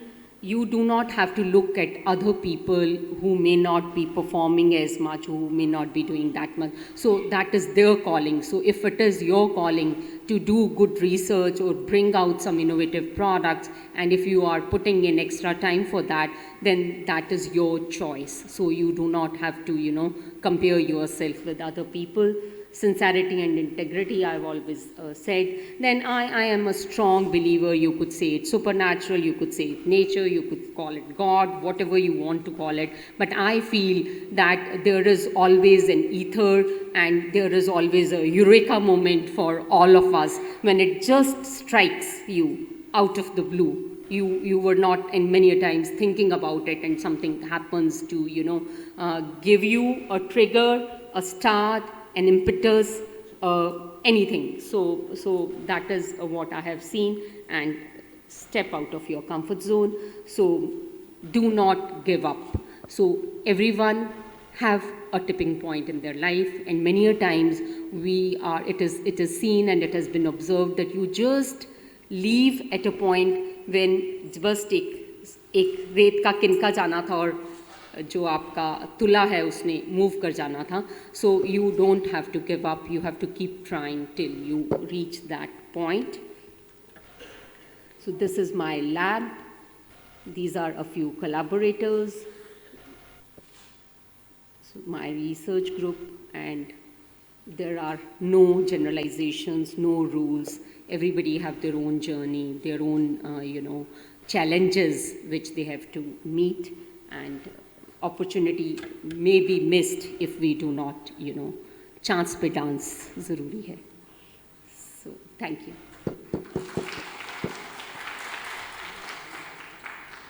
Thank you, Professor Indupal Kher. It is a wonderful innovation reality you brought into that the young minds. It is very exciting.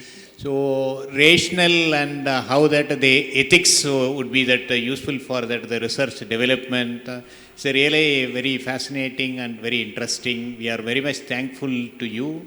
Want of time that there is no question, and I am inviting all the speakers for that the drug delivery system and opportunities over here. Professor Yahya Konura. I invite Professor Yahya Konura, Professor Vandana Patriwala, Professor Farhan, Professor Anurag Sood for recognition and memento. I call Dr. Yusan Murthy to award the mementos.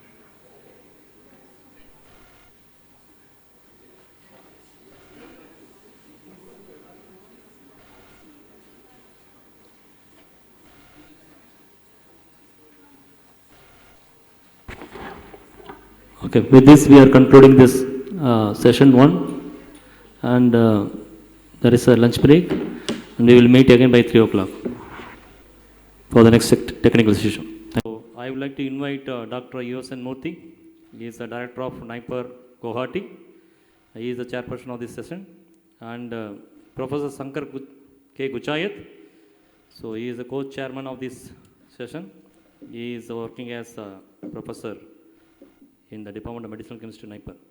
Please come on the dais, please.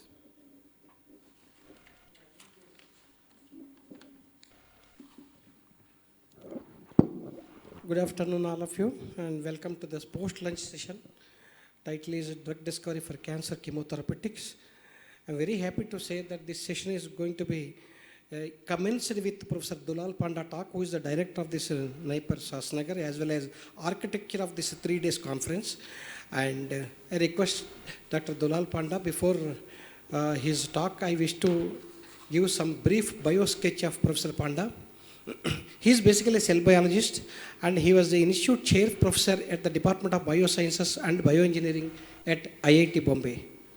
Of course, he is the fellow of Third World Academy of Sciences, Indian National Academy, Indian Academy of Science, National Academy of Science India. He was awarded with many prestigious awards, to name few of them: Sun Pharma Research Award, J.C. Bose Fellow, Tata Innovation Fellowship DBT, G.N. Ramachandran Gold Medal by CSIR. He has published 200 publications in peer-reviewed journals, 200 only. And with this brief introduction, I invite Professor Panda to come and decorate the dais and deliver the talk.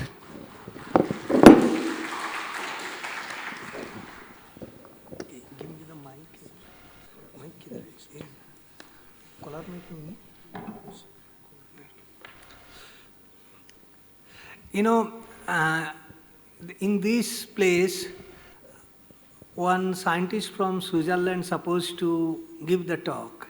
Only, you know, one day earlier, we came to know before his flight he got corona.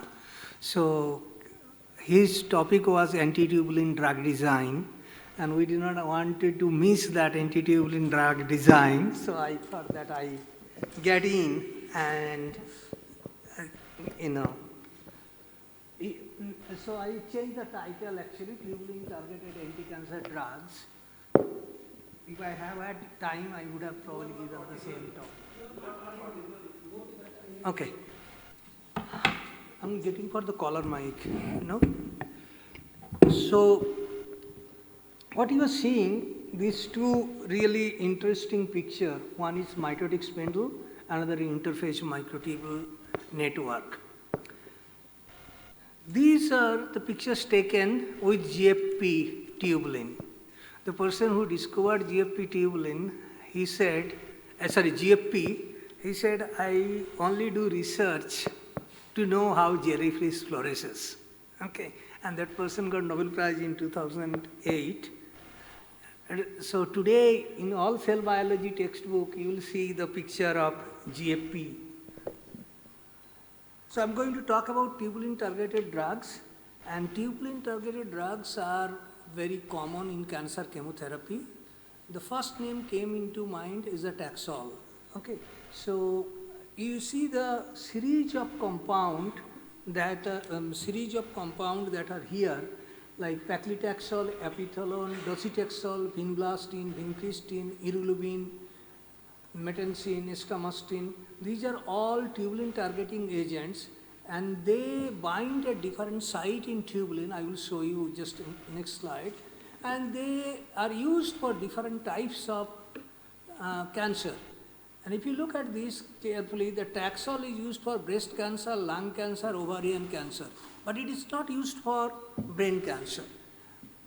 Whereas epithalone used only for advanced breast cancer, they bind to the same Taxol site and then have this exactly the same effect on tubulin. Vinblastine, vincristine, they bind to the vinca domain and they are used for large number of cancers. Okay, so, but you see none of the tubulin targeted drug is used for many different types of cancer.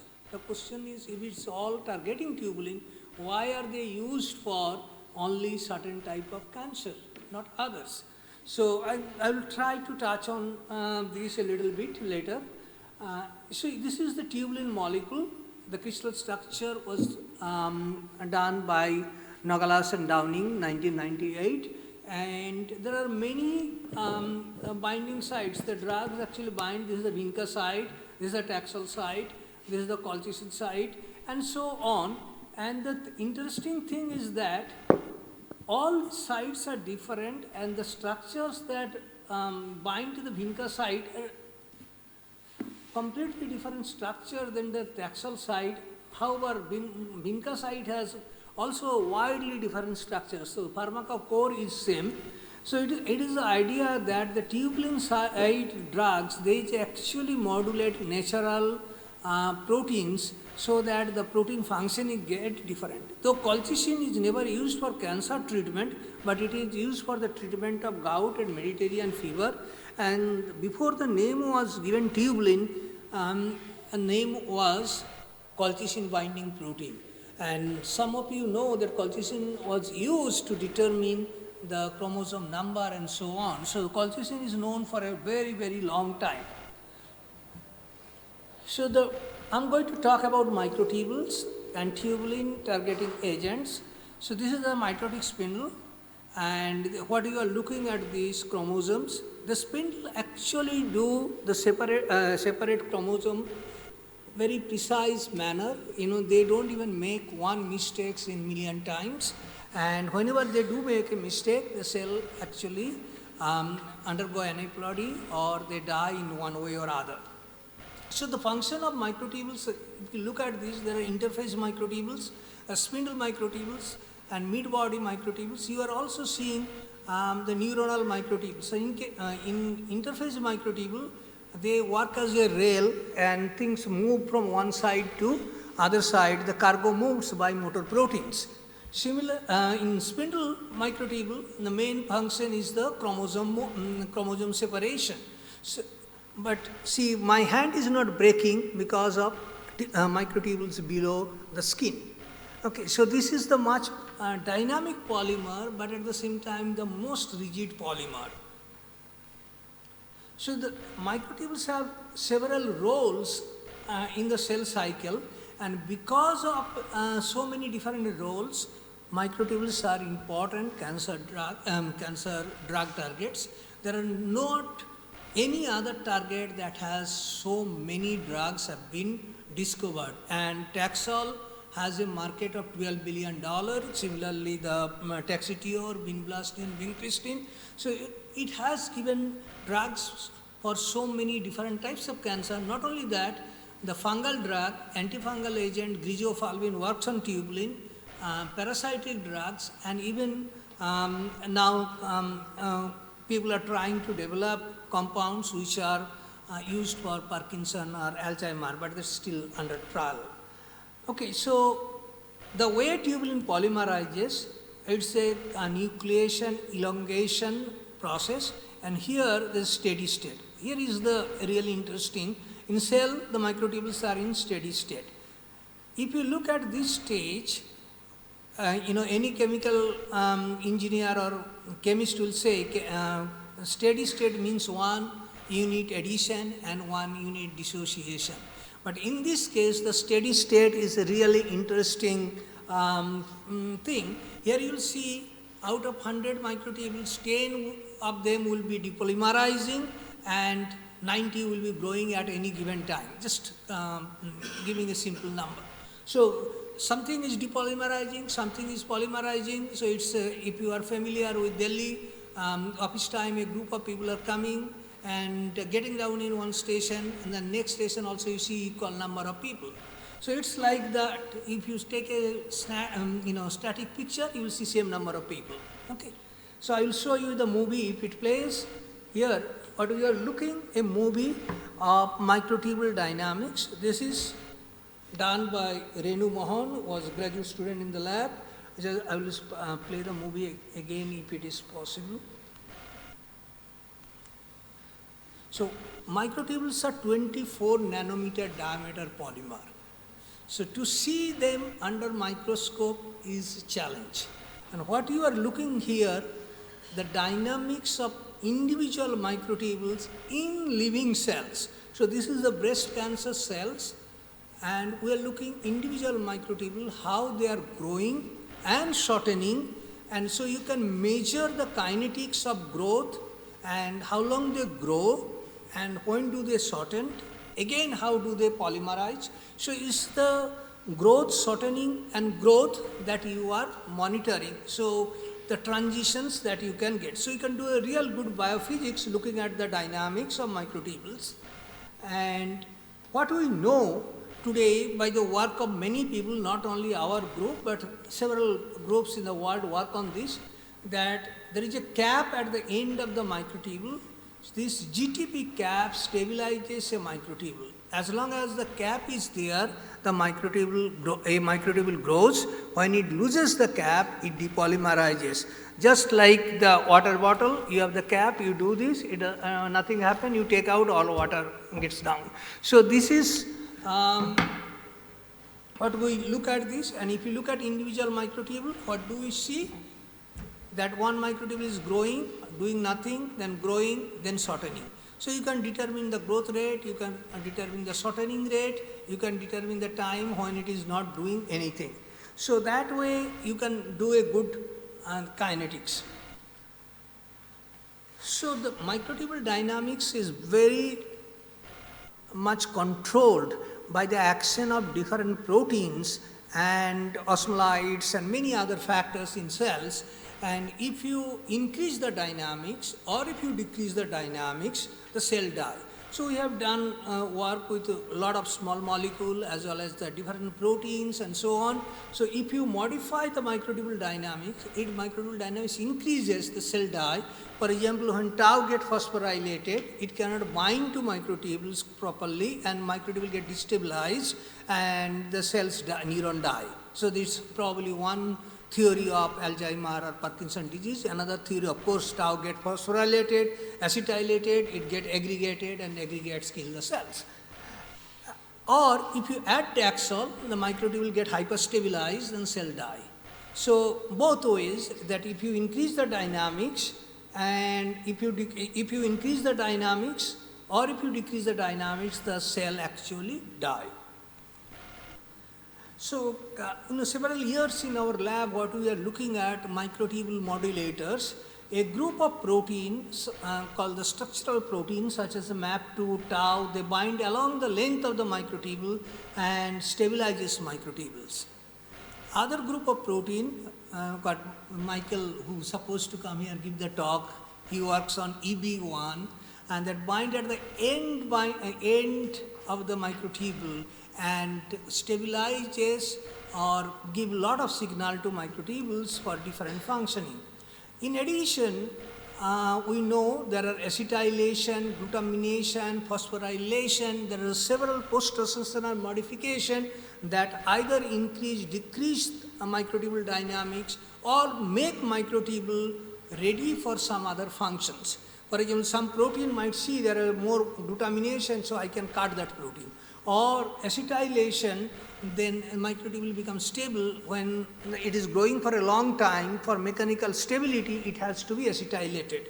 And only the neuronal microtubule get phosphorylated because only beta 3 has the phosphorylation. So and this is one tau deformation, that one tau actually get post-translational mutate change, post-translational modification. It actually cannot stabilize microtubules and the cell die. When Jayant Asthana was a PhD student in the lab, what he had showed, acetylation actually stabilizes microtubule dynamics. So you all know the cilia and flagella microtubules are very stable, and this is because of acetylation. So Renu actually showed there is one compound, estramustine, and what she showed that estramustine actually suppresses microtubule dynamics and inhibit the cell cycle progression at mitosis and induce cell death. So these are the single polymer dynamics looking at that. Okay. So now I just want to address one really interesting question, that if all these Taxol, vinblastine, Taxotere, dozens of microtubule targeting drugs are getting used, why are they not used for all kind of cancer? What the question, I do not know the answer, proper answer, but what is this, that there are actually heterogeneity in tubulin. that C-terminal tail is different post-translationally modified, say polyglutamation, polyglycation, tyrosinase, D-tyrosinase, all kind of post-translational modification happen at the C-terminal tail, and that allows binding of different proteins. So that may control the dynamics and as a result the outcome of the microtubule targeted agents. Second, there may be the uptake difference or checkpoint defects. And now with all these things, the post-translational modification of tubulin and tubulin isotype variation, there is one new subject is coming called tubulin code. Complete area that bioinformatics people are working now on tubulin code. It may help to understand the different drug mechanism. So I showed this to you earlier, but just I want to show you 2-3 more this kind of pictures. So this is what, when Sonia Kapoor was a graduate student in the lab, she developed an assay where you can actually measure microtubule dynamics by monitoring the movement of a very small protein EB1. This protein actually move along the plus end of the microtubules. This is also in live breast cancer cells. Actually we do it in all kind of cancer cells. Now last few years we are able to monitor microtubule dynamics in spindle. In spindle, microtubules are very thickly populated. You cannot see a single microtubule, so you needed to do the population dynamics. And the way it is done using FRAP technique, fluorescence recovery after photobleaching, you actually bleach a portion of the spindle and allow that to grow, and that will give you the measure of dynamics. So one can get the rate constant and so on. So here the Taxol actually stabilizes the dynamics, it increases the recovery rate, vinblastine decreases the recovery rate and increases the T-half, and some protein actually what we are looking at, mitotic kinesin, where we are looking at the effect of depletion of that, and that look like it is stabilizing microtubules. So I will show you another dynamics is called this, chromosome dynamics. Here, that the chromosomes are labeled with histone proteins, and you can actually monitor in real time the movement of the chromosomes, so you can monitor the chromosome dynamics. And interestingly, chromosome dynamics actually monitor mitotic spindle dynamics. It's just the mirror image of mitotic spindle dynamics. So coming to the anti-tubulin drugs, we have actually started making, dolastatin analog with collaboration, and we have an American patent and, JMedChem paper, which Professor Shankar Guchait, who is co-chairing this session with him, we actually discovered a compound C12, which was, several-fold stronger agent than the combustion A4, which is at least undergoing 25 to 30 different clinical trials. So this was a very interesting compound, and we actually did a lot of work with that. We also actually looked for drug discovery by drug screening. We had 150 molecules. We screened using tubulin screen and discovered one molecule which actually anti-tubulin agent. Then it's we needed to synthesize this and look at the. Very recently we looked at one unusual curcumin. No curcumin analogs ever actually inhibit mitosis. Okay, and they induce apoptosis, but this compound actually inhibit mitosis in many different kinds of cancer cells, proper mitotic blocker. And this is the PC3 is the prostate cancer cells, where we have found that it's block mitosis, and several other cancer cells it actually block mitosis. So this is what we are looking at. CF4 is the combustion A4 is undergoing several clinical trials, and we started trying to make different analogs of CF4 with the help of Professor Shankar Guchait. And his laboratory synthesized series of compound which we have tested, and one of the compound actually strongly inhibited microtubule polymerization and inhibit cell proliferation.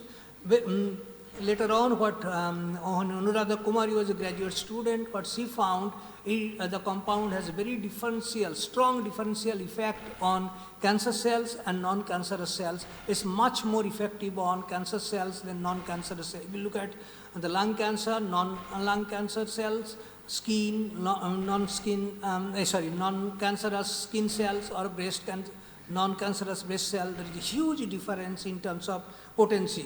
So therefore, we started looking at this efficacy. We have another speaker sitting here, Professor Satra. In his lab, actually, we tested this compound, its anti-tumor activity in mice model, and it is very strong anti-tumor activity on this. So Manos's lab, what we found that it has a very strong anti-tumor effect. Then we actually collaborated with ILS Bhubaneswar, Rupesh's lab, and where we actually look at oral cancer in mice model, and it has a very strong inhibitory effect on oral cancer.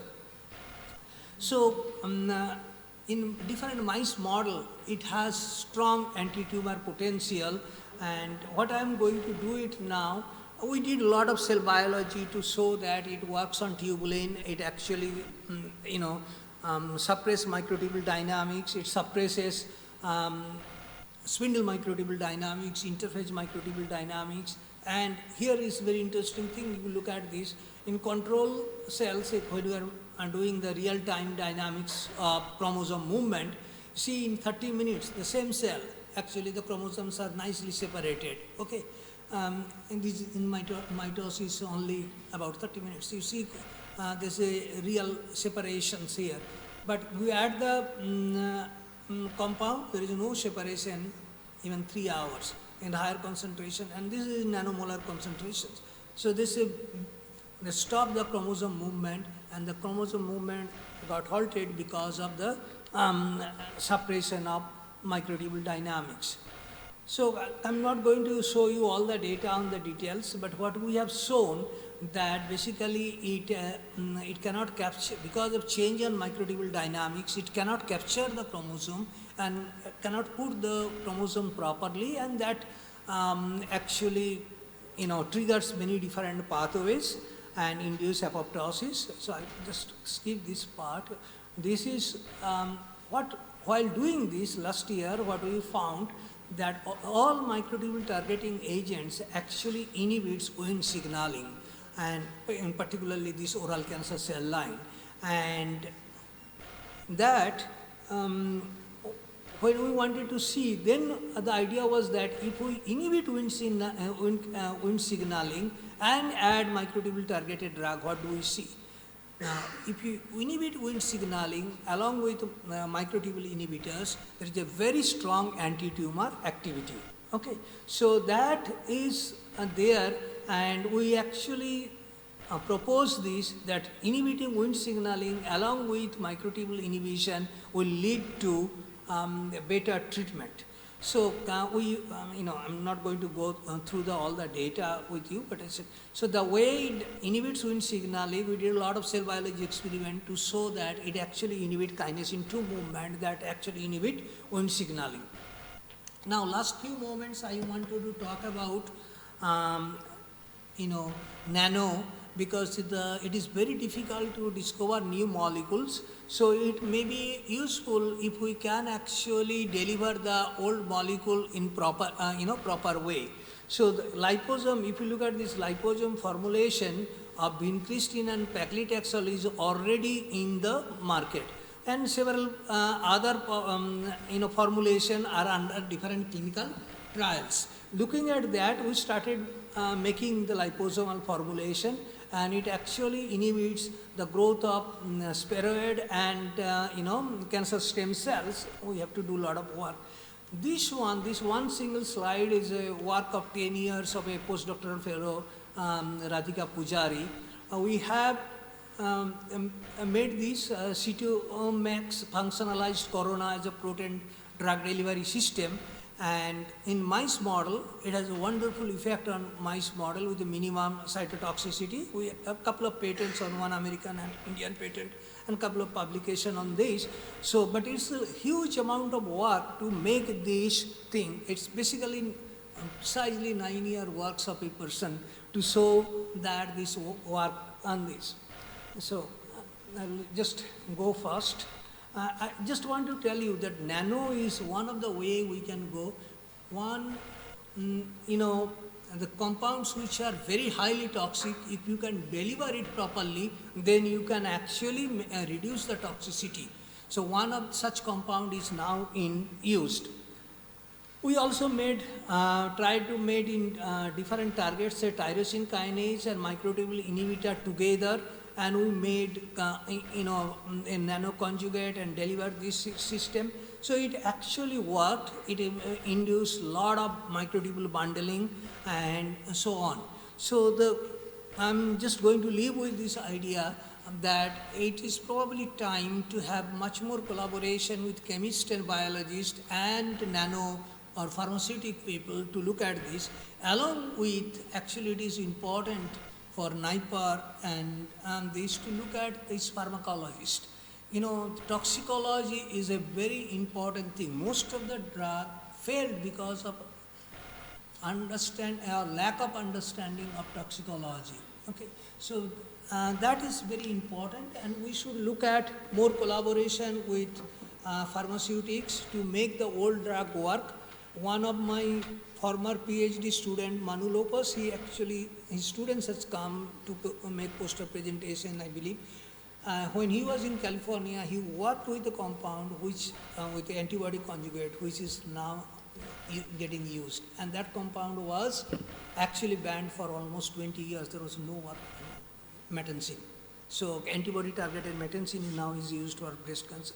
So there are a lot of interesting things can be done by antibody conjugating, and I will stop now. And this was the group before I left IIT Bombay, and I did not get time to change anything. So these are microtubule people. I work with 2 different areas, and say these are the microtubule people, and this is FTSG. Even Manos, who is going to give a talk on cancer, he was from FTSG group. Okay, thank you.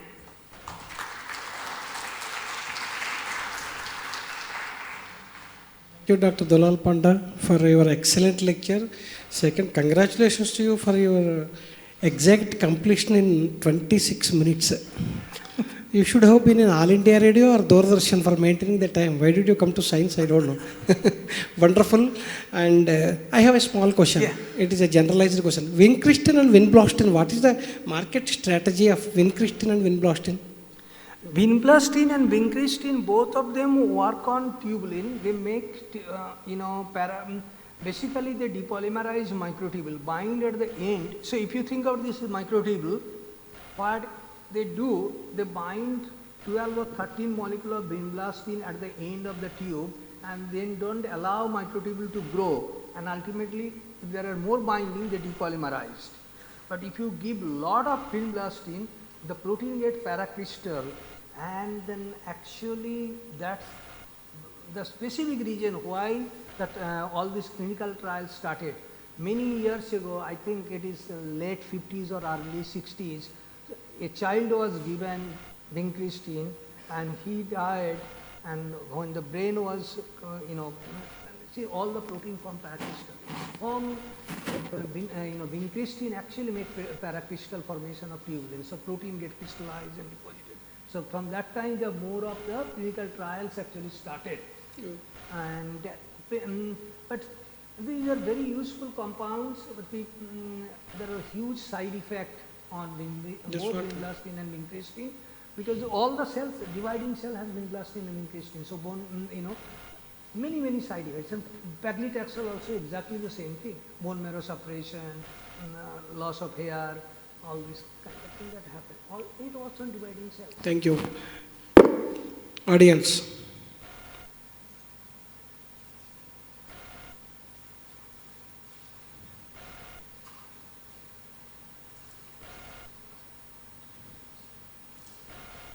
Yes, you can ask anything you want to ask. I think most of students are your students, I think. That's why they are not asking. Manas is, yes, Manas.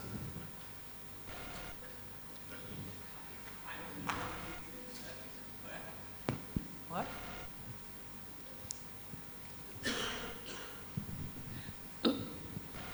So basically my question is that so many drugs are available in the antimicrobial, and you have shown that, presented that different drugs, though they are depolymerizer, but their activity is different.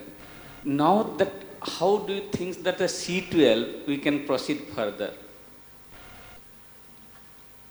See, this compound is actually good because it is, leaking a lot of pneumonic.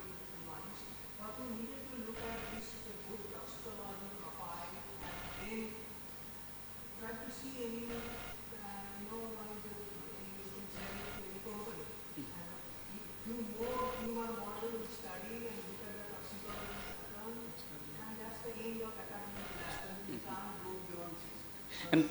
And then my next, though tubulin targeted drug is so much the commercial value, but why the tubulin targeted drug is not the first choice? It is always given in the combination therapy. No, there are several tubulin targeted drugs are in first choice, and combination therapy, people use combination therapy because that minimize the toxicity. Okay, and if you look at this today, most of the drugs are used in combination. Paclitaxel also used in combination, and because of the toxicity only. It's a huge toxicity that is associated with it. Just remember, no kinase, people drum about kinase, but no kinase inhibitor is ever a drug. Okay, even polokinase, no kinase inhibitor is a drug because of, again, the problem is toxicity. Okay, thank you very much. Last question from my colleague, Dr. Shankar. Excellent talk. You told that acetylation in biological processes stabilize the microtubule. So if the design compound has acetyl motif, it can be N-acetyl, O-acetyl, then acyl transfer can happen and then stabilization of microtubule do. So that time acetyl analog will be better. What's your opinion? People have burned their hand looking at that idea. Okay. A lot of people look at HDAC or acetyl transferase and all this stuff. Though that all generates a lot of hype. Till today, none of these acetyl transferase inhibitor or HDAC inhibitor actually reached to a stage that is called successful.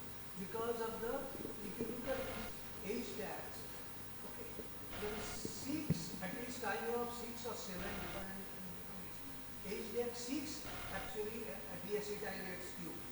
Acetyl transferase is now known which acetylate tube. Only this deacetylate tubulin is the HDAC 6. But if you look at HDAC 6 and other HDAC, then it is very, very similar. So you don't get a specific inhibitor.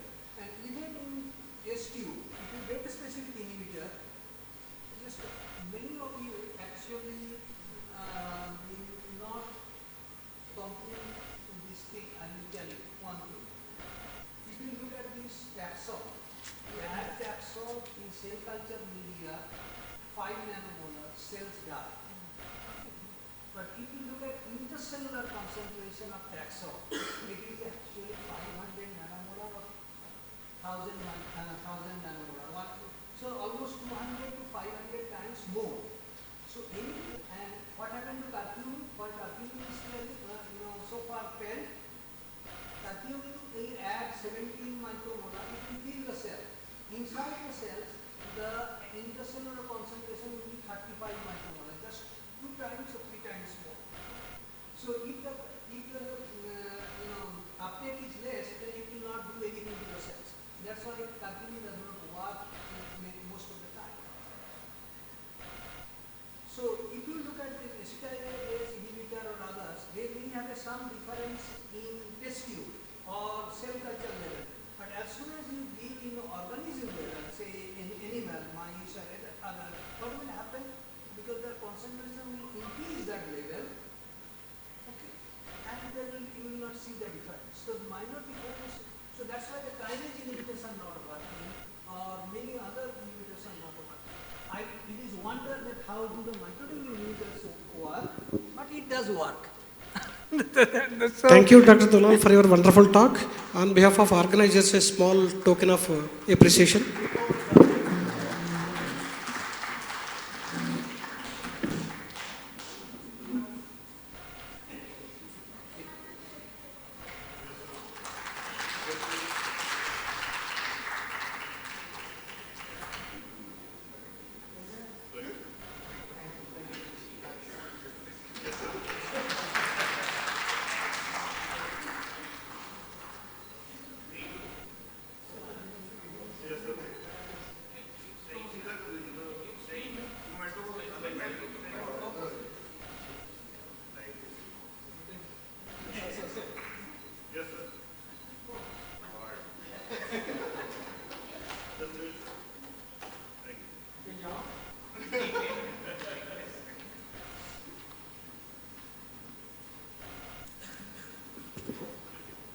The next speaker is Dr. Bushra Atiq.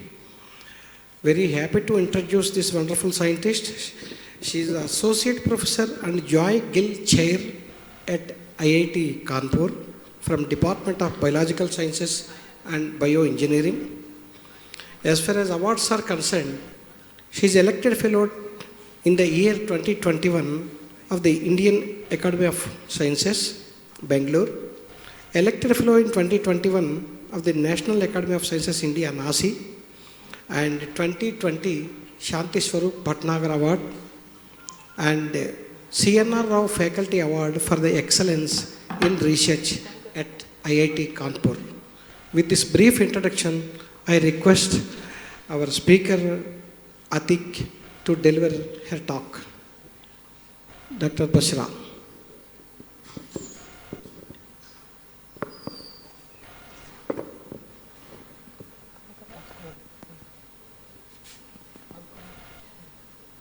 Am I audible? Yeah. So, good afternoon, everyone, and thank you so much, Professor Sharma, for inviting me here and giving me this opportunity to present my work at NIPER Mohali. And thanks, Professor Murthy, for kind introduction. And this is my first trip to NIPER Mohali, and I'm really happy to be here. I have high respect for this institute because one of my students currently who is submitted PhD, she's from here, Anjali. So glad to be here. Yeah, thank you. So, as you saw the title that I'm going to talk about prostate cancer, and this disease mainly affect the men who are at the older side, the average age to get the disease is around above 50 years. And due to increase in age expectancy in India, there is a steady rise in the cases. So if you look at the cancer history data, when in 1990s it was the 8th more common prevalent cancer. But if you look at the data in 2015 and 16, it's marked as the 3rd most common cancer, most prevalent cancer. So this is the schema showing prostate gland, and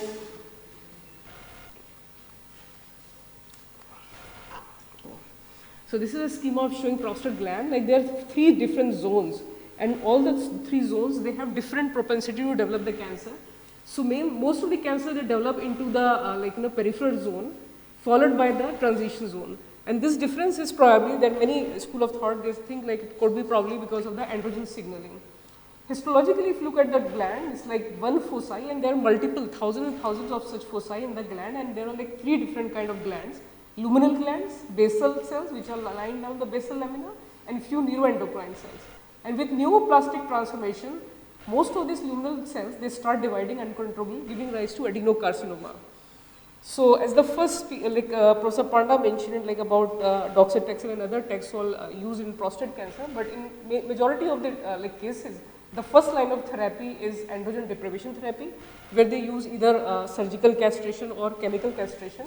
And the reason they use androgen deprivation therapy is because this disease is very much dependent on androgen signaling. The gland development is also dependent on androgen signaling, as well as disease is dependent on androgen signaling. But the bad news is, after few years, like 4 to 5 years, these cases they progress into castration-resistant prostate cancer, and at this stage, majority of the cases they have this very aggressive disease which no longer respond to anti-androgen therapy. And if you look at multiple aberration into the androgen receptor are present at this stage, like AR amplification, mutation, and splice variant. Not only that, these patients further progress into neuroendocrine prostate cancer, which could be either focal, few focal lesion you can see, or it could be overt neuroendocrine prostate cancer. So if you look at the molecular alteration, like there are multiple and stage wise, when the disease is organ confined, you see gene fusion and mutation in some of the tumor suppressor gene, and there are lot of genetic rearrangements.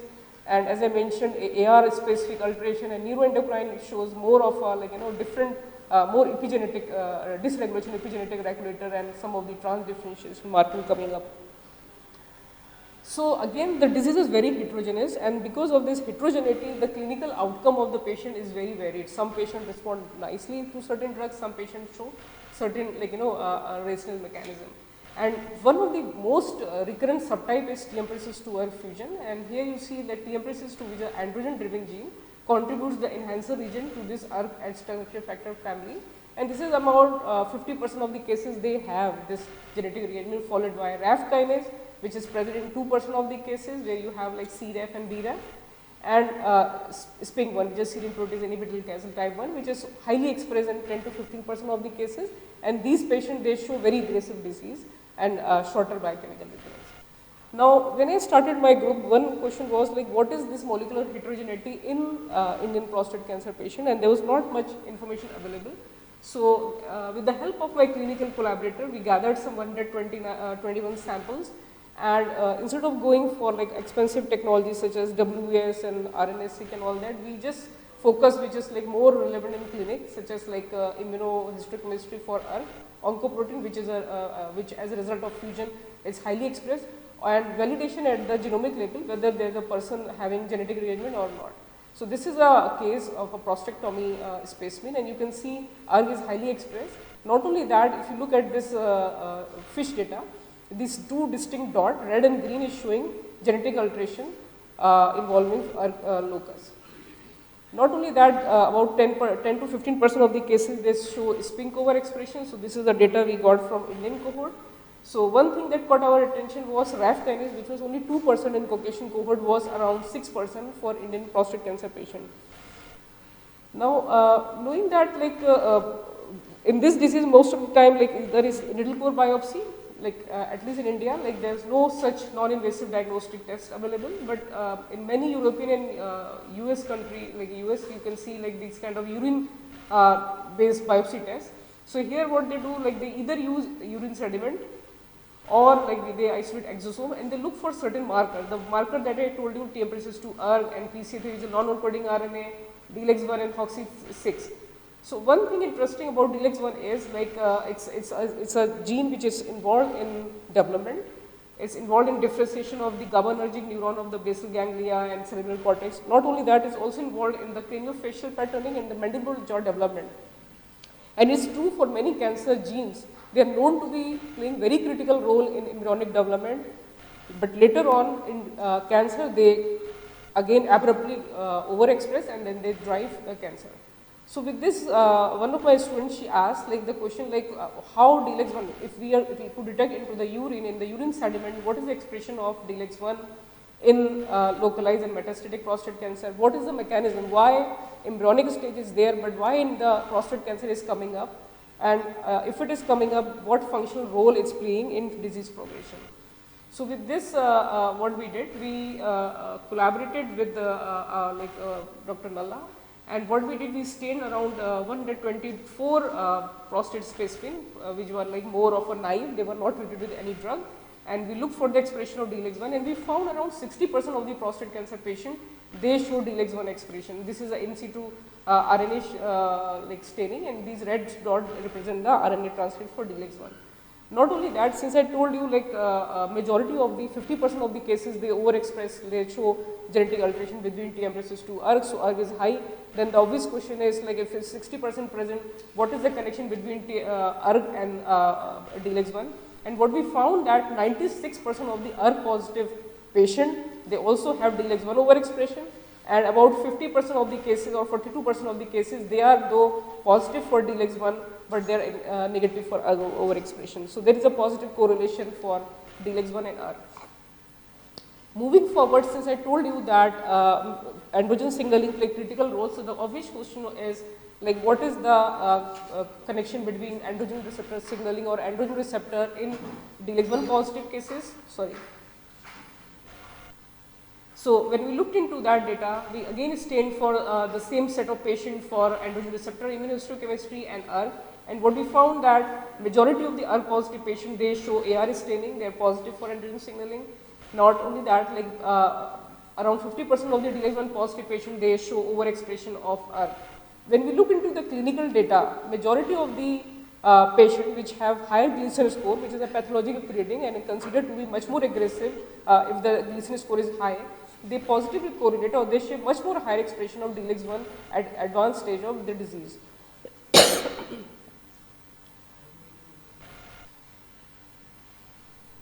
Not only that, when we look at the different staging, again DLX1 at high and the medium level show much more association with the pathological stage of PT3A and P3B. Sorry. Now, since I already introduced you to castration-resistant prostate cancer, the next obvious question is how the disease look like or how like in CRPC stage DLX1 expression is. And by collaborating with Com Morrissey at University of Washington, we got this metastatic biopsies from bone, liver and lung and lymph node and others, and where we found that majority of the patients which have bone metastasis, they tend to show higher DLX1 expression followed by other organs such as liver, lung and lymph node, which again indicate that DLX1 overexpression correlates with much more aggressive disease. And not only that, the patient who develop bone metastasis, they tend to show much more higher expression of DLX1. Now, going back to the laboratory experiment, so the second thing is like how it could prove that DLX1 indeed play critical role in tumorigenesis. So what we did, we used this RWP cells, which are non-cancer cell line. These are immortalized epithelial cells, and we overexpress DLX1, and with overexpression we can see there's a change in oncogenic potential. These cells show increase in proliferation, more foci formation, more cell migration or invasion. Not only that, when we use another approach, loss of function assays, in another cell line which is positive for DLX1, we use CRISPR-Cas based knockout, and in these clone again we perform these cell based functional assays. We found decrease in oncogenic potential when we knock down DLX1, which indicate that it has some role to play in oncogenic potential in prostate cancer. Moving forward, then we asked like what are the oncogenic pathways which are involved in this kind of tumorigenesis, which is driven by DLX1. We perform gene expression profiling using the cell line that we created for DLX1 knockout, and we look at some of the pathways, and what we found that when we knock out DLX1, some of the pathways which were down regulated were like proliferation, migration, angiogenesis, Wnt signaling and so on and so forth. So just to validate that, what we perform like we perform immunoblot assays for some of the EMT marker, that is epithelial to mesenchymal transition, and in the knockout clones we see increase in the E cadherin, which is more of an epithelial mark, and decrease in the vimentic, which is more of a mesenchymal mark. Not only that, like when we also perform like a FACS-based experiment to prove this, that when we knock out DLX1, what is happening to these cells, and we found that more of these cells, they show decrease in the apoptosis, increase in the apoptosis when we knock out DLX1, not only in T2RE1 cell, which is a DLX1 positive, the other line, which is DLX1 positive as well as ERG positive, also show similar trends. So more apoptosis when we knock out DLX1. Moving forward, since EMT and stemness, they go hand in hand, so the next obvious question was how DLX1 knockout will affect stemness. And when we perform this, sorry, it's like moving too fast. So in this assay, again we use the DLX1 knockout clones, And when we look for some of the genes which are involved in stemness, such as OCT4 and CDK117, that is c-KIT and ATP binding acid G2, we see decrease in the expression. By FACS experiment, we see when we overexpress DLX1, we can see increase in the cell surface expression of CD44, whereas in 2,2-RE1 and VCAP cells with knockout, we see decrease in the expression of CD44. Not only that, another stemness marker is aldehyde dehydrogenase 1A1, and we look for the expression of this particular marker. In RWP cells, when we overexpress DLX1, we see increase in the expression of LDH1A1, and with knockout, we see decrease. So, which indicates that there is a connection between DLX1 and stemness.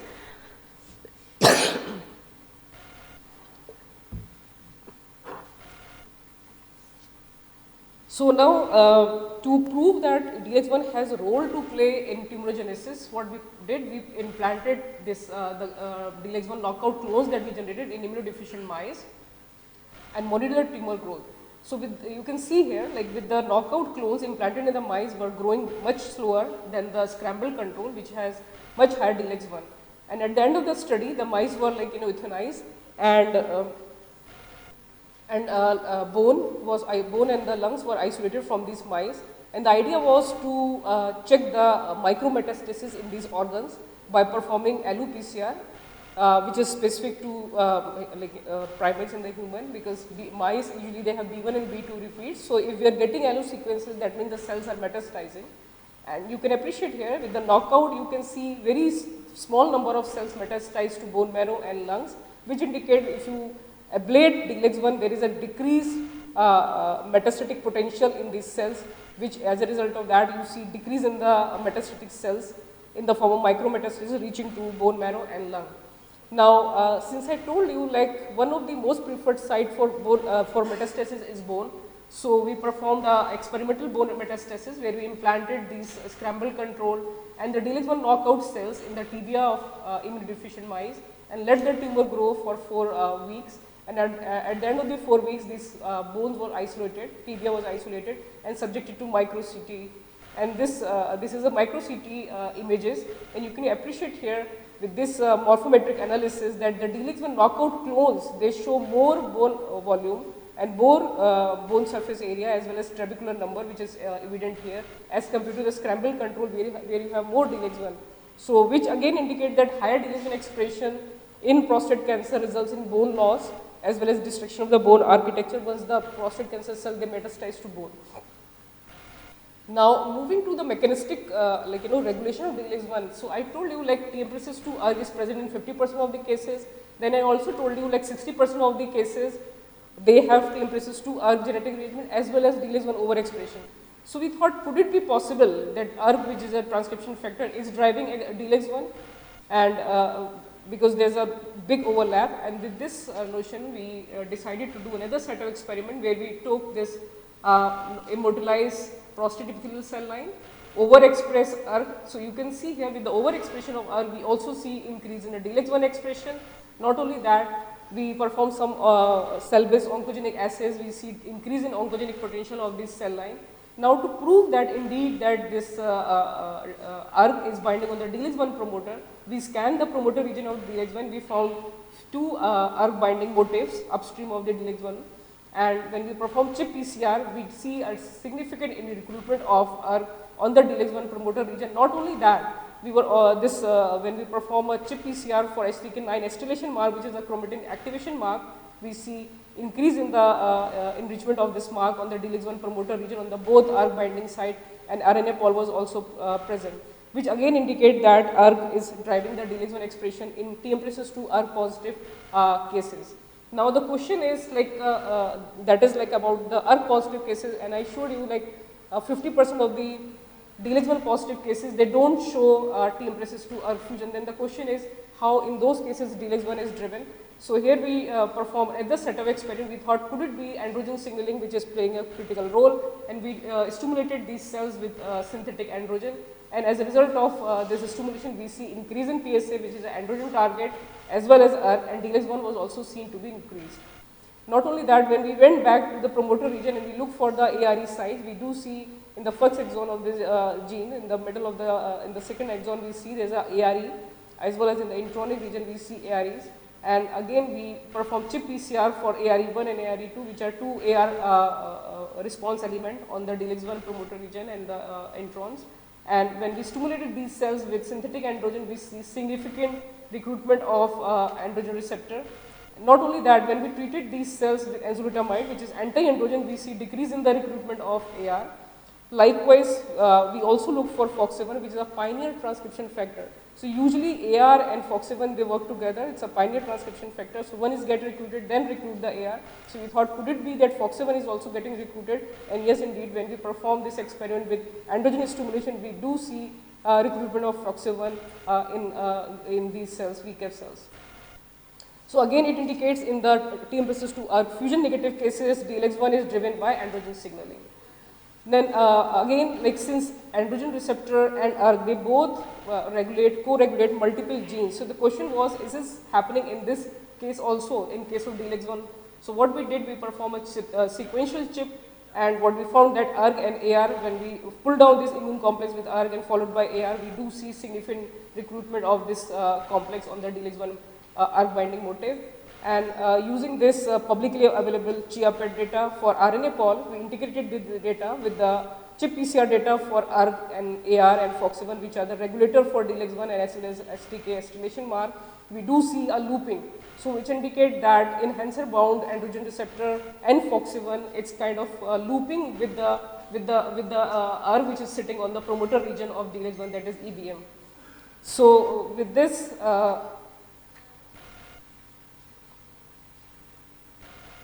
With this, like since we understood the mechanism, that the first thing was like to use bromodomain inhibitor. Why? Because bromodomain inhibitor have been used in the clinic for like multiple clinical trials, either as a single agent as well as in combination with anti-androgen drugs. And the idea is because BRD2, 2 and 3 and 4, they go and they bind to the acetylester lysine of the histone, which again recruits other co-activators such as AR or ERG in this case. So it was an indirect approach. So if we use bromodomain inhibitor, we could disrupt this complex, and as a result of that, you can see decrease in the DLX1 expression. So this approach we have used. What we did here, like we treated the cells with JQ1, which is not a very good JQ BET inhibitor, but it's available and it's not that expensive. So for the proof of principle is good. You can see with the treatment of JQ1, we see decrease in PSA and ERG, which was expected. Not only that, because these two regulators are down-regulated, that is AR and the ERG, we see decrease in the DLX1 expression as well, which was also confirmed by chip PCR. With JQ stimulated cells, treated cells, we see decrease in the recruitment of ERG as well as acetylation mark, which is activation mark, confirmed by chip PCR. Now finally, performing all these assays. So since JQ was working there, and then we have to confirm that in cell proliferation assays and other cell-based assays, is JQ working or not. What we found that when the cell line is negative for ERG, we see no additive effect with JQ and ENZA, which is anti-androgen. So it's almost similar. Whereas when the cell line is positive for TMPRSS2 ERG fusion, and we treated the cells with ENZA and JQ, there is an additive effect as compared to the JQ alone. Similar effect was observed in this foci assay as well as migration assay. Finally, to take this finding to the mice model, preclinical mice model, we implanted these 2RE1 cells in immunodeficient mice, randomized mice into 4 groups, and treated these mice either with vehicle or ENZA and JQ1 or the combination. Again, similar to the cell-based proliferation assay data, here also we didn't see additive effect, but indeed there was a very impressive, remarkable reduction around, there was around 65–70% reduction in tumor burden. And at the end of the study, we again collected bone marrow and lungs to look for the metastatic cells in these organs, and there was a significant reduction in the bone metastasis and lung metastasis in the group which was treated with JQ alone or a combination of ENZA and JQ. So with this, again, the same thing was proven by doing the immunohistochemistry on the tumor collected from the mice experiment. And you can see here, especially the DLX1 staining, which is where we are more interested, because this is one of the target for ERG and AR. And you can see here with JQ treatment, there's a significant reduction in the DLX1 expression, and which is similar to ENZA plus JQ. So again, this establishes the therapeutic utility of BET inhibitor and anti-androgen, which could be used for impeding the DLX1 mediated tumorigenesis. So this is the conclusion. So we propose 2 models of DLX1 regulation. One is in ERG dependent manner, the other one is ERG independent manner. ERG-dependent manner, you have ERG sitting at the promoter region and this AR and FOXA1 complex is making a loop, whereas in ERG-independent manner, you have FOXA1 and AR which is driving the expression of DLX1. And once DLX1 is overexpressed, which is a homeobox transcription factor, it has its own target, which data I have not shown. So DLX1 will go and bind to its target, that is LDH1A1 and HNF1A1. So these two targets, and there are multiple other targets which play crucial role in tumorigenesis and stemness, and that's how it drives the tumorigenesis. So at the end, we have shown that pharmacological inhibition of ERG and AR mediated transcriptional circuitry by using BET inhibitor could decrease the DLX1 expression in the DLX1 mediated oncogenesis. So with this, okay, so my talk is not complete if I won't thank my clinical collaborator both in India as well as abroad. So without their support, it was not possible to carry out this work. And this is the old picture of the group, and Sakshi along with few other students drove this story, the one I presented today, and this is a new picture of the group, and this is Anjali who is NIPER alumna. And thanks to funding agency for supporting our research. Thank you.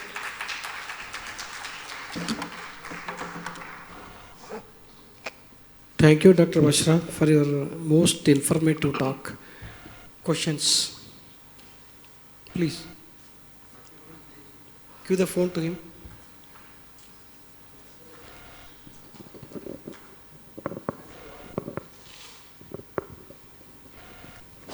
Thanks a lot for wonderful talk.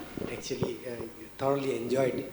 I had a question related to this, your new found DLX1 is like overexpression you have seen in prostate cancer. Now, did you see that what is, in case of benign prostatitis, whether it is overexpressed? No, it's not. It's not. And not only that, with the increase in the glycemic score, you see increase in DLX1. So when the glycemic score is advanced, like 8 or 9, you see much more DLX1. It's highly expressed. And my next question is, you have seen the CRPC angle as well. So you have seen quite a lot of genes over there. But I didn't see you looked at the splice variant of AR. That we did. I didn't show that data. In another line, we overexpress the splice variant and it's functioning. So the complex I showed you, so AR alone or AR along with ARV7 could sit on the promoter region or in yeah, I saw that at the end. So that I didn't with your data table, I didn't see that the ARV7, what is the impact on So ARV7? when you overexpress ARV7, because now the androgen signal is consecutively active, you see more DLX1 coming up. Okay. Yeah. Yeah, thanks a lot. Yeah, Manas. Excellent talk. So that how DLX1 basically promoting so migration, EMT process and all those. So what are the basically major downstream target of? Right. So in the model I showed you, there are two targets that we pinpoint. One is ALDH1A1, the other one is HNF1A1. So these are two known genes which play critical role in stemness as well as in EMT. And that could be the possible reason why we see all the effect on cell invasion and the migration. It is only higher grade of this prostate cancer, that's the transcription upregulation is happening. So how this normal cases it is getting inhibited? So basically ERG level is less or androgen basically so see, that? again, TMPRSS2 ERG is an early event, right? In the prostate cancer, when it triggers, it's an early event. When people like created mice model with TMPRSS2 ERG fusion in prostate, they don't see like very like high grade PIN. They see like PIN lesion, like very rudimentary PIN lesion. So it requires another hit. So here what is happening, you are having a initial event, and that initial event is because the transcription factor ERG is activating multiple genes, and one of those genes is DLX1. DLX1 itself is a homeobox transcription factor, is activating another set of genes such as ALDH1A1 and HNF1A1. So there is a cascade. Have you done any chipseq? Yeah, we have done that. So it's there in the, I didn't show, but we have done. So what we did, we integrated data from the chipseq data, which is available for colon cancer cell line, LOVO1, and integrated that data with our gene expression profile that we got, the genes which are down regulated, and integrated that and see how many genes we are getting in common. So we got somewhere around 644 genes And in 644 genes, we only checked into 3 genes. So HNF1A1 and ALDH1A1 and GATA3. And we do see very robust recruitment. Hi, Dr. Tariq. Excellent talk. So, one place you mentioned that some of the cells are stem cell-like characters. What's the percentage in that? Stem cell-like activities.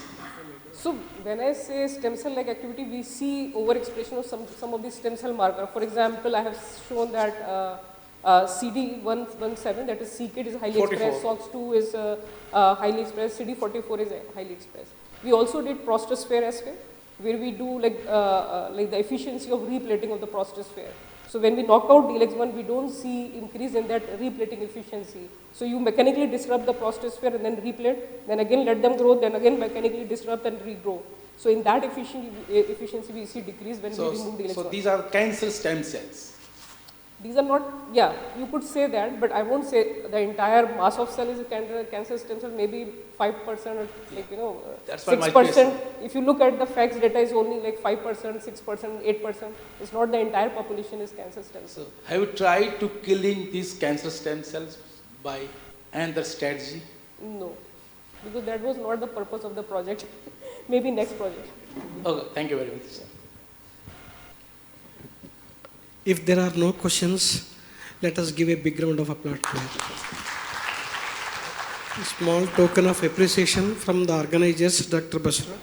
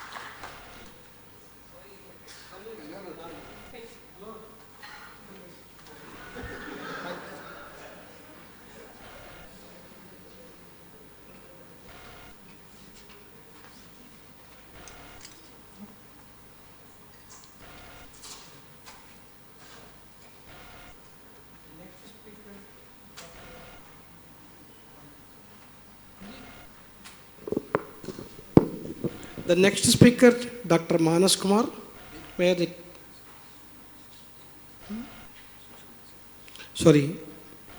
Next speaker is Dr. Sushant. Please come to the dais and deliver your talk. I will ask my colleague to introduce about the credentials and brief bio sketch of Dr. Sushant.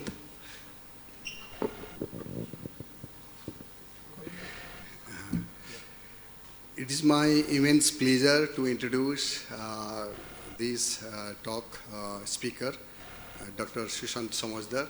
He is currently Senior Vice President and Head in Discovery at Origin Discovery, Bengaluru. Prior to Origin, he was Head in Discovery at Syngene and Jubilant Biosis. He has been in Origin for last around 10 years. Dr. Sushant has experience in doing research with various biological targets in drug discovery research, such as GPCR, ion channels, protease, kinases. It is very important to share with this audience that Dr. Samajdar has experience in leading multidisciplinary drug discovery teams that successfully developed several drugs and preclinical candidates. With this brief introduction, may I invite Dr. Samajdar. Dr. Samajdar, please. Thanks a lot. Thanks a lot to the organizers for giving me this opportunity for giving a talk here in this prestigious conference. I especially like to thank also my friend and junior Dr. Shankar Guchait for also calling me to come over here for giving this talk. Actually, after two loaded biology discovery talks, this is a little bit difficult probably for me to now get into the complete set of discovery of a molecule starting from the basic biology what two eminent professors already talked earlier, using their discovery and taking it further forward to finding a molecule to give it to the patients who actually need it. So I just will try to talk in a subject today called the targeted protein degradation. This field is probably is not very new anymore, but probably few years, 2-3 years back, it would have been told that it is brand new, because by now the field has become quite crowded with many molecules in the clinic already. So before getting into this subject, I will just give a brief introduction to Origin Discovery Technologies Limited in a couple of minutes. So Origin is established in 2002. It is currently a clinical stage biotech company, and we aspire to be a business stage biotech company in next few years, with multiple drugs in the clinic already. Here some overlaps are there, I am seeing it here. So we are actually a profitable organization, and we have worked in 80 plus integrated discovery programs starting from 2002, and we have several IND filed from India, and currently 9 molecules are in different stages of clinical trial. Also in out-licensing, this was our initial model that we used to out-license our molecules, like earlier professor talked about BRD4, we out-licensed our BRD4 clinical candidate. And very recently, like last week, it was published that the most active global biopharma out-licensors from 2015 to 2022, Origin Discovery is basically in the second place.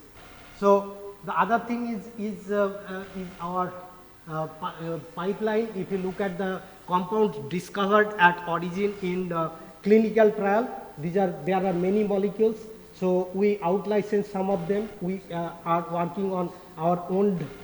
We still own quite a lot of them. These are all in the public domain information. So we are proud to say that from last in just less than 12 years time, we have discovered 18 molecules to the clinic. So with this introduction, I will get into my topic of today. So and this is currently our pipeline in different preclinical and clinical programs. And today's talk is going to be on this, the SMARCA2/4 dual degrader for different type of cancer, including prostate cancer. So this picture is not to tell you that fasten your seat belt and we are going to have a power-packed presentation over here, but to tell that, so that this in a airport when we see this tower, so this tower is actually the air traffic control. So it controls the complete air traffic, and if this tower is not there, then what will happen both in the ground and above the ground, that is a very chaotic situation. So the same way, if we take a cell and then we look at the chromatins, this chromatin completely when unfolds for different purposes, then it is a big traffic which requires to be remodeled. So if this chromatin is not remodeled back to its nucleus once again, then the cell is going to have problem in survival. So this chromatin remodeling complex, if we look at very closely, then we see this is the Schweissnip complex. And in Schweissnip complex, we have BAP and PBAP 2 complexes over here, where these are the major component of soy slip complex, but out of all these complex multi-protein complexes, here these are the two proteins, that SMARCA2 and SMARCA4. These are the only the ATPase component of soy slip complex. So this targeting SMARCA2, 4 is the only ATPase component of soy slip, is characterized as targets for various cancers. So this we have quite a lot of literature available over there. So we chose this SMARCA2/4 as our drug target, and then we wanted to find molecule for it. So during that time, what we found was that the SMARCA2 knockout versus bromodomain inhibition. So SMARCA2 is a large protein. It has multiple domains. Now bromodomain is the domain where if you inhibit bromodomain, then what kind of phenotype is available, that was not very well known. But what was known was the knockout. So knockout, if we look at, then this SMARCA4 deficient cell, A549, a lung cancer cell, it shows high growth arrest and killing, whereas during that time only that PFI3, that SMARCA binder, SMARCA BD binder or bromodomain binder was available, which is around 500 nanomolar potency. But if we look at, it doesn't do anything to the cell. Even the A549 cell, they clear cut shows that there is no impact. So what it is, then the difference is that between knockout and inhibition, there is a big difference. Knockout means the protein itself is not there, whereas bromodomain inhibition is the scaffolding function of the protein is still present. So it is proved that to achieve this phenotype, you need to completely abolish the protein. So, but how to do it? If our biology professors, they will be taking siRNA or shRNA to abolish it, but I cannot deliver that to a patient. So we need to knock out that. So how then? What we could do is that we went to a new technique. That during that time it was just growing, is that protein degradation. So for the students and for people who are not familiar, I am very quickly go through. I will go through this technique. So in a normal conformation of the protein is like this, but when the conformation of the protein is not useful anymore, or it is already used and truncated, so that time it is just gets trashed. So this trashing mechanism is what we use for degrading these required proteins. So this is the mechanism which heavily published many places and heavily talked about. Last week a complete conference was dedicated for it in Boston. So this E1 proteins gets ubiquitinated, and then after that this ubiquitin gets transferred to E2 protein. E2 protein in turn binds to E3, and then this ubiquitin gets transferred to the from this complex, ubiquitin transferred to the substrate where it has to be degraded. Now any protein which gets ubiquitinated, this is a kind of post-it signal. So now this protein is not useful anymore. Now proteasomal system is going to be degrading it. Now what happened is that we can use this particular step, we can manipulate as a chemist to use this technique to degrade the protein. So what happened is that I think there was a structure not coming. So anyway, so this technique actually unknowingly long back was used by a drug called thalidomide. So this thalidomide, when it was used in pregnant women, later on it was found that there were birth defects. So that time it was not known that thalidomide is actually a degrader. But later on it was understood that thalidomide is a degrader, and later on lenalidomide and pomalidomide, they were discovered as very successful cancer drugs. So this is called immunomodulatory imide drugs. This is having a little different mechanism that it is a protein. When this molecule binds, then this surface is getting created and for a neosubstrate binding, and that's why this neosubstrate gets IKZF1 and IKZF3, they gets degraded. But this is small molecule, but it is not very easy. This is natural substrate, this is neosubstrate, and this is very small drug-like molecule but unpredictable. You cannot predict and then go for it. Now, what one can do is that PROTAC or proteolysis targeting chimera, here is that E3 binder, you use a E3 binder here and you use a target protein binder over here, and then make this assembly over here and protein gets degraded. So this is the kind of molecule MZ1. Earlier professor showed JQ1. Using this JQ1, they have made this whole linker to get that MZ1 for degrading bed bromodomain.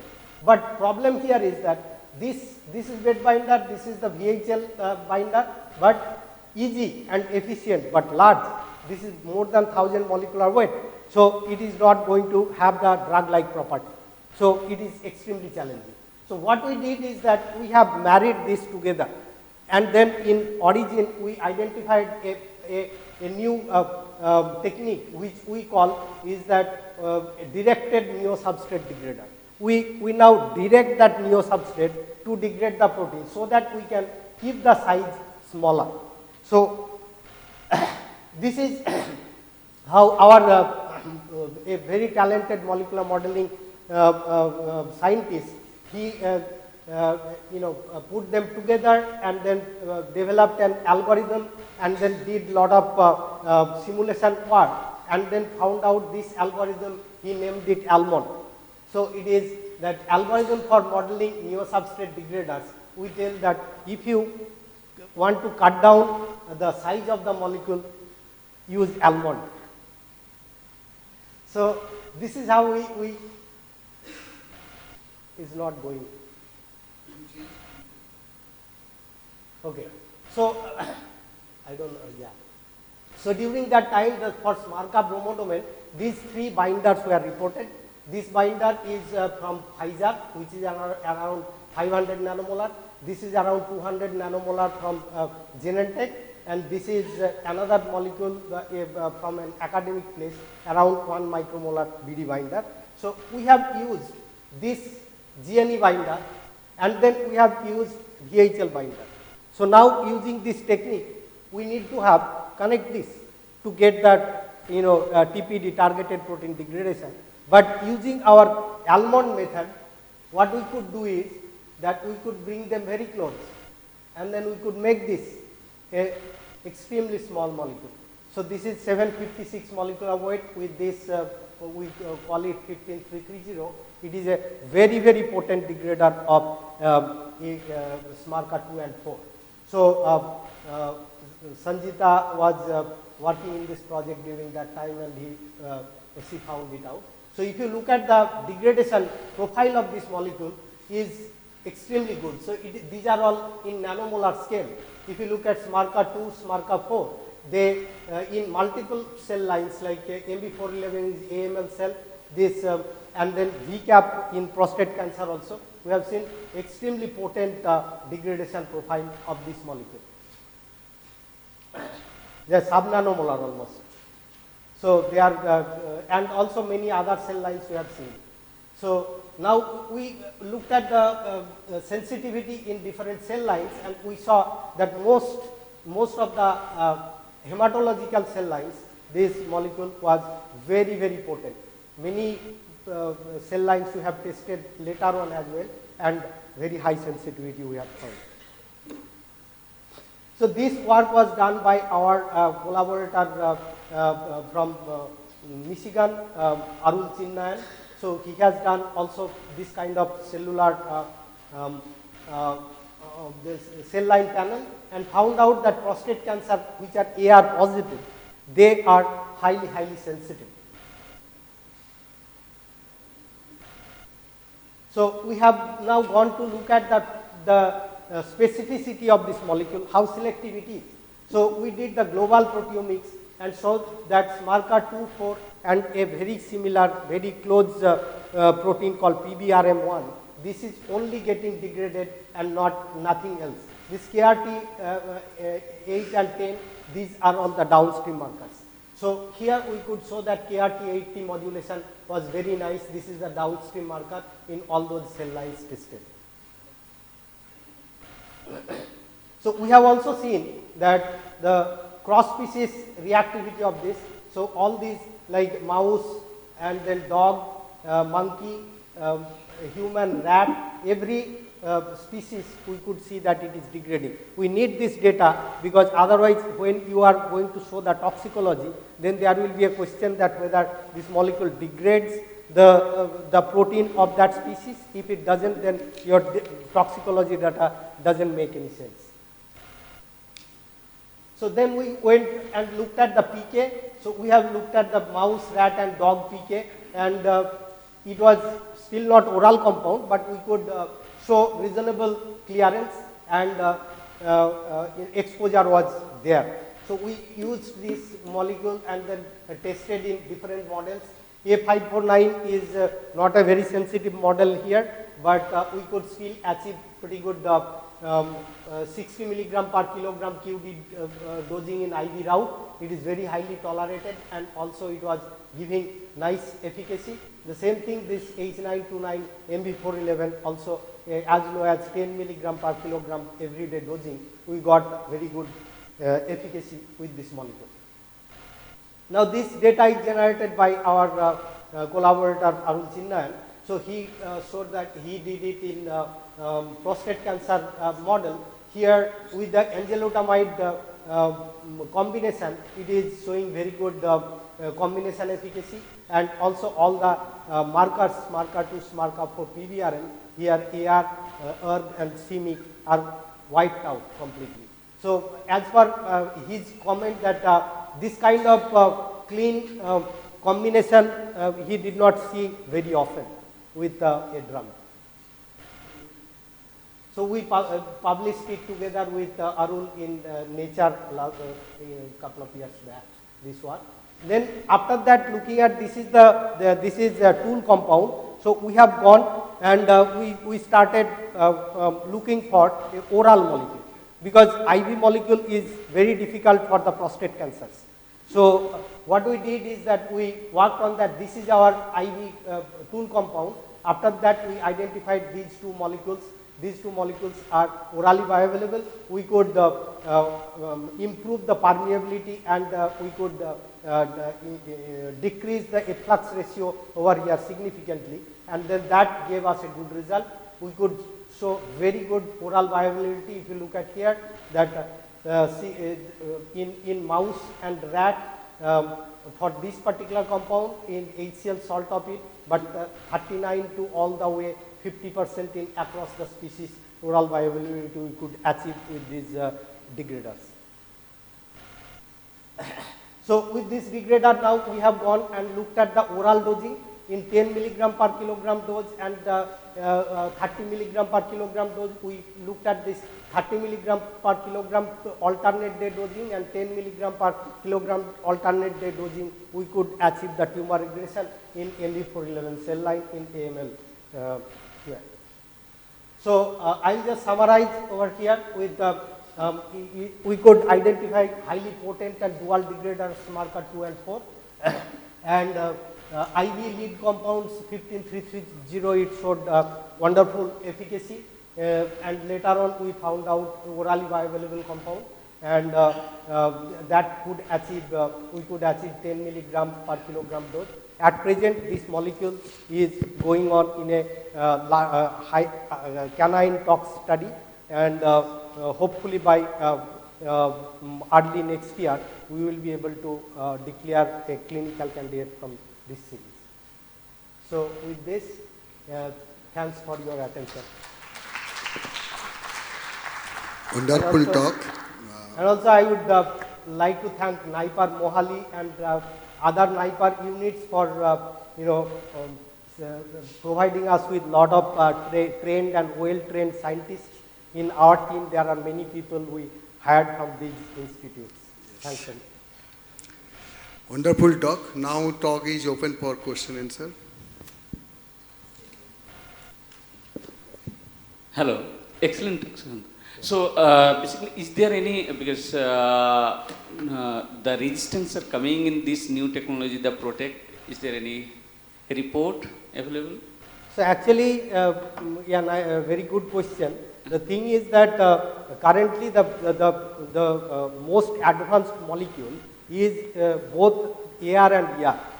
So AR degrader and ER degrader from Arvinas Therapeutics, they are just getting tested in phase 2 clinical trial.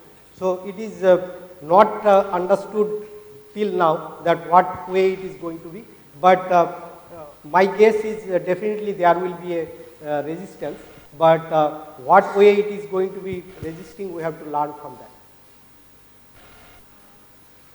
Any question? Yeah, I have a question. Thank you very much for the talk. So, how do you address the toxicity? When you degrade the proteins, the targets in the cancer cells will be eliminated, and what about the targets in the normal cells?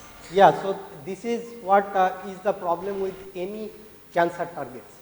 Like if it is only that synthetic lethality, like if it is in this particular case SMARCA2 and SMARCA4, they are synthetically lethal. Like for a SMARCA4 mutated setup, if only SMARCA2 ATPase is there.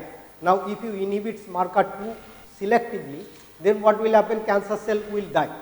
Now, but if you do the SMARCA2 for dual, both of them you degrade, then the normal cell also is going to be dying. But in this particular case, what we found out is that this SMARCA2/4, they are like super enhancer. All these cancer like prostate and AML, that because of the super enhancer addiction to the super enhancer driven genes, there is a window. Like in a whatever dose, it is going to be killing the cancer cells, that is not going to be killing the normal cell. So you don't get a very huge therapeutic window, but you will be still getting therapeutic window to treat the patients. That's the reason in this particular project, the next project what we have is the SMARCA2 selective degrader. So if we have a molecule, and which we are not talking here, but probably another talk, we already identified a clinical candidate on SMARCA2 selective degrader, where we are taking it for SMARCA4 mutant prostate lung cancer. That SMARCA4 mutant lung cancer is about 20% of all lung cancers. So organ specific. Yeah, sort of? yeah, it is kind of like you have to find a place where this synthetic lethality is possible. Otherwise, like if it is only either it is overexpression or mutation. If it is overexpressed, then you get the window that is from normal cell. If the basal level is here, the overexpression is here. Now you are going to work only to bring the overexpression down, but not bringing the normal basal line down. If you do touch normal basal line, then you will kill. Any question?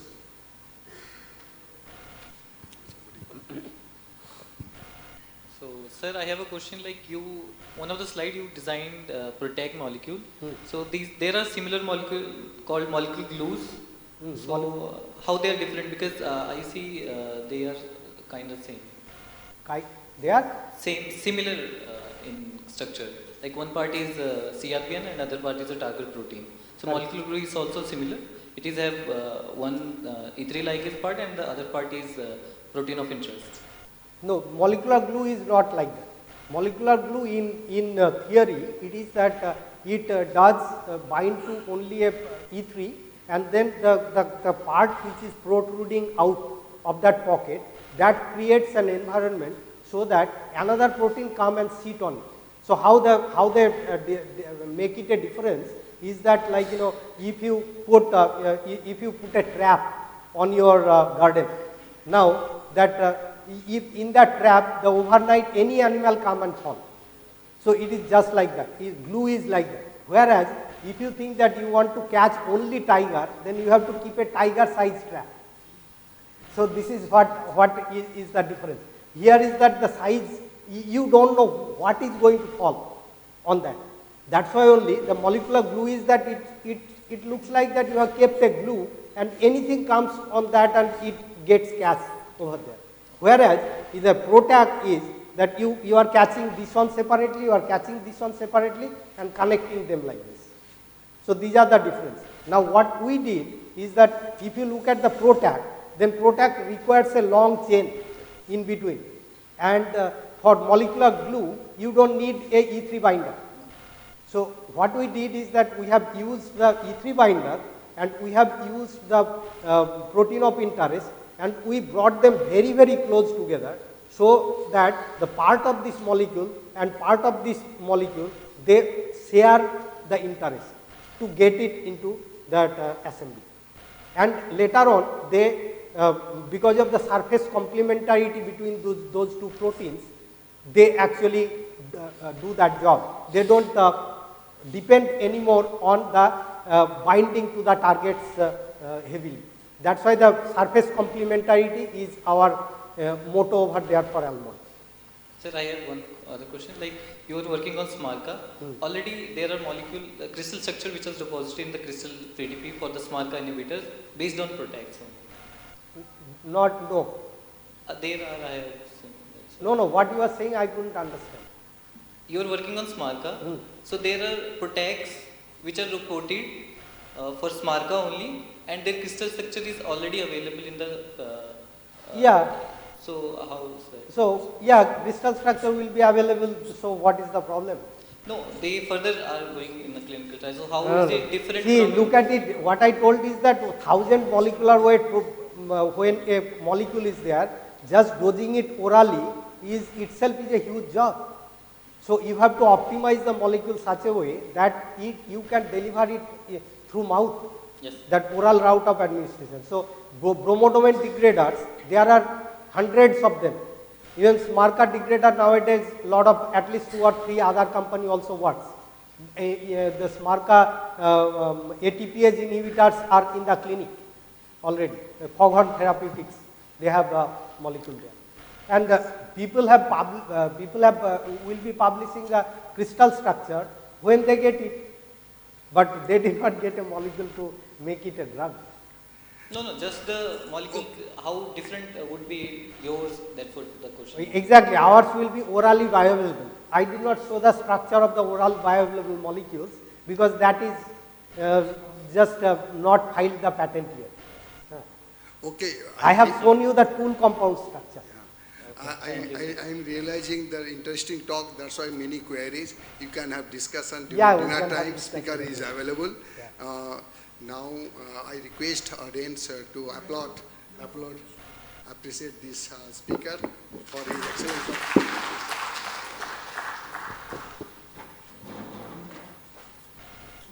On behalf of organizing committee, a small token of appreciation in the form of a memento.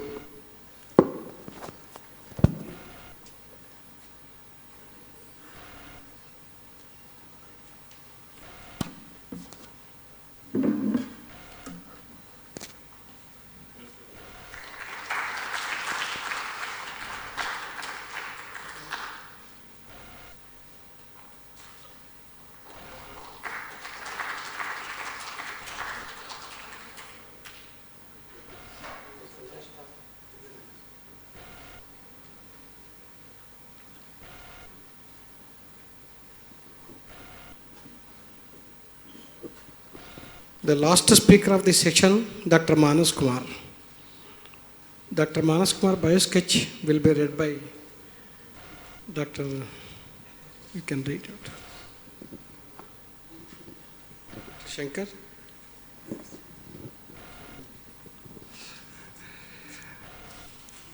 It's my great pleasure to introduce Dr. Manas Kumar Santra to this audience.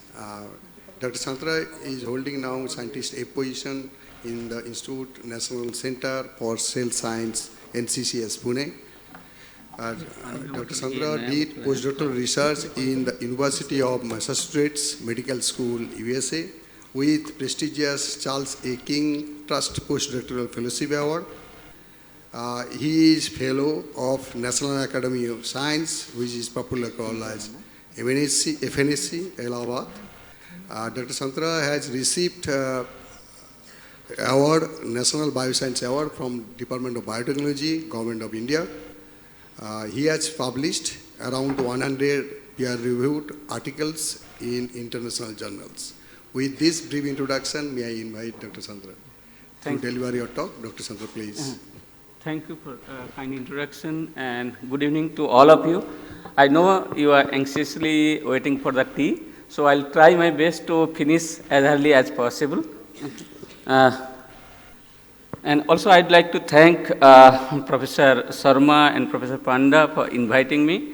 So today I'll talk about the development of small molecule against the kinase, that oncogenic kinase AKT. So Professor Panda said that one statement, there is a, though they are known for the responsible for the cancer progression, but till now there is no inhibitor. Okay. So today I'll talk about that. I'll tell you why that inhibitors are not there and how we have designed small molecule against the AKT. So if we think about oncogenic activity of AKT, so being a kinase, it phosphorylates many proteins like tumor suppressor oncogene. So tumor suppressor like transcription factor FOXO, then kinase GSK3 and then TCS2. So phosphorylated AKT is phosphorylated there and to promote the survival, proliferation, metabolism, growth. And it also phosphorylates oncogene like P53 to suppress the MDM2 to suppress the P53 activity. So that's the way basically AKT signaling pathway promotes cancer. And most of the cancer, particularly the breast cancer, ovarian cancer, the AKT is highly activated. So for the activation, its recruitment to the membrane is very important. And the recruitment happens through binding with the lipid, the PIP3, and this interaction, the pH domain of AKT plays a critical role. Without pH domain, the AKT will not be recruited in the membrane. And once it is recruited in the membrane, then two kinases are there like PDK1 and mTORC2, which phosphorylate at threonine 308 and 473 position. And upon phosphorylation, this AKT becomes active. So basically the pH domain plays a critical role, the binding with the PIP3, and then the first phosphorylation will happen at 308 position by kinase PDK1 and followed by mTORC2. And then full activation will happen. So as I said, the three domains, the AKT has the three domains, the pH domain, kinase domain and hydrophobic motif domain. So far the commercially available all the inhibitors designed against the kinase when it is activated and then inhibits that activation. So we thought that upstream, go ahead, that upstream, the pH domain, if we don't allow the AKT to activate, then we can inhibit that AKT. So we designed that, basically we thought that if we design the molecule against the pH domain, which will prevent the binding with the PIP3, then we can block the activation domain. So that was our strategy, and with collaboration with Professor Devashish Manna from IIT Guwahati, we actually designed small molecules. So this is the 10 molecules I am showing, and almost we are 70 small molecules we have synthesized. So then first things is that whether really this inhibitor working or not, and this is the known kinase inhibitor, Merck inhibitor. So this is the highly toxic, and whereas among these our inhibitor, we see that the PS10 has moderate activity. So then actually in the Professor Devashish Manna's lab, so he has found that whether this inhibitor is working or not. So it is, he just using the SPR, he found that this AKT, this inhibitor PS10 actually preventing the interaction of pH AKT with the PIP3 lipid. And then find that there are so many kinases are there which has a pH domain, and we found that basically that this PS10 potently inhibit that the AKT with the lipid molecule PIP3. Okay. So then we asked whether really this PS10 actually inhibiting the AKT activity. So we monitored the phospholevel at 473 position and 308 position to monitor the activity of AKT. The more phosphorylation, more active. So we found that the PS10 treatment, the phosphoryl level of AKT, both the phosphoryl level is going down. And most surprising result, what we observed that the total level of AKT is also going down. So that is very surprising, because whatever the inhibitor commercially available, all they don't have any effect in the total level of AKT. So that was our very much surprise. We thought something the beyond expectation that it is happening. And same thing we observed when we actually treated and that immunofluorescence, we see that basically we treated we transferred to the cells, it's a pH domain containing AKT, GFP, to read that really in the cells that is the happening. So, and PDGF treatment was done to promote the membrane localization of AKT. And so when we treat that PS10, that the membrane localization of AKT is significantly disrupted. So then to further prove that this is the pH domain targeted this inhibitor, so we have generated different deletion mutant. First we deleted that hydrophobic motif domain, second we deleted the pH domain, and just only pH domain. And if you can see that when you treat the PS10, that the pH domain lacking the AKT deletion mutant, they are very resistant to the PS10, and whereas PHT domain containing AKT deletion mutants, they are very sensitive to the PS10. Okay. So then we ask question, the how treatment of PS10 reducing the AKT expression level. And then first we measured the mRNA level by real-time RT-PCR, and we did not see any change at the mRNA level. Then we asked whether it is the proteasomal level, and already Professor Samujdar introduced it, so that is I'll introduce very shortly. So what we have done is the MG132, which is the proteasome inhibitor. So if we inhibit treat the MG132, and if protein is going down at the post-translation level and it is through the proteasome, so then you will see that the down regulation will be inhibited. So as you can see here, that when you treat the PS10, as the total level of AKT is going down, when you treat that MG132, it blocks that. So that indicates that basically we are telling that when treatment of PS10, it's promoting the proteasome, which is the dustbin in the cells, and you know, we have almost approximately 35,000 protein, and that this is the 26 proteasome, it is a dustbin in the cells, and almost 30,000 proteasome is there within the cells. So approximately means per protein one dustbin is there. So what we are trying to say here, the treatment of PS10, it is promoting the AKT to go to the proteasome, and there it will be degraded, and so that down regulation of total level of AKT is happening. And already Professor Samujdar introduced this process. Basically, if it is proteasomally degraded, the protein should be marked by the ubiquitination. And ubiquitination happens in the 3 steps. It is the first step is the activation of ubiquitin. This is a small molecule, or you can say peptide. This is a 76 amino acid peptides, and it has 7 lysine residue within that. And then once it is activated with the help of E1 enzyme, and human we have only 2 E1 enzyme, and then this activated ubiquitin will be transferred to the E2, and we have almost approximately 40 E2 activating enzyme, conjugating enzyme, and then this activated ubiquitin will transfer to the substrate, means protein which need to be ubiquitinated with the help of E3 ubiquitin ligase.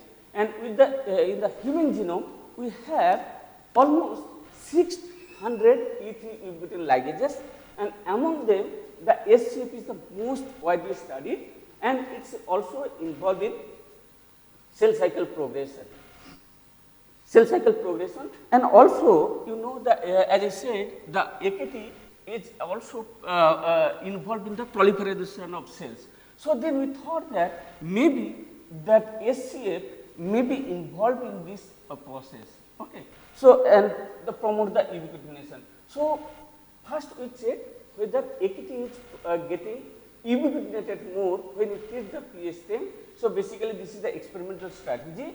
After treatment, we pull down that AKT protein by immunoprecipitation and probe with the ubiquitin, and you see the huge high mass ladder of the AKT. That means that AKT is getting polyubiquitinated. So, that is basically when we treat that PH10, so it promotes that ubiquitination of AKT, and that is marked for the 26S proteasome mediated proteasomal degradation. So, then we ask that whether SCF-E3 ubiquitin ligases are involved in the proteasomal process, because as I said, the AKT is involved in the cell proliferation, and most of the SCF complex are involved in that cell proliferation also. And what does SCF? This is a ternary complex. This is the 4 proteins.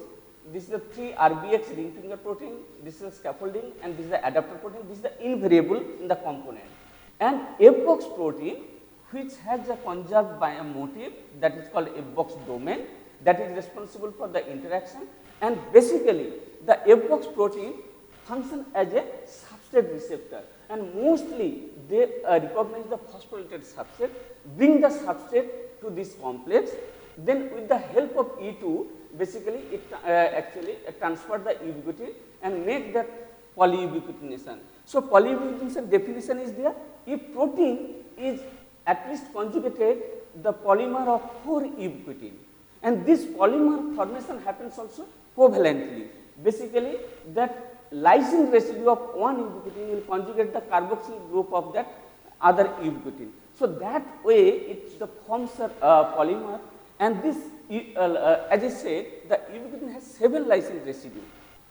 The lysine involved in this ubiquitin conjugation that determines the fate of the proteins. If lysine 11, lysine 48 are involved in this polymer formation, then this protein will be marked for proteasomal degradation.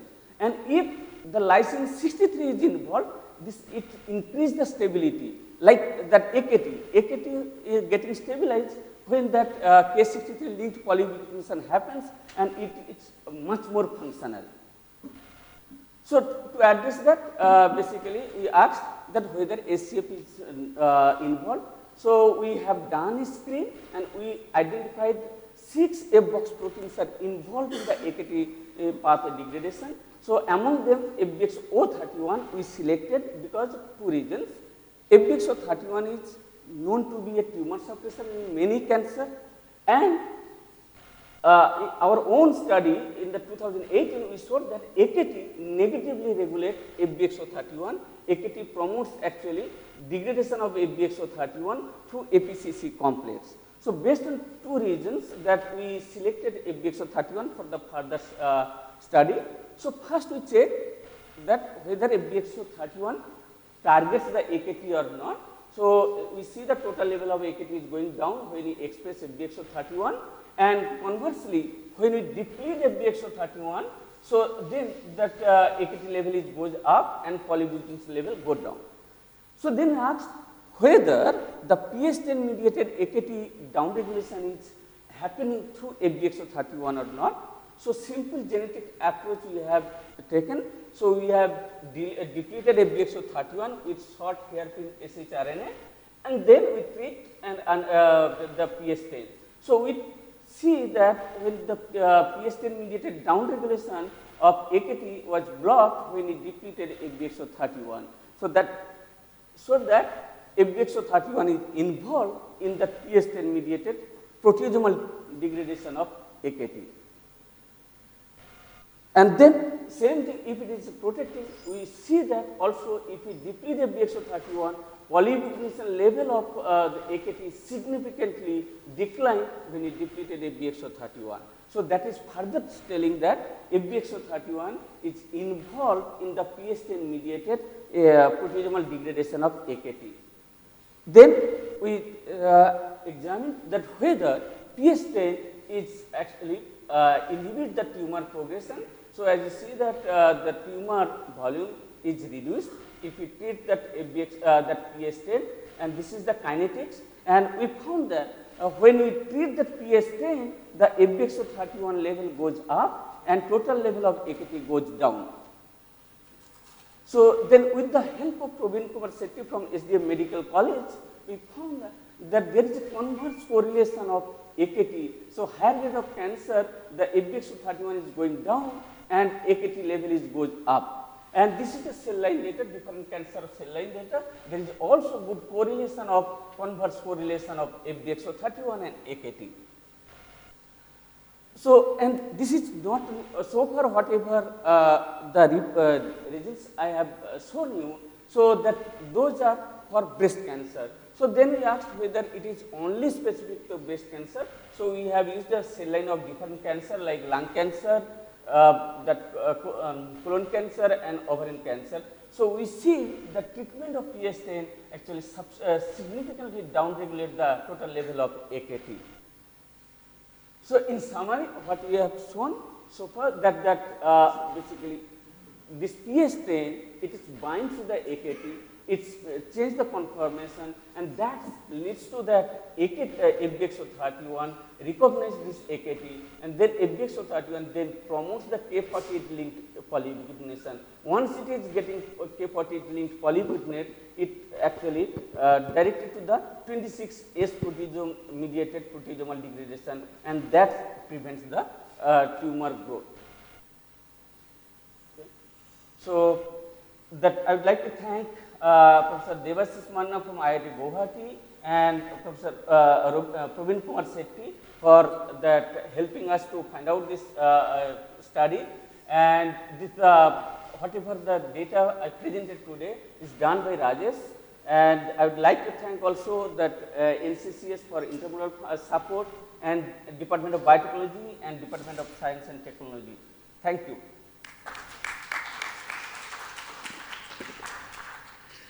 Excellent talk. Now talk is open for question. Any question?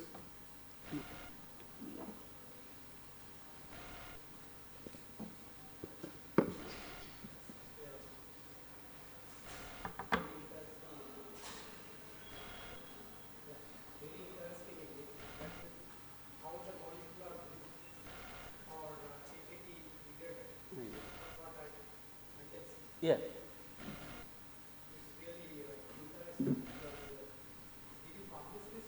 No, we have not. So we are actually co-crystallizing with the AKT and this one. We are co-crystallizing so that crystal data will tell us that basically. Yes, sure. We have not published yet. Yeah.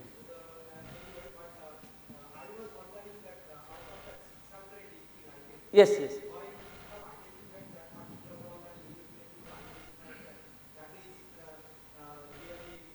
Okay. Yes.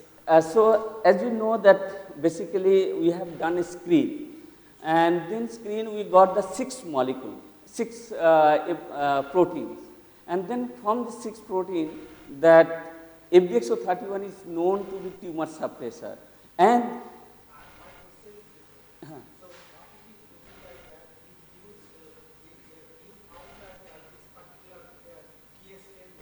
yes. Mm-hmm. Yes.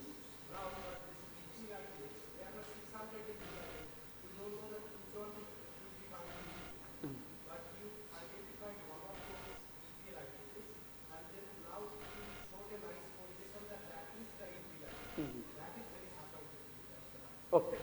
Oh, this one landed up through screening actually, through genetic screening as well as the overexpression. Okay. Any question? I do have small query. Yes, sure. What molecules we have investigated that contains nitro motif? Generally, in average, nitro is considered toxic over. So what is the toxicity, selectivity index, cancer cell versus normal cell? Oh, sorry, that we have not done the toxicity in mice model, But in the normal primary all cells, lung cells and the breast cells, we have even 100 micromolar concentration. Corresponding normal cells you have tested. MCF10A. So, MCF10A, WI35, 38, then BJ cells. Okay. So all these cells, more than 100 micromolar also, 10% inhibition, growth inhibition. That 48 hours treatment. And whatever effect I am showing, only 12 hours treatment. And whereas cells, 48 hours treatment. And mice, it was healthy, they are healthy basically. Any question? Wonderful talk. We appreciate to the speaker by applause. I request all. Now on behalf of organizing committee, a small token of appreciation in the form of memento.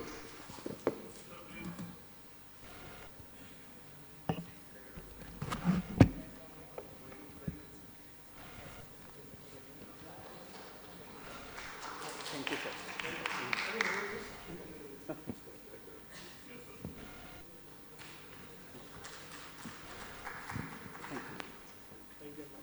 Thank you, sir. Thank you. May I now invite Professor S.A.S. Sharma. Please come on the dais to do the honors to our chairpersons. Professor Sharma, please come on the dais to do the honors to our chairpersons.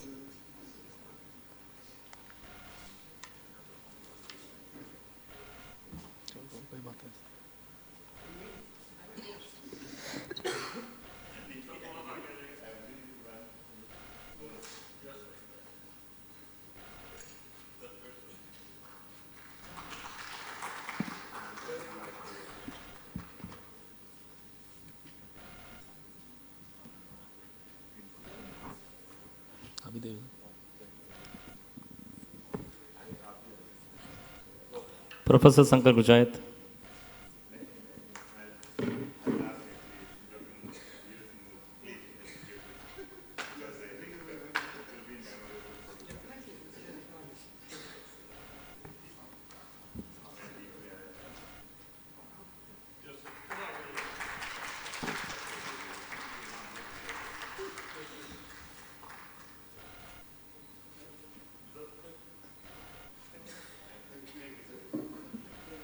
Thank you, sir. With this, we conclude this post-lunch session. I think it was a really inspiring and interesting session. Hope you enjoyed all scientific interactions. And we will meet tomorrow by 9:30 for the next technical sessions. Thank you.